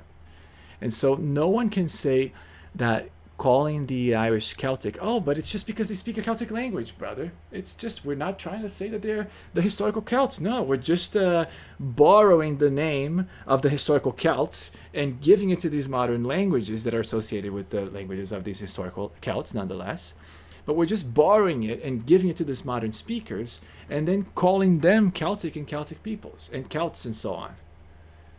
So how can you argue that there's not at least an implicit move that you're making, a rhetorical move that you're making through calling the Irish, oh, well, I'm just cleanly calling the Irish academically Celtic speakers. I'm just going to use a shorthand and call them Celts. Can you really tell me that you're not trying to, at least in the minds of the interlocutors, of the listeners, can you really tell me that you're not trying to conjure up the thought and the image of Iron Age Celts in Central Europe, in Gaul, in Iberia? Are you really not trying to conjure up that image? Of course you are. In some way, this is carrying that identity. And this is the problem here, because they don't have that identity.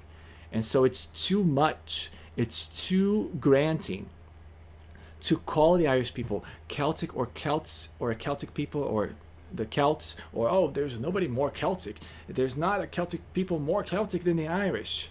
Well, yeah, there are. The peoples who descended from the people who call themselves Celts in Iberia, all of them are more Celtic than the Irish. Because not only did they speak a Celtic language, their languages were the only ones that were called Celtic at that time. Because, of course, Gaelic was just called Gaelic, and Brittonic was just called Brittonic. None of these languages were ever called Celtic.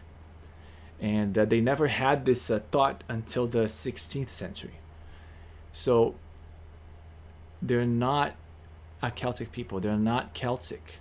And speaking a Celtic language, whose term name, again, was arbitrarily chosen, and it could have just as well been Gaelic, and for just a little bit it wasn't, it's not justified, it's not valid, and it's not historically justified, and it does not connect with the Iron Age Celts.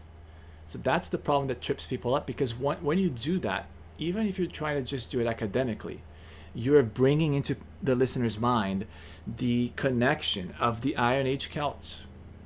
You're connecting the Iron Age Celts, which existed mostly, if not exclusively, in southwestern Europe. Peoples who call themselves Celts, that is, existed exclusively in southwestern Europe. You're connecting their identity and giving it to the Irish and the Scottish, who have their own names. They call themselves Gaelic, and they call themselves Scottish, and they call themselves, not Welsh, but Cymru, and they call themselves Cornish, and so on. But they don't call themselves Celts. And why would we give them the identity of another people? Are you going to give the identity of the Britons and the Welsh and the Irish to the Celts in Iberia? No. So you're just going to take their identity and not put anything back? So that what that does is it erases the history of Iberia, Metatron. Do you see how when you're saying in this video, oh, they're the most Celtic people, the Irish? Well, then what does that say about the Iberians? Well, first it says that you don't know that they're the Celtic peoples, which, again, I'm not trying to accuse you here in an unfair way. These things are not very well known. The point of this video is to make it well known. But you see how this is unfair. That's the point that I'm making here. It's not only unfair, but it's unfair because it's not valid and not justifiable historically. So there's nothing really that says that the Irish and the Welsh and so on are Celtic in any way. They have never been connected to that. They have only been connected to the language that specifically Celts in southwestern Europe have spoken. And today I can even show, but I'm not going to show right now, but I can show well, actually I should show right now since I'm talking about it. Let me show you a passage that makes the argument that the British and the Brittonic and the Gaelic languages are not even that similar to the Gaulish and the Celtiberian languages. And so they shouldn't even be called Celtic languages. So let me see if I can find that. in an easy way here.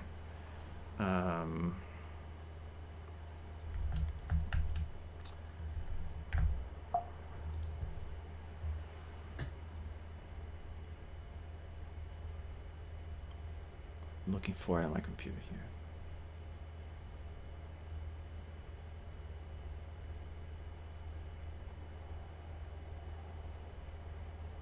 Here we go. And I'm going to read this passage. You're not going to see it on the screen, but it is a little bit long, and so I still want to read it. And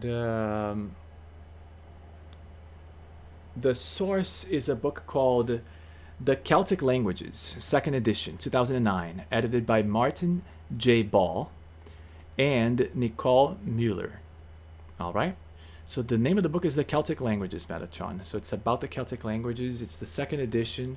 So it's been revised. It's from 2009, so it's not too old. And it's going to be just a little bit longish, but it's just going to be what? 1, 2, 3, 4, 5, 6, 7 lines. All right. And none of them are paragraph sized. So let me go ahead and read this. It goes like this. And this is just these 6 lines are straight one after the other, and I took them from that book. It goes on like this. It will be noted that only one of the 4 strong features in 14C, this 14C and 14B that you're going to see here, are features of the Celtic languages that these authors listed in their book. And then they were examining which features appear in which Celtic languages, okay? And then after that, now they're making some conclusions here. And what I'm reading is more or less a discussion plus conclusions of this listing of these Celtic features among the Celtic languages, all right? Both modern and ancient, okay? So let me go ahead and start over. It will be noted that only one out of the 4, it will be noted that only one of the 4 strong features in 14C, videlicet particles, is securely attested for continental Celtic. Only one of 4 strong features, I'm going to repeat, is securely attested for continental Celtic. Although VSO, like verb, subject, object, order, does appear, its status there is uncertain in the continent in view of the scanty data, and the less unusual and Indo-European order of SOV, subject, object, verb, may be the unmarked order, unmarked meaning standard. Mutations and inflected prepositions are seemingly absent. Again, another strong feature of these modern-day Celtic languages, absent in the ancient Celtic languages. The second line now. By the same token, some of the weaker features, and now the weaker features in 14, example, ablaut, gender, copula, some tenses, infixed pronouns, close parentheses, are indeed seen in Gaulish or Celtiberian in inscriptions. It is altogether curious that the features which, upon a synchronic typological comparison, are the least distinctive for Neo-Celtic languages, are the only features reasonably demonstrable as shared with the continental varieties. In other words, he's saying, we made a list of strong Celtic features, Celtic language features, and we made a list of weak Celtic language features. And then they're saying it's very curious that it's really only these weak Celtic language features that can be demonstrated to be shared between the insular languages and the continental Celtic languages. And then they go on to ask themselves, is this a result of evidentiary poverty, or have the insular languages undergone a significant typological shift over the centuries? So here they're already starting to argue that these languages, because of all of these centuries that they have continued to live on, have undergone significant, perhaps, typological shifts, and that this probably would give them justification in no longer being called Celtic. We're going to continue so that you can see. Now the third line of the 7 that I want to read. Certainly we can see that compared with the early Celtic languages, the modern languages are far less synthetic and much more analytic in structure. But this is hardly a trend confined to Celtic. So he recognizes that there's a major surface difference, but he says that should not be enough for us to divide them. All right. Now let's go to the 4th line. He says, they say, the fact that on a typological level, the insular languages seem to possess more traits with one another, so amongst themselves only, than they do with the ancient languages of the continent, prompts much rumination, so much thought, concerning the interface of our synchronic analytical tools and our diachronic methods, about mechanisms of language contact which could account for the shift in our understanding of linguistic evolution and processes of language change, which could also account for this development without appeal to outside influence. So he's saying that there must be something, either with our tools or with what actually happened in reality, that must account for this difference. Okay, this typological difference between these insular languages and the continent. It's either our tools or something that actually happened. And now the fifth line of this excerpt I'm reading here. It goes, the discrepancies among the various models of what is Celtic. I'm sorry. The discrepancies among the various models of what is a Celtic, in quotes, language, point up nagging and complex questions on assumptions forming the foundations of our discipline. So in other words, they're saying this actually touches on these very delicate points about whether even we should be talking about these Irish and Scottish and Welsh being Celtic at all, or having any sort of a major relationship with those Celts, even in terms of language. We should start questioning even that, the very foundations of our discipline. Now for the next to last line here, I want to read the 6th out of 7. The study of these languages provokes us to find answers. So far, it appears that each of these three approaches to defining Celticity has something to offer. Given the strong integrative trend of our age, it is perhaps not too daring to venture a prediction that the most satisfactory model will be one that partakes in proper measure of all three approaches.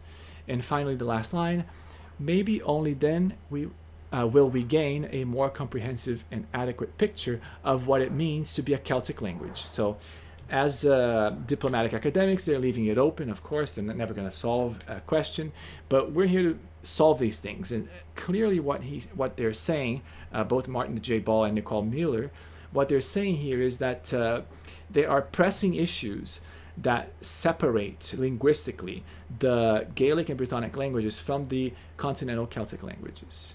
And those issues are within the strongest Celtic language features, and not within the weakest Celtic language features. So where we should find the most alignment, we find the least.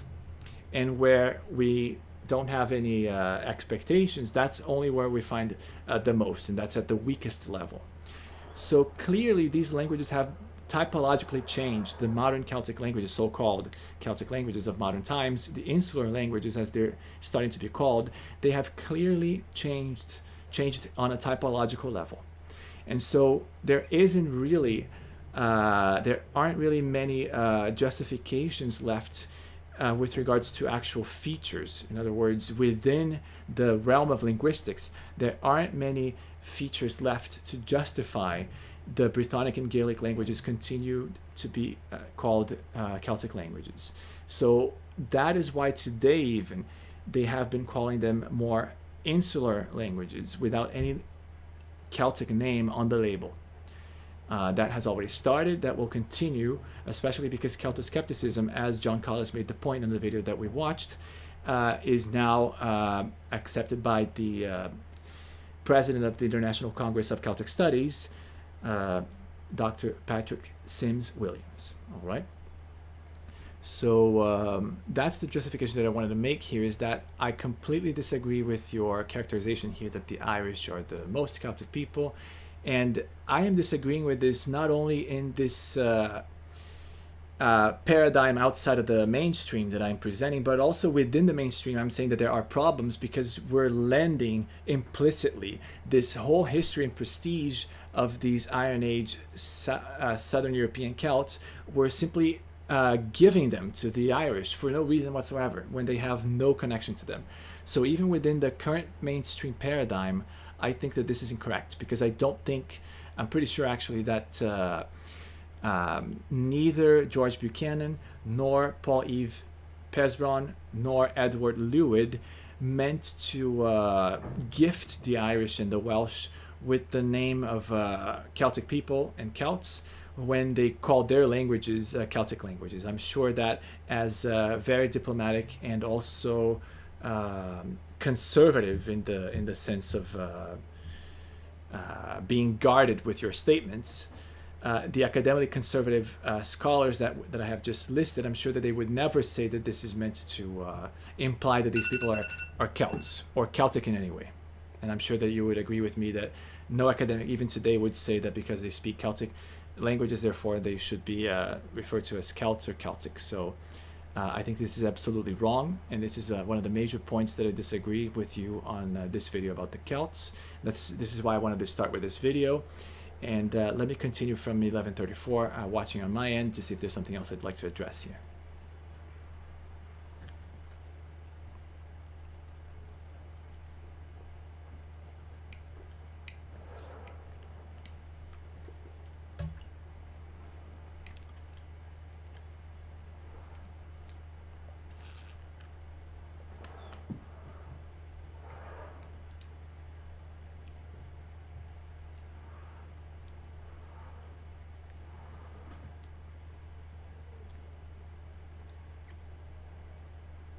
See, so you're saying, look at this.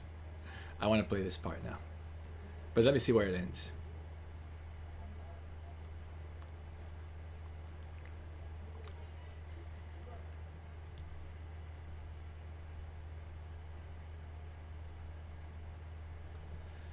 Yeah, so let me play this. This is very important. I really want to refute this. I've already refuted, but I'm just going to make a reference to it. From an artistic standpoint, all of this demonstrable. The language is Celtic, the art is Celtic, the folklore is Celtic, the myth is Celtic, the weapons are Celtic, the armors are Celtic, the society and organization is Celtic, but they're not Celtic because of the DNA. Yes, they're not Celtic because of the DNA. And none of these things are Celtic. They're only Celtic because the language is Celtic. Again, I can play Dr. John Collis, right?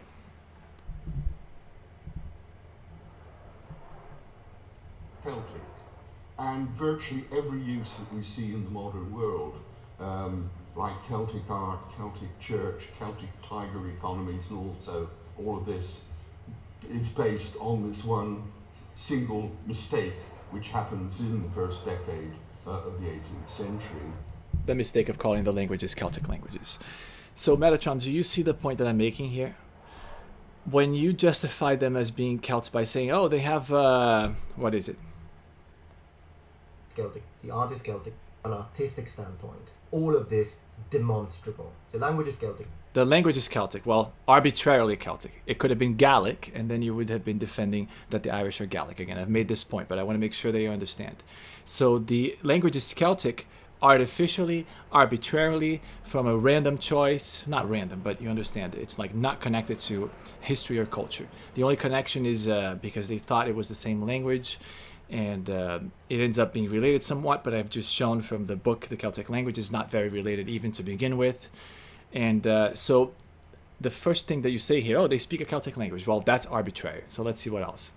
The art is Celtic. The art is Celtic, as we've seen from John Collis.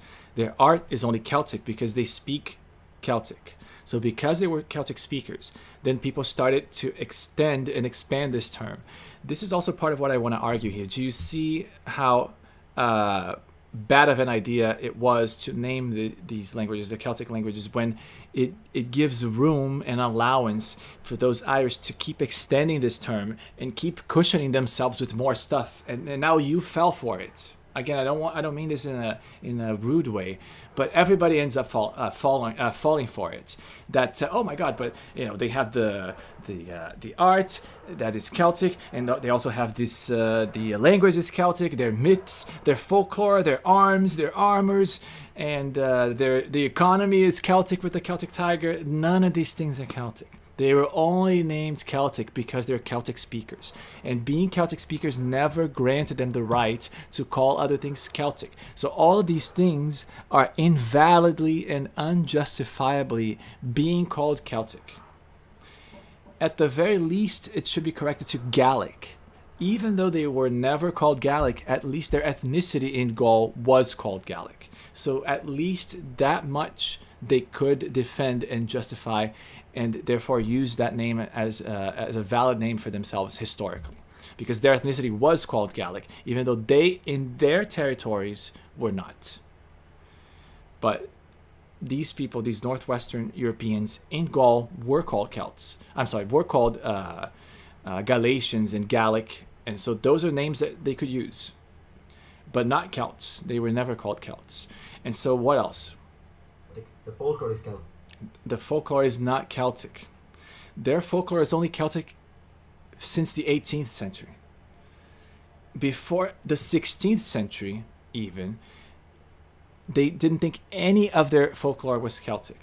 Do you see what I mean, Metatron? It only became Celtic after they were called Celtic speakers by academics. Again, this is an academic. Think about this, Metatron, for a second. Why should an academic, a linguistically academic term, be naming their arts, their folklore? Why should it be their arms and weapons?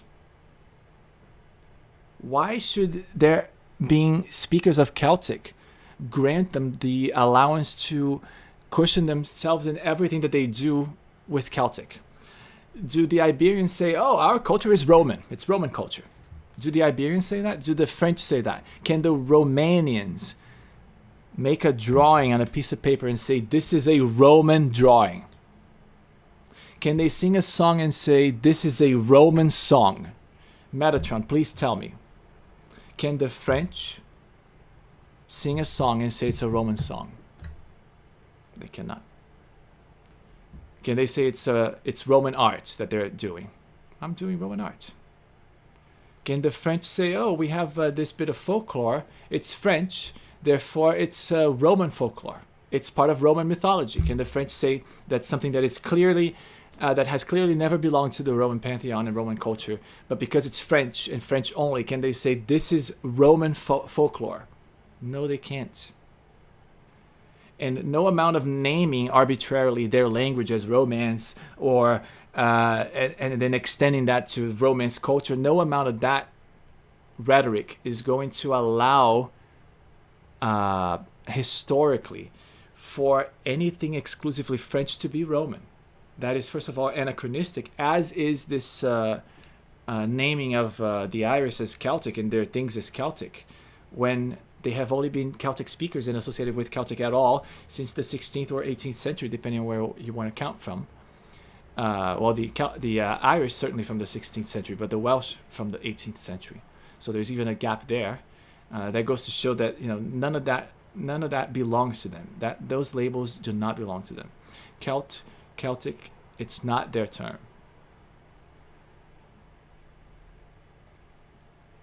The myth is Celtic. No, their mythology is not Celtic. If you read their mythology, in none of their texts does the word Celt exist. Now, I know what you're going to say. Some people are going to say, oh, but they have that Kelchar thing. And I'm going to do another video on the Kelchar. It's this word here. I'm going to show you. Because they have a word that appears. And yeah, it's because it's the proper name of something. In Irish mythology, Kelchar, a leading figure in the Ulster cycle of Irish mythology, an Ulster warrior described as tall, grey, and ugly, and who wields a spear called Luir Kelchair, and who killed Bly Briugu after the latter slept with his wife Bri Britach. All right, and so let me see if it talks more about the spear wielded by Kelchar. Its lust for blood is so great that it has to be dipped in a cauldron of poison to control it. Let me see, because I think it's gonna say something here that I can pull from, but it's like some sort of cover maybe or something, or it's a veil. No. Let me see here, but I want to address that in a separate video. But basically, this is not from this root Kelak, from the root war. This is from the root cover. But I'm not sure I can make that point now. Let me see here.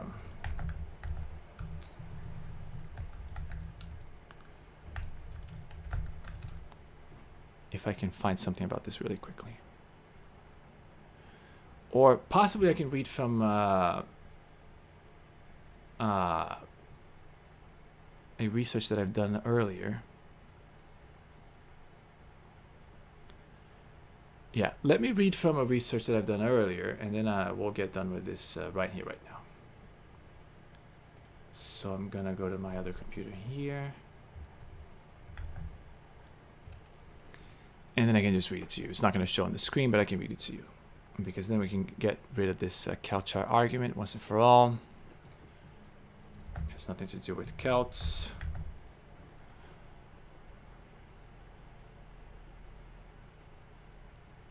I'm searching for this discussion that I've had with ChatGPT here.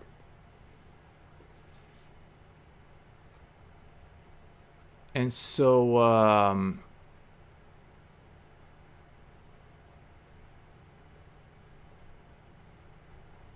I gave ChatGPT a prompt. I said, Kim McCone,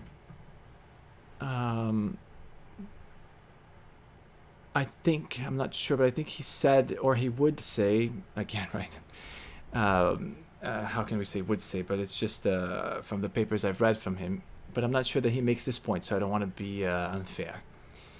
But I mentioned McCone in the prompt, and then I said that I don't think Celtchar was etymologized scholarly as a cognitive Celt or this beating root named Kel, and that it was in fact another root, something like qualatro. And but I couldn't find that discussion myself, and so I was asking him if that root can, that name, that word, which is a name in the Celtic, I'm sorry, in the Irish mythology, Celtchar, if it can be etymologized as something that is not cognate with Celt. And so here's what ChatGPT had to say after 4 minutes and 43 seconds doing research online. ChatGPT says, Celtchar almost certainly does not give you an Irish attestation of the ethnonym Celt. Everything in the philology points to a native Kel root, meaning cover, hide, or weapon, I'm not sure, material, not to the Celt hild equal war etymology. And so let's read what it says. It goes, what the name Celtchar actually looks like. The forms. In Old Irish, it's Celtchar and the genitive Celtchair with an I. The important thing is that Celt, but it doesn't go this way, and it's not spelled this way, so this is just ChatGPT imagining things. But it says let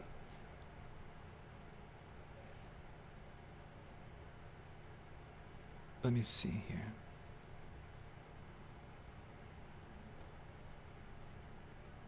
Let me get to the point where he goes straight to the actual etymology of it, because he's saying that the word to hide is already represented elsewhere. Okay, so it's not related to the Kel from to hide.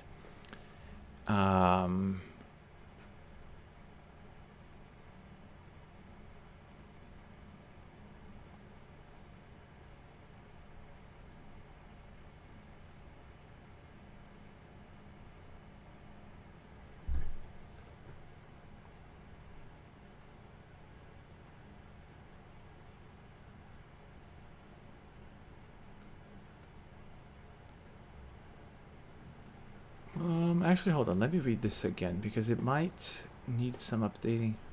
Russian commentary explicitly derives Celtchair from cover. Notes the secondary echo of Celtair spear from quell, stab. Lexical work that continues to treat Celtair as the ordinary Old Irish words for covering, cloak, garment.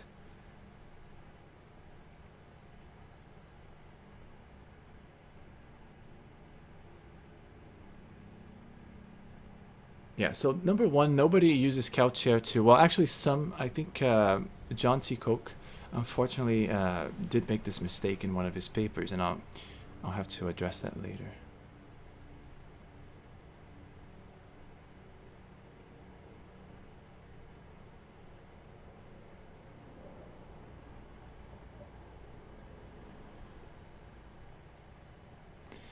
So one reason why it could be associated with hiding, the Celt root meaning hiding and not beating, which is the Celtic root, is because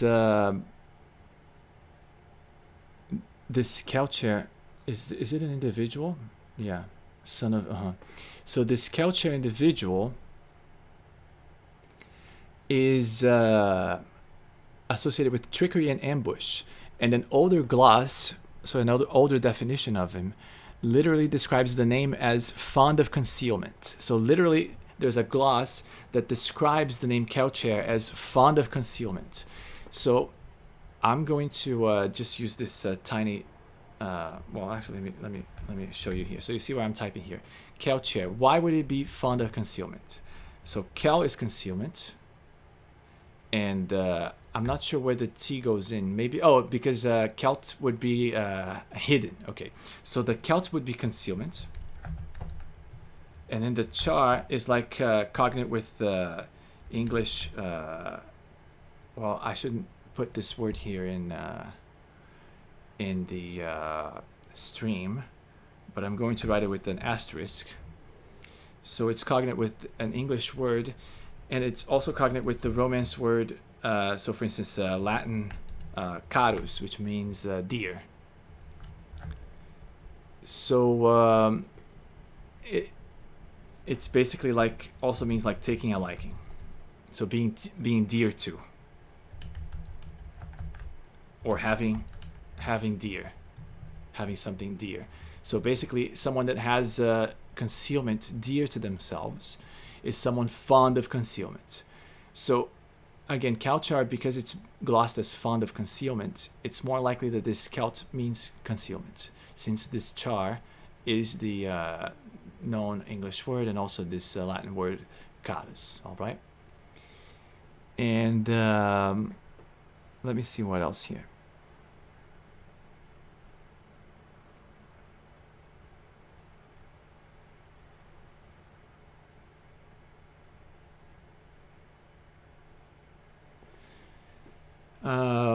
Onomastically, something lover or someone fond of something, these names usually take common nouns. They don't take a foreign ethnonym. So this name couldn't mean like someone fond of the Celts. It would be too unusual.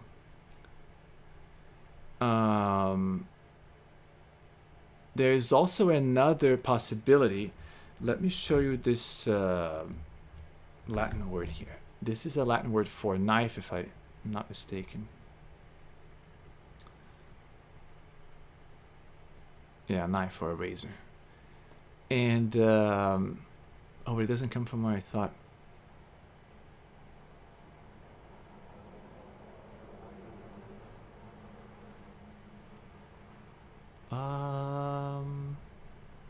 Let me see though, because I want another cognate to make sure that this is correct. But let me see if this gives spear anywhere. Because cutting is not exactly. Let me see if it gives spear. There's split, cleave, boom, open, stir up.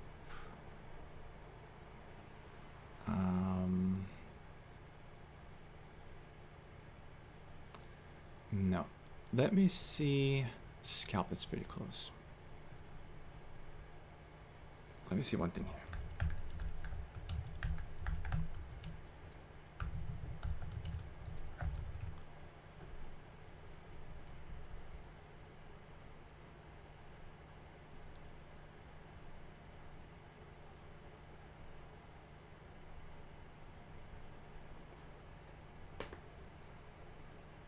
Let's try just one.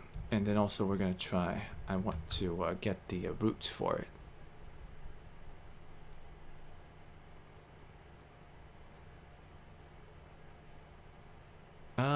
Actually, hold on.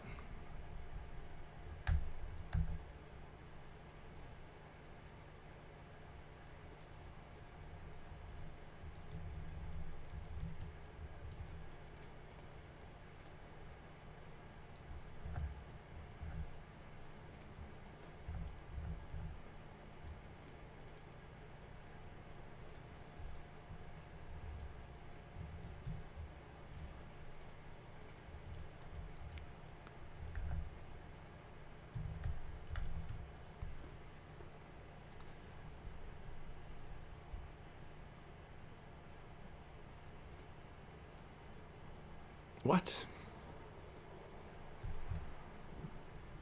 What?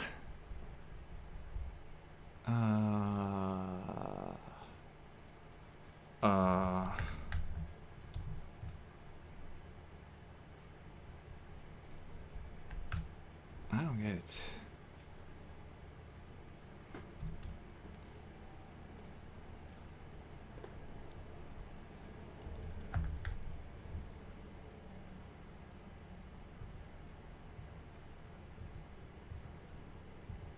Yeah, no, but this is not gonna give me the. And Lewin is the word that is the lance, the spear, so it's not Kelchar. So it's not gonna trace for me. It's a tough one to find the etymology for, that's for sure. Let me get ChatGPT's help on my side here.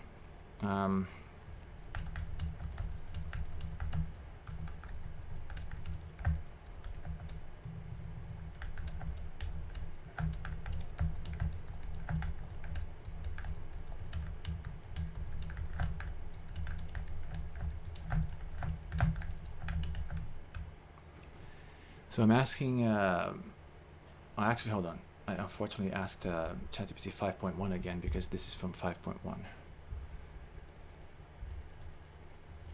Let me change to 5.2.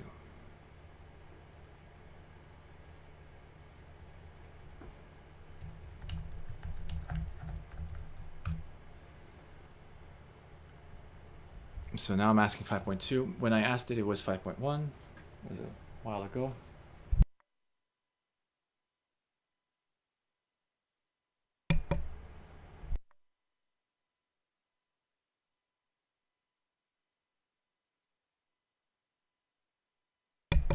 So now we're just waiting for ChatGPT to do some research here. Let's just see what is the latest on it.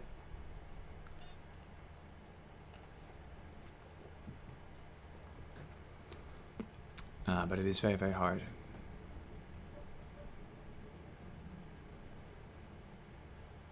And I might be able to show you that unfortunately John T. Koch did associate Kelchar under Kelt. Let me see if this is the paper. But it is, I believe, not correct. And it would be quite quite paradigm shifting if it were correct. So this word should exist there. There you go. And this is also, I should have shown this from the beginning because he does show that. Let me try to zoom in. He traces Kelt and Celtic to this Proto-European root. So this is again this root. In Irish, Middle Irish, it exists as Kellach. Strife, contention. This is really just war, or discord, or battle, and it comes from this Proto-European root, to beat, that gave destruction in Celtic, gave branch, like cladistic, right, in ancient Greek, gave this destruction in Latin, so like I'm not sure if we have a known word that uses this. Maybe clash, I'm not sure. Probably not. And then Proto-Celtic also gave Colga a stabbing weapon. So all of these come from beat, and Celtic comes from there as well, according to this paper. Unfortunately, the paper also groups as a cognate Old Irish Kelchar. And ChatGPT 5.2 is still doing some research here. And meanwhile, this is John T. Koch paper on Celto-Germanic, and he says that Celtius comes straight from Celtius, and it recurs as a Paleo-Hispanic personal name. And so he gives illustration as we have seen ourselves in a much more comprehensive document that these names were all over the Iberian Peninsula. And he gives them here with several different prefixes and also different suffixes. So he does a very good job at illustrating the variance at which this shows. But I think that this is a mistake that he makes, and I'm trying to confirm now. I believe that from contextual thinking, we should be able to come to a conclusion of what this meant, because it was either to do with the spear, or I believe maybe there was like a veil, there was a cloak, or something like that. And I think that either of those nudges the Proto-European root to more probably being either the Kel for conceal and hide, or I think there was another Kel or Quell that was used as a spear, maybe. There was a Kel that was a spear, but it's very rarely discussed, that root, and I'm not sure that I have any actual references that match this Kelchar with that spear root. But luckily this char is solved for us, because this is just the fond part. This is the carus, the liking, and so on. And so what we have to solve only is the beginning. And again, it appears in Gaulish. There were historical names and also tombstone names that where it appears, but correctly, John Koch says that it recurs as a Paleo-Hispanic name, even though it appears very rarely as a Gaulish name. And so I believe that he's giving the due weight here in saying, look, yeah, it appears in Gaul, but like 4 times or 6 times.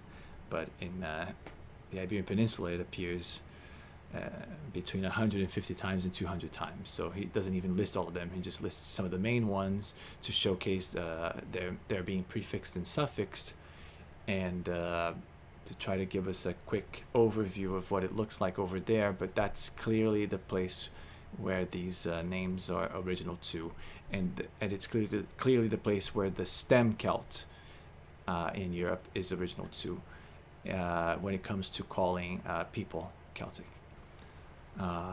He also says here correctly that he gave the I'm sure that he says it here somewhere. Oh, here you go, Kelek, that same word that we just saw here. He says correctly that it is cognate with it. And I think interestingly, he does not repeat Kelchar here, which would be, not here would be the time, well, it's not from Kelako, but somewhere here would be the time to mention it again, and he doesn't seem to mention it here, because I have them all highlighted, and it only appears once in this entire document. So I'm not sure if he wasn't too sure, that he didn't want to cite it here exactly, or he didn't want to derive it, so he ended up not giving a derivation. So I have some answers coming to us here. It does mention that John T. Koch treats it as related to Celtic, because it finds this paper. But again, John T. Koch is the only one, and I don't think that he could justify this, for instance, from context to make us find a clue for why is it that we should accept this as being related to beating. But he's the one person that makes this argument. And then 2 other people, and one of them is Koch himself again, apparently, in another paper. Let me see if I can find that paper.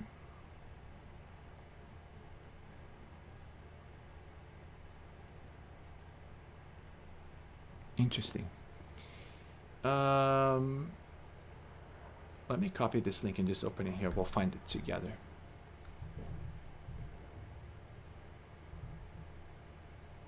I wonder, this is the same one. Yeah, this is the same one.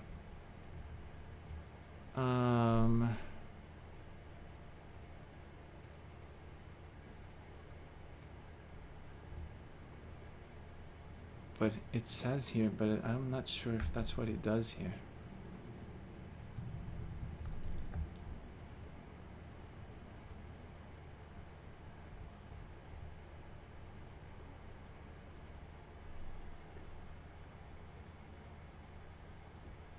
So ChatGPT is saying that he says here that it's also related to Kelchar, but I don't see it.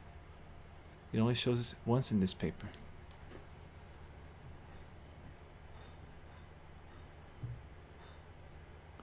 Oh, he just ChatGPT just says that other things like Kalid, this word, and Kelu. Yeah, but that doesn't say what I needed to say.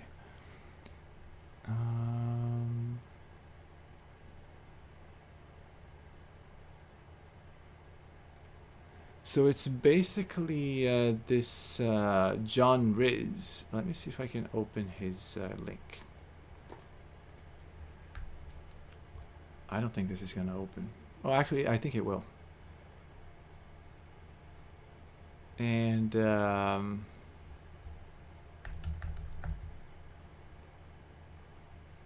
all right.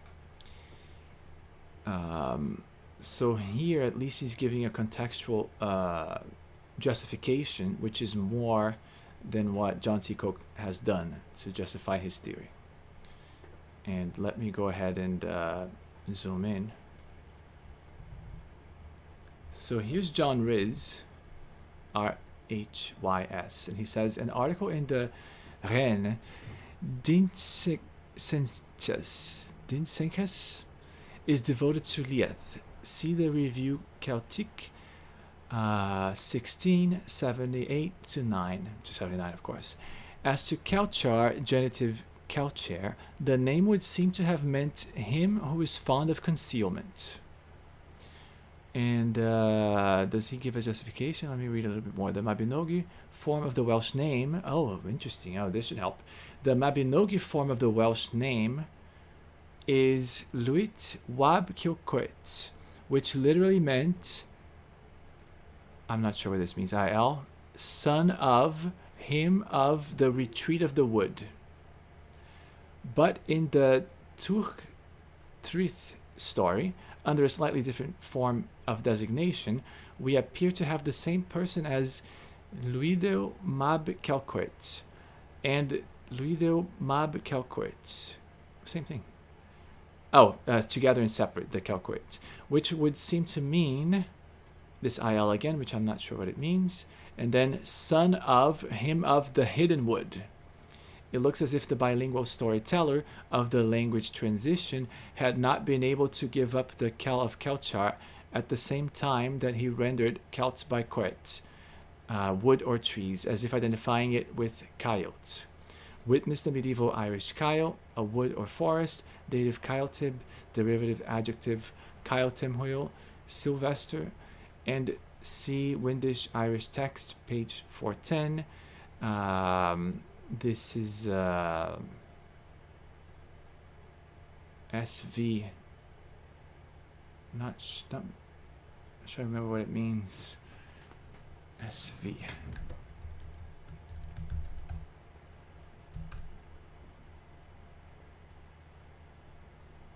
Let's learn again, because I believe I did know it and then I forgot. The V is vide? No.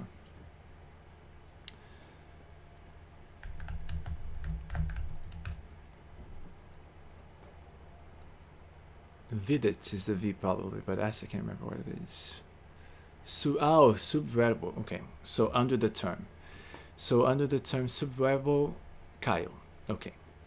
So that's it for the Kelcher. So this entire justification, it's constantly being associated, the translation of this name to Welsh with retreat and with the hidden wood and things that are hidden. And so it's more likely that Kelcher means him who is fond of concealment. Let me see here if there's more. No, that's the only one really. Yeah, so either John Riz is correct with his entire justification here, or John Koch is correct with this, what would have been a paradigm-breaking match, because if this is truly related to Kelt, well, maybe he's arguing that it's just because beating, but it's not related to the conception of Celts as a people, as was, you know, Celtai, as were Celtai, Celtici, Celtiberi, and so on. So again, this is undecided. There's a discussion here, and two major scholars, namely John T. Coke and John Riz, they disagree. Both Johns, they both disagree on the etymology for this, but I believe that John Riz has a better justification for it, that it has to do with concealment, him who is fond of concealment. Otherwise, it would be him who is fond of beating, and then his translational names would have no bearing with that name, would have no bearing to it. And so I don't think that it should be related to this root, and I think therefore it only shows in proper names in Gaul and Iberia, as John T. Coke argues, outside of this Celt char. But after 6 minutes and 23 seconds of ChatGPT 5.2 researching online, it can only really find both of these scholars giving their opinion on Celt char and nobody else. So let's go back to what we were doing. Let me see here where we were.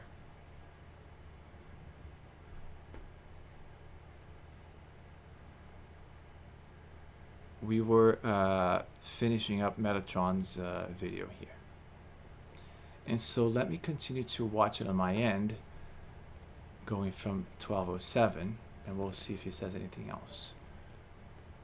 But basically, I'm just done showing that even in the whole of Irish language and all of these other insular languages, that there doesn't appear natively the name Celt in their vocabulary.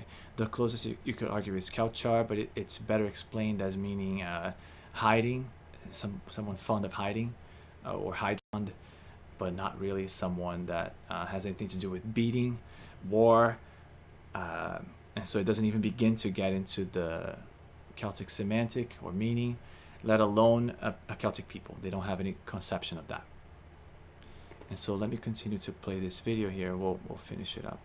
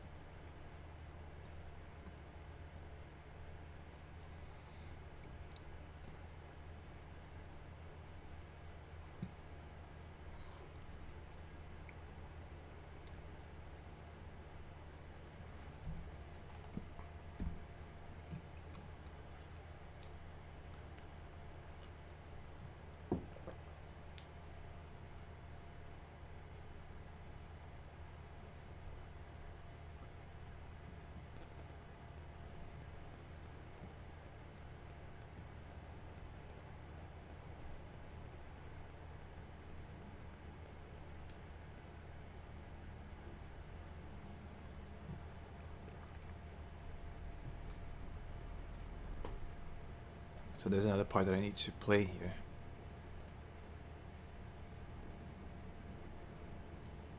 So let's listen to this. I don't believe this is correct. I don't think that the strongest theories are here, and this is what Dr. Patrick Sims Williams has refuted in his paper, An Alternative to Celtic from the East and Celtic from the West.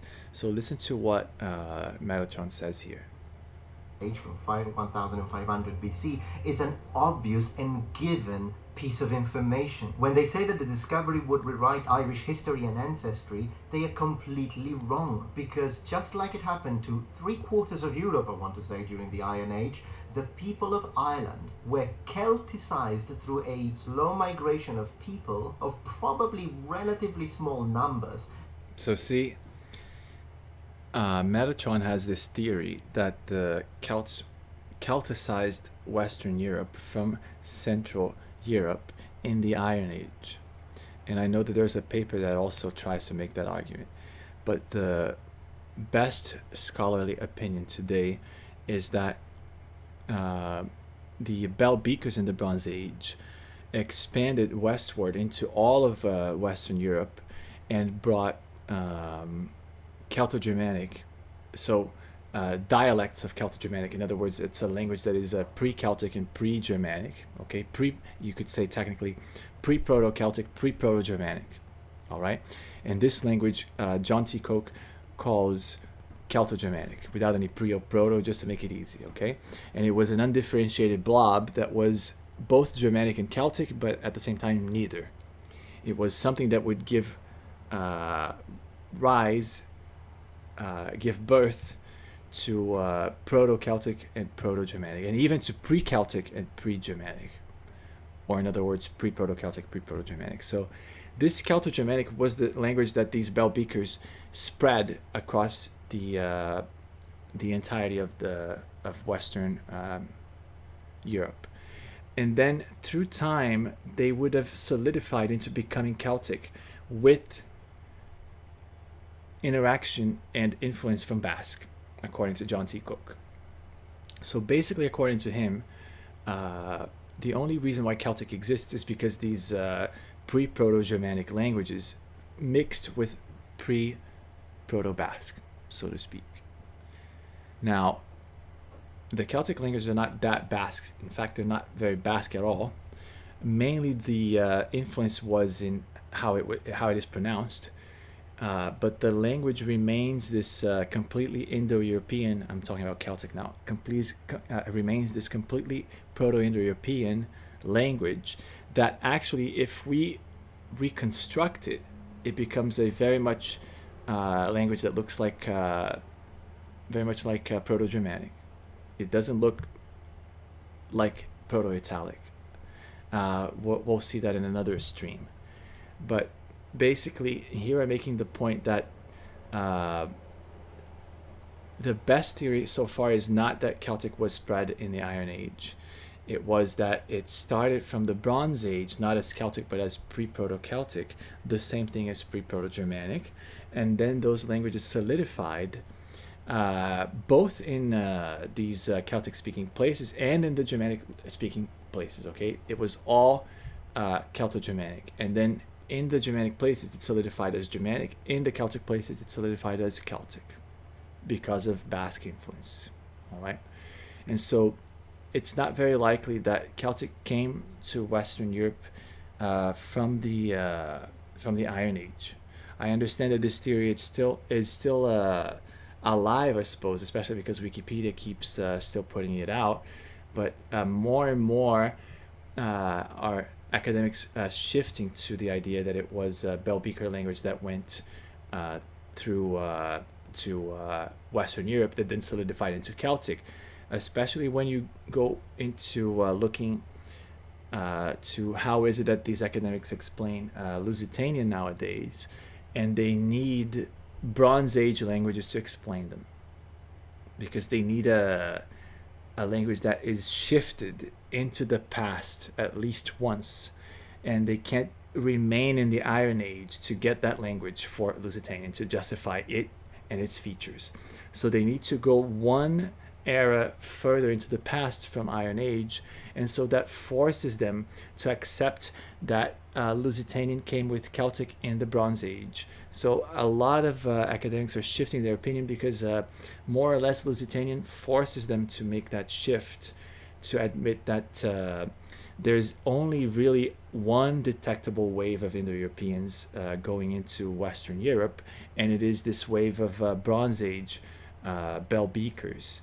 And there wasn't actually an archaeologically justifiable wave of Indo-Europeans, which would be a second wave in the Iron Age. That wave does not exist. Even papers that defend it cannot find the pots and pans and the cultural artifacts that would be the features of this migration, that would be the evidence of that migration.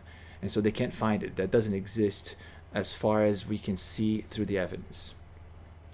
So this is a theory. And again, the current president of the International Congress of Celtic Studies, Dr. Patrick Sims Williams, published a paper, which we're not going to go over here on a later stream, perhaps. Definitely, we will go over it. It's called An Alternative to Celtic from the East and Celtic from the West. And he summarizes the latest, most recent refutation for why is it that these Hallstatt and La Tène people did not colonize in the Iron Age the rest of Western Europe, and they did not Celticize the peoples of Western Europe in the Iron Age, and that actually did not happen. So, but again, Metatron still has this theory, and I believe this distorts somewhat what he thinks of the Celts, even though by no means does it actually justify lending the term or giving the term Celt and Celtic to the Irish and the Scottish. It doesn't justify, even if he believes that theory. So let me continue with this video here on my side.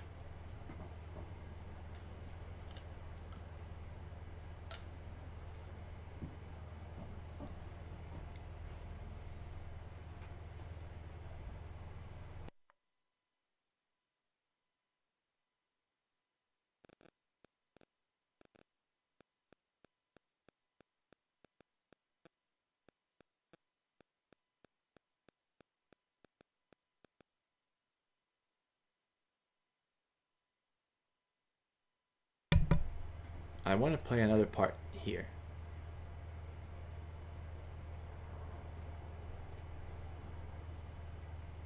Listen for the quantitatively, not qualitative, or rather the other way, qualitatively and not quantitatively. Do you ever think that your life as a parent feels like a jug? Let me skip this thing here. So listen up. You already knew that. So no, you're not rewriting anything. Celtic people impacted qualitatively, not quantitatively, the areas where they relocated. So see, here he is defending this Celticization. And so by that definition, only the Central Europeans would be Celts, which again helps in calling the Iberians Celts, because the Iberians, as we have seen in another study, I'm going to show it here to Metatron again. The Central Europeans are, the Iberians are Celts.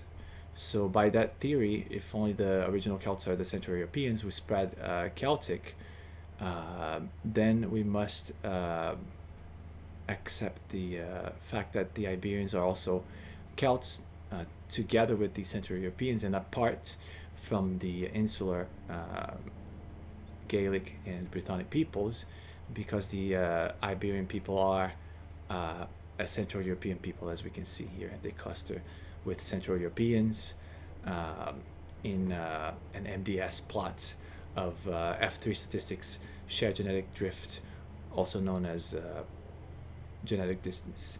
And in both of them, regardless of resolution, the Iberians, here represented by Portugal, they cluster overlapping completely with Central Europeans and gapped completely separately from the Mediterranean Italians, the Southern European Italians, who cluster with Anatolians. So let's go back to his video. Let me continue watching it on my side.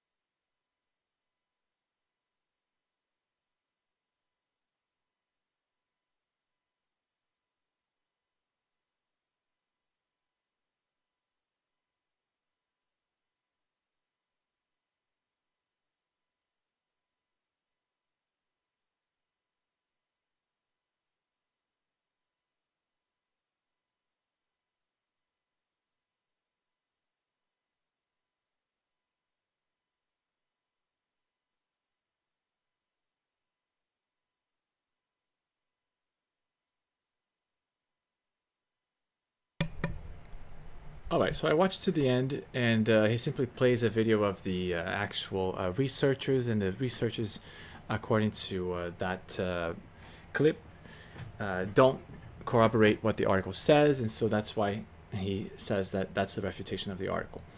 I think I'm going to just take a look at the article, but again, I would prefer to not get into these things because it's not relevant for which people call themselves Celts and which people didn't. But there is one section here that I want to play again, in which he did say something. Is the last thing I want to get from this video. And let me find it again. It's right before the 16th minute mark. Let me find it again on my end here.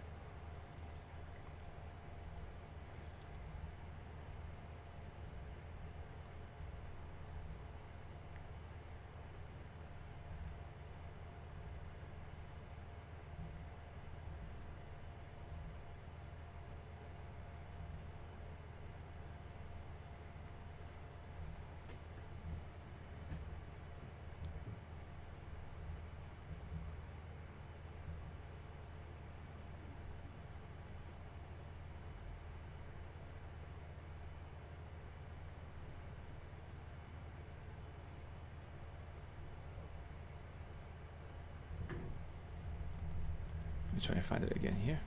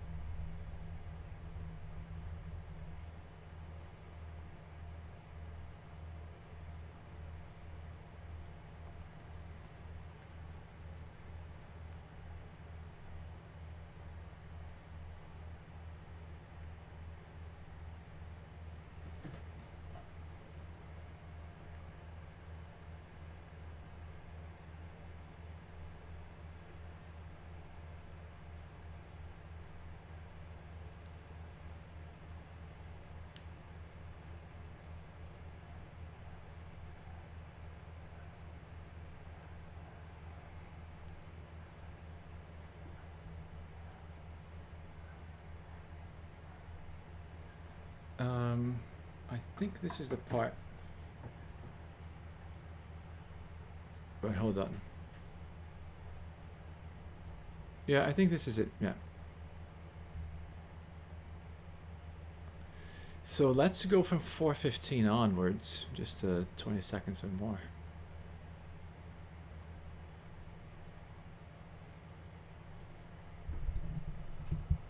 A genetic professor at Trinity College said in 2016 that the discovery could challenge the popular belief that Irish people are related to Celts. No, it doesn't, from the aforementioned reasons. The genomes of the contemporary people in Ireland are older, much older than we previously thought, he said. So if the genomes of the people in Ireland are older than the Iron Age, and if you, Metatron, think that the Celts spread in the Iron Age, then this would make the Irish not even Celtic by these the Iron Age standard that you're holding. So I think this is correct as far as the article is concerned. Again, I haven't read it. I'm going to just check it out now to see if I can make sense of it. And let me see if you put a link to it here.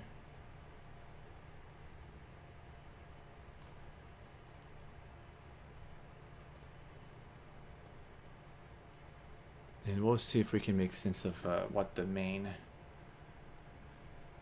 thing is that this article is saying. Because he disagreed with it very forcefully just because they said that they make this shocking claim here. Chance discovery of bones. So let me do a middle outward reading. If I can find Bronze Age, I'll start reading from there.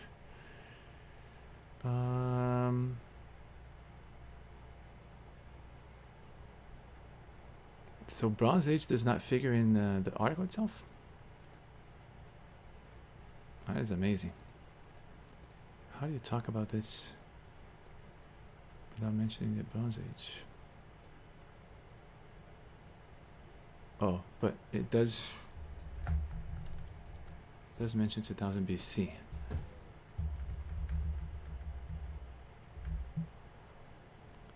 Okay, so the DNA evidence on these bones appends a traditional view. So what is the DNA evidence of the bones?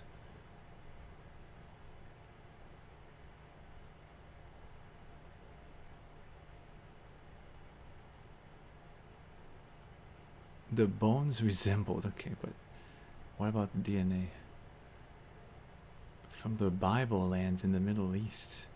I think they're talking about the farmers here, but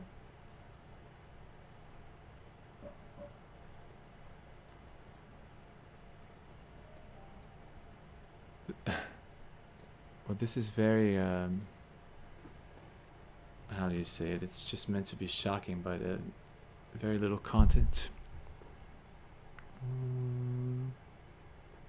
3 skeletons are the ancestors of modern Irish people, but I don't understand how they say that. Is it autosomally? They're autosomal the same?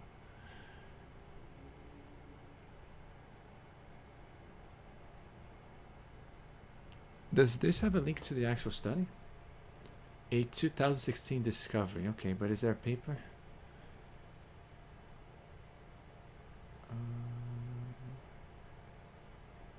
Oh, interesting. There's a Washington Post article. Maybe they will link to the paper.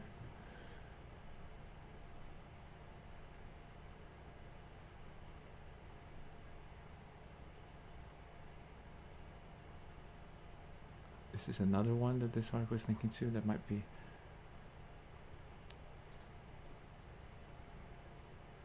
Okay, so it could be this one, although it's from 2015.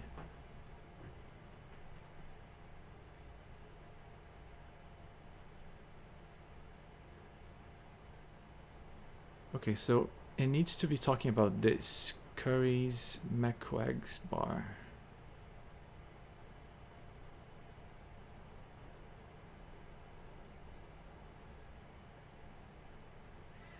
Okay, so let's see if it talks about this Curry thing. Yeah, it might be talking only about the Neolithic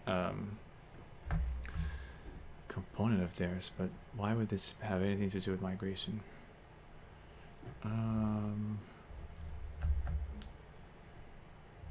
Okay, Curry is not found here, but this is also a 2015 paper, and this says that it should be a 2016 paper.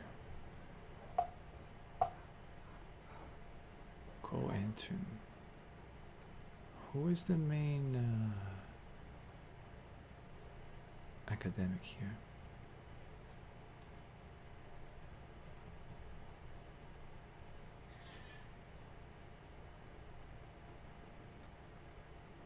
Oh, I can't read it, don't I?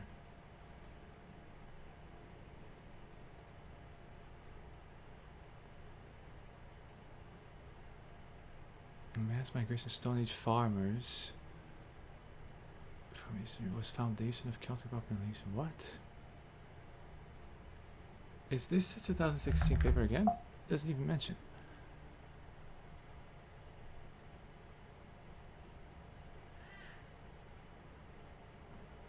It doesn't mention that curry thing? No. So why is it linking to this? This is so confused. Let me ask ChatGPT if you can find the paper for this. It's just crazy. I can't find it by myself.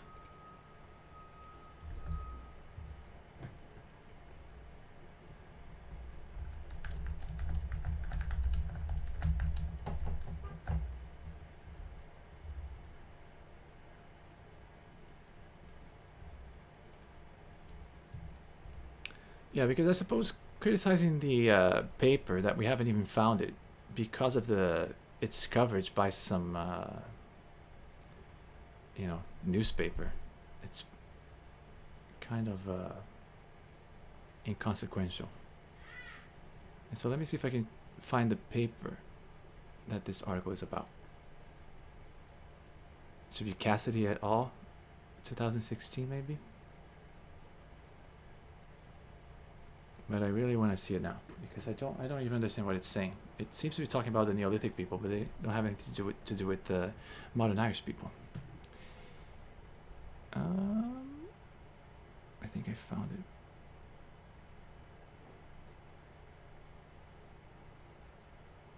So it doesn't give me a link. How the?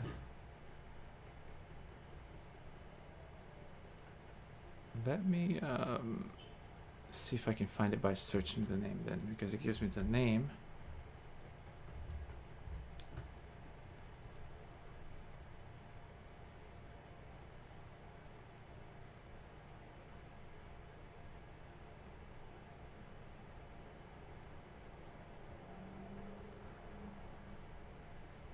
Let's try and read it from here. And there's other choices. This is usually readable, the Academic EDU. We'll try this one first. And then we'll read the abstract and try to understand what it is. So this is the paper. I believe Cassidy was referred to here, right?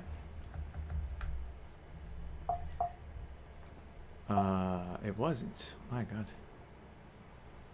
I thought it was.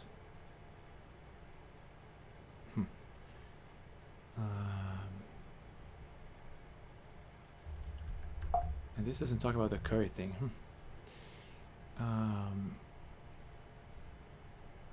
Abstract. The Neolithic and Bronze Age transitions were profound, but they're very much apart from each other to put them together like this. Like 7,000 years apart. The Neolithic and Bronze Age transitions were profound cultural shifts catalyzed in parts of Europe by migrations, first of early farmers from the Near East, yes, and then Bronze Age herders, yes, from the Pontic steppe. However, a decades-long unresolved controversy is whether population change or cultural adoption occurred at the Atlantic edge within the British Isles. But when? I'm not sure. We address this issue by using the first whole genome data from prehistoric Irish individuals. Okay, so one of the breakthroughs is that this is the first time that they have this whole genome. A Neolithic woman, so again, this person is a farmer. They're 100% pre-Basque. This has nothing to do with the modern day Irish. But let's continue. And again, this is before the Beakers. A Neolithic woman from a megalithic burial possessed a genome of predominantly Near Eastern origin. Well, of course, right? They're farmers. They're Anatolian farmers. What the? We knew this already. Doesn't have. I suppose it's just another confirmation that these people were farmers. Okay. She had some hunter-gatherer ancestry. Yes, but which makes them. Let me just put it here. ANF plus WHG equal EEF. So the EEF people, the difference between early European farmers and Anatolian Neolithic farmers is Western hunter-gatherer. If you add Western hunter-gatherer to Anatolian Neolithic farmers, you get early European farmers. So yes, you're going to find some hunter-gatherer ancestry because they're in the western part of Europe. That's where the EF started and had their major concentration. All right. So let's continue reading. She had some hunter-gatherer ancestry, but belonged to a population of large effective size, suggesting a substantial influx of early farmers to the island. Yes, this happened.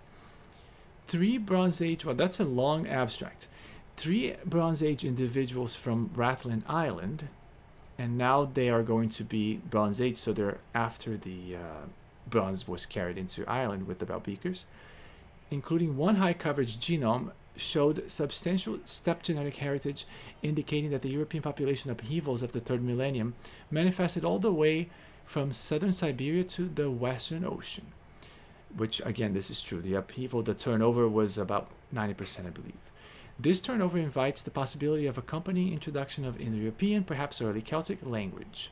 While this is making the case that it was in the Bronze Age and not in the Iron Age that they became Celtic, which is a good case to make according to recent scholarship. Irish Bronze Age haplotypic similarity is strongest within modern Irish, Scottish, and Welsh populations. So again, this is only a haplogroup comparison. It's not an autosomal comparison. But if they had done an autosomal comparison from the Bronze Age to the modern age, they would have found again this similarity being very strong with these peoples, because these people are indeed basically the same Balbeakers that migrated there in the Bronze Age. So let's continue reading. Irish Bronze Age haplotypic similarity is strongest within modern Irish, Scottish, and Welsh populations, and several important genetic variants that today show maximal or very high frequencies in Ireland appear at this horizon. These include those coding for lactase persistence, blue eye color, Y chromosome ROMB haplotypes, and the hemochromatosis C282Y allele. To our knowledge, the first detection of a known Mendelian disease variant in prehistory. These findings together suggest the establishment of central attributes of the Irish genome 4,000 years ago. Okay, so this is actually unlike what Metatron was arguing. This is actually significant. I think that Metatron did not understand this. I think it, according to the abstract, and this is not too late for this to be true, in 2015 it was found out that the what this abstract is arguing, that it was not it was not to the Iron Age peoples that the Irish derive their modern day ancestry. It is rather from these 4,000 year ago people, these Bronze Age people, that they derive their modern ancestry. And so when the article that Metatron was reading phrases it in a way to say that it might be that the Irish are not Celtic due to this discovery, are not Celts after all, this is actually correct in regards to the theory that the Celts got in Ireland in the Iron Age. So because that theory is what Metatron accepts, given what we just heard him say on his video, then he should have read this as correct and important, but instead he completely misunderstood this article, I suppose, unfortunately. And what this article is making the point for, not very well here on this newspaper article, but rather in the original article with an abstract. The point that they're making is that the modern day Irish and their co-ethnics are not related to Iron Age peoples. I'm going to search to see if they explicitly talk about Iron Age peoples. But they're saying that they're related to these Bronze Age peoples. And because the people who wrote that article also believe that Celts are an Iron Age people that spread by Celticizing Western Europe in the Iron Age, then because they believe that Celts are an Iron Age people, that's why this revelation that the Irish are a Bronze Age people breaks with the knowledge, assumed previous knowledge, that they were an Iron Age people. And so, Metatron, the point here is correct, and I think you just misunderstood. If you think that the Irish are Celts because of something happening in the Iron Age, the point of this article is to make the point that the Irish their DNA is related to Bronze Age peoples. And so because you, Metatron, and the article's academics both think that Celts spread in the Iron Age, that's why they're saying that they might not be Celts after all, since their DNA was found to be from the Bronze Age. So wouldn't you agree that if a study finds, after everyone more or less believes that the Celts Celticized Western Europe in the Iron Age, including Ireland, wouldn't you say that a study that then shows the Irish modern day DNA appearing in Bronze Age Irish people, wouldn't you say that that would then defeat the point, the argument that the Irish are Celts from an Iron Age migration? I would say that it would be, because it would be showing you that modern day Irish people autosomally were already detected in Ireland before this supposed Iron Age Celtic expansion, but actually in the Bronze Age. So it would defeat it. So I think the article is correct. And I think maybe the reason why Metatron did not understand it is because he's still not accepting that, or rather, he's still connected to this idea that it must be that the Celts spread in the Iron Age and Celticized Western Europe then. Now, I think that's why he didn't understand it. Let me see if this talks about the Iron Age at all.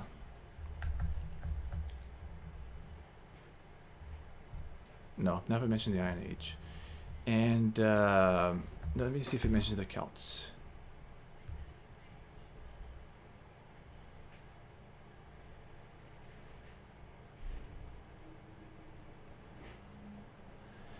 So check this out. This affinity with, actually, let me see where this begins.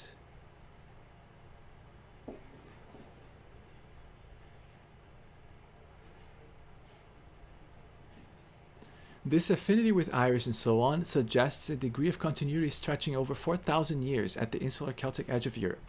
So this is making the point, perhaps for the first time, that the Irish are not some kind of Central European that then drifted genetically with time and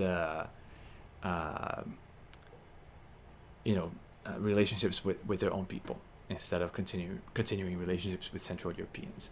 That they're actually Bronze Age people, the same Bronze Age people who got there with the bell beakers. That's what this study is showing, perhaps for the first time. So check this out. For instance, one of the points they make, that this disease called hemochromatosis, which is even known as a Celtic disease, although rosacea is more known as that, and this I suppose is only in northwestern Europe. But the hemochromatosis was already present, I suppose, that they found in these Neolithic individuals even, which are before the Bronze Age.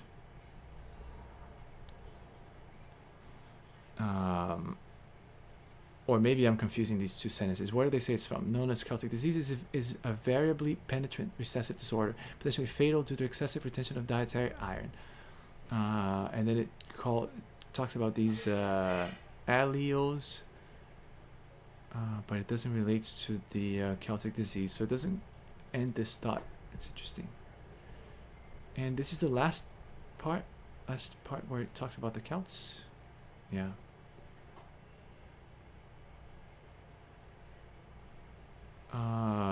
But hold on, it did find, oh yeah, this allele is for hemochromatosis, yes.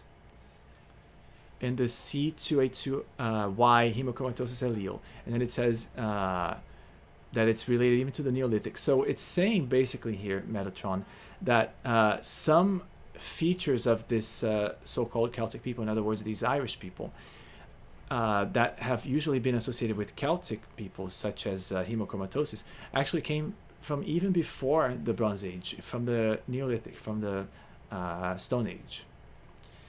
And so it came from the Stone Age, and then other things such as the modern makeup of the Irish seem to have come from the Bronze Age, 4,000 years ago.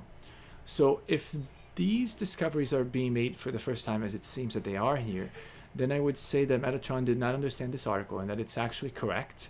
Maybe the coverage by that newspaper was subpar, but nevertheless he could have come to the original article, and then he would have realized, although he does not believe in Proto-Celtic expansion from the Bronze Age, he seems to believe in Celtic already, well-formed Celtic expansion from Central Europe in the Iron Age to Ireland, and I suppose even Iberia, which again is not something that most scholars believe today, and it's also something that the Lusitanian language poses an issue to considering, because it would leave it unexplained and would leave it without any ways of being explained, because the Lusitanian language needs an expansion in the Bronze Age to be explained, an expansion of Indo-European languages in the Bronze Age. And so you would have to then, if you would like to continue with this thought that Celts expand in the Iron Age, you would have to therefore posit, because of the existence of Lusitanian and its forcibly being a Bronze Age language, you'd have to posit that there were at least 2 waves of Proto-Indo-European into Western Europe, which is something currently for which there is no defense archaeologically. There's no pots and pans that show Iron Age movements of any kind in Western Europe. And so I believe that maybe Metatron misunderstood this, because it's talking about how this overturns the thinking that Metatron still has, that Celts have any way expanded into Ireland in the Iron Age. And so this confirms that they spread in the Bronze Age. And I think that's what Metatron did not understand about this. Now, I am very glad to have completed this video. That's all that he mentions in the rest of this video. That was indeed the first video that I was looking for when I mentioned that he had the first Celtic video. That to me is his first Celtic video, where he very much forcibly and energetically associates the Irish people with, of course, the most Celtic people in existence. And I believe that I have put in the effort in this video to show all the evidence, at least some of the most convincing ones and relevant ones, for this not being the case. And not only that, the Irish not having any association whatsoever historically with the name of the Celts, Celtic peoples, or in any other shape anything to do with Celts. And for today, we're going to leave it at this video having been completed. And the next stream we will make will be going to I will take a look at this 9:15 video here, but it'll basically be refuting this 16:45-minute video here, the real origins of the Celts. And that's the video I'm going to be talking about in the next stream. It'll still be about Metatron, but as you can see, we simply use these other third-party materials. In this case, we're going to start with Metatron as hooks, so that I can show you some of the research that I have already done about the Celts, so as to motivate visiting this evidence that I have accumulated in a way that makes sense, and that sense is being brought about by these third-party videos and materials that we will be reading and watching. And so for today, this is going to be it, and I bid you all goodbye, and until next time, I'll see you then.